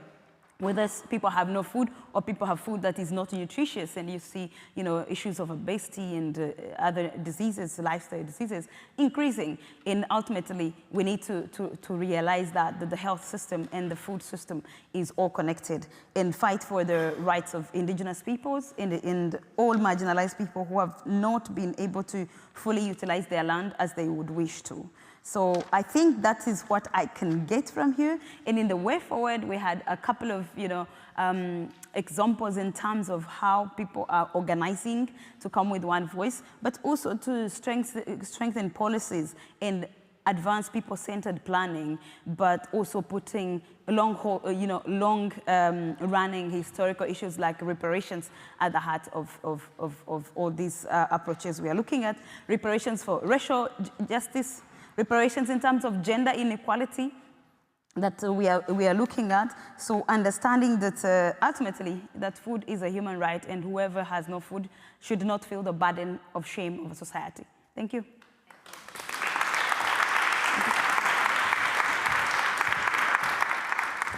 Thank you.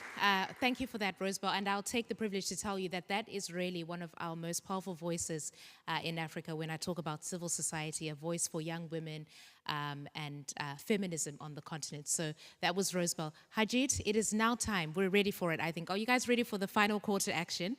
Let me get an enthusiastic yay in the house. Okay. So we're ready for it. Hajit, over to you now. Thank you so much. Can you hear me properly?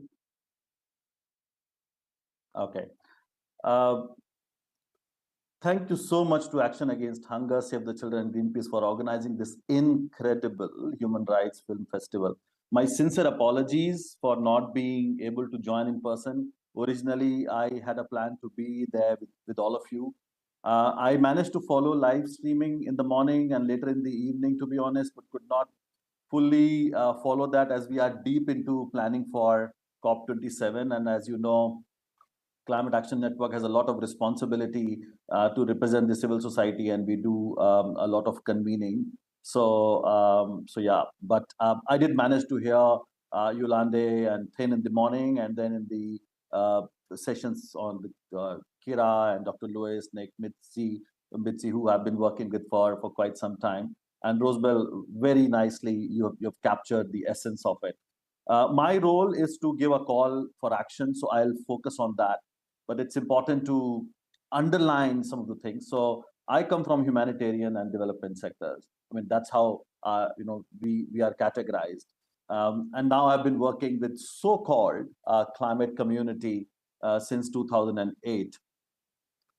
But I must tell you, this is exactly a place where everything has to come together when we talk about human rights. And it's important that we understand and analyze this problem collectively. And I did hear in many of the conversations that how many of the crises that we are facing at this moment have common causes, because the problem is deeply political and structural.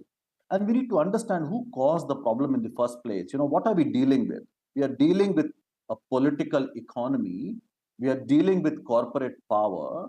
And we're also dealing with geopolitics that determines who gets the food on the plate, who gets access to market, who within the society has more resources. So, and we also have heard a lot how fossil fuel and other extractive industries have caused the problem, how financial institutions want to maintain the status quo, how we see the capitalist models of growth still continuing despite seeing massive environmental degradation and climate crisis. We see how intensive agriculture has caused the problem. We still continue to see accumulation of wealth and things. We see gender inequality and devaluation of indigenous knowledge systems and rights. We see still racial justice around us. And now we see new colonialism. Many people have talked about colonialism. Now we have new colonialism when we see dash for gas in Africa in the name of energy security, causing massive human rights violations around the world, some of these causes. But going forward, and that's what we have to talk about, we have to put human rights, children's rights, women's rights, intergenerational rights at the very center of what we are doing.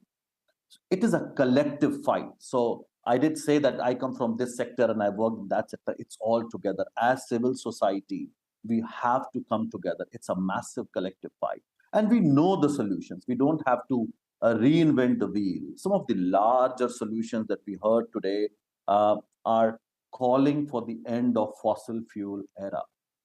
And we also talked about, and Rosabelle talked about, reparations. It's about polluters must pay, and a new climate finance architecture that we need to have must ensure that people who have caused the problem are held to account.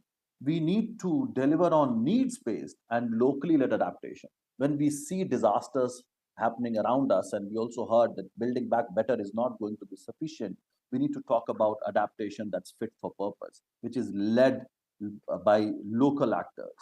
And we also have to talk about addressing loss and damage. Again, I heard interventions starting from Yolande to now Kira mentioning it. We have to talk about loss and damage. It's upon us.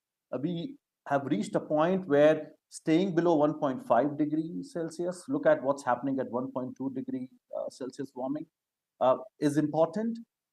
Adaptation is equally important. If you're not prepared, you are going to see disasters and impacts. And it's not just developing countries, even developed countries are not ready. So adaptation is important for the entire world. Of course, developing countries need assistance in the form of technology and finances. And then loss and damage. I cannot go to families in Pakistan and say, you put solar panels on your roof, or you do waste management, or you do retrofitting for future disasters when they'll have lost their home. So the starting point for them is rebuilding their home and then making sure that it is adaptive, it is resilient, and it is low carbon. So the starting point now is dealing with climate impacts that is causing devastating impact.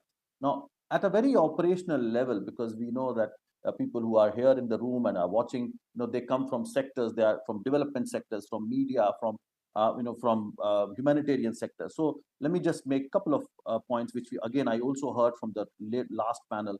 It's about integrating science into everything that we do while we respect indigenous knowledge. So blending indigenous knowledge and integrating science across.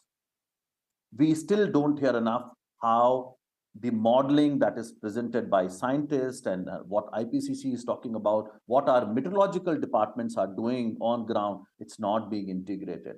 Early warning systems is still very much related to cyclones and floods and not day-to-day agriculture that farmers need. We need to, disaster risk management has to be integrated into day-to-day work. That's where we have reached, and that's how important it is.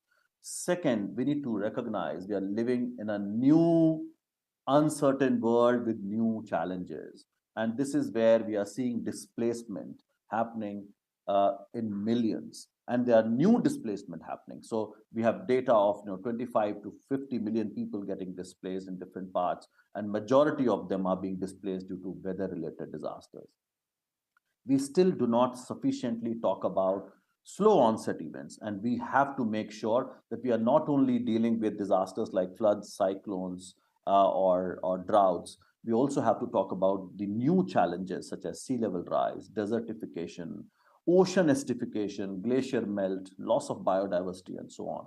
So these are the challenges that the global community is not ready with, and humanitarian community has an important role to play. Again, we also heard about non-economic losses, where we talk about loss of language, culture, loss of territory. How are we going to deal with those situations? So we are looking at some very new challenges, which we are still grappling to find solutions for, and that's where we have to put our focus on. Third, I would say, when we talk about humanitarian community and our responses, so many disasters are happening that we have very limited resources and we are barely able to meet the requirements in terms of relief, when we need to focus a lot more on recovery and rehabilitation. And this is where humanitarian community has a lot to contribute, even working closely with the so-called climate community, where we are talking about adaptation, but a lot of learning has come from what the humanitarian and development communities have done. Fourth, I would say, take solutions to scale. We know those solutions. We also talked about social protection, agroecology, food security, water and sanitation. I don't need to repeat all those. But we still, as civil society, we have done some great modeling, but we have not been able to take it to scale, having communities at the center. I think we have to talk about it. And this is where engagement with governments is absolutely critical. And that's my last point, that we should not shy away from being political. We have heard throughout the day, when we talk about human rights, it's about politics, it's about policies. So we should put human rights and climate justice right at the center of our analysis, our actions, and we need to demand strengthening of policies, changing of policies at national and regional levels. And again, adaptation is something that really puts focus a lot more at the regional level, because disasters are not going to stay within national borders. So holding governments to account. Now, of course, when we talk about climate justice, we talk about between developing and developed world. A lot of work also needs to happen in developing countries, where we need to strengthen systems of accountability, but they also need resources.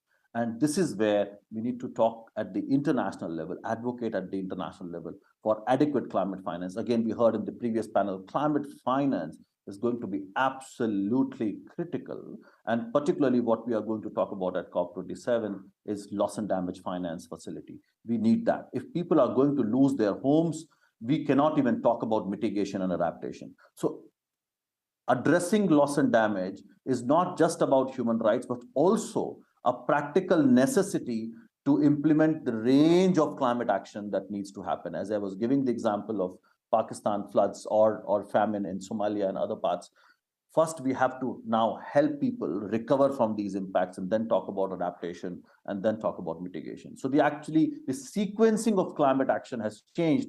30 years ago, we were talking about mitigation. Then we started talking about adaptation and then loss and damage. But now loss and damage is around us. So we have to address that. That's absolute urgency for us to deal with.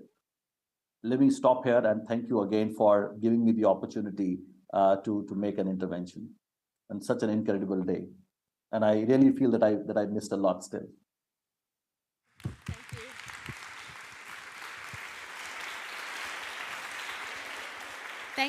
Thank you very much, Harjeet. And that does it for day one, guys. Can you believe it? We're already at the end of day one. But the good news is it doesn't end here, because at least for today even, remember that new format that we discussed this morning, Talking Humanity, that starts at 6, so you can come back here. And for those of us who are here, guys, sorry to our virtual audience, but we can do a little bit of networking now over some drinks, get to know each other more, reflect on what we've heard today, but certainly looking forward to seeing you throughout the rest of the festival and engaging on social media. That hashtag will live on and we can always touch base. So thanks, guys, and let's have a wonderful evening. Thank you to everybody who's contributed today. Thank you.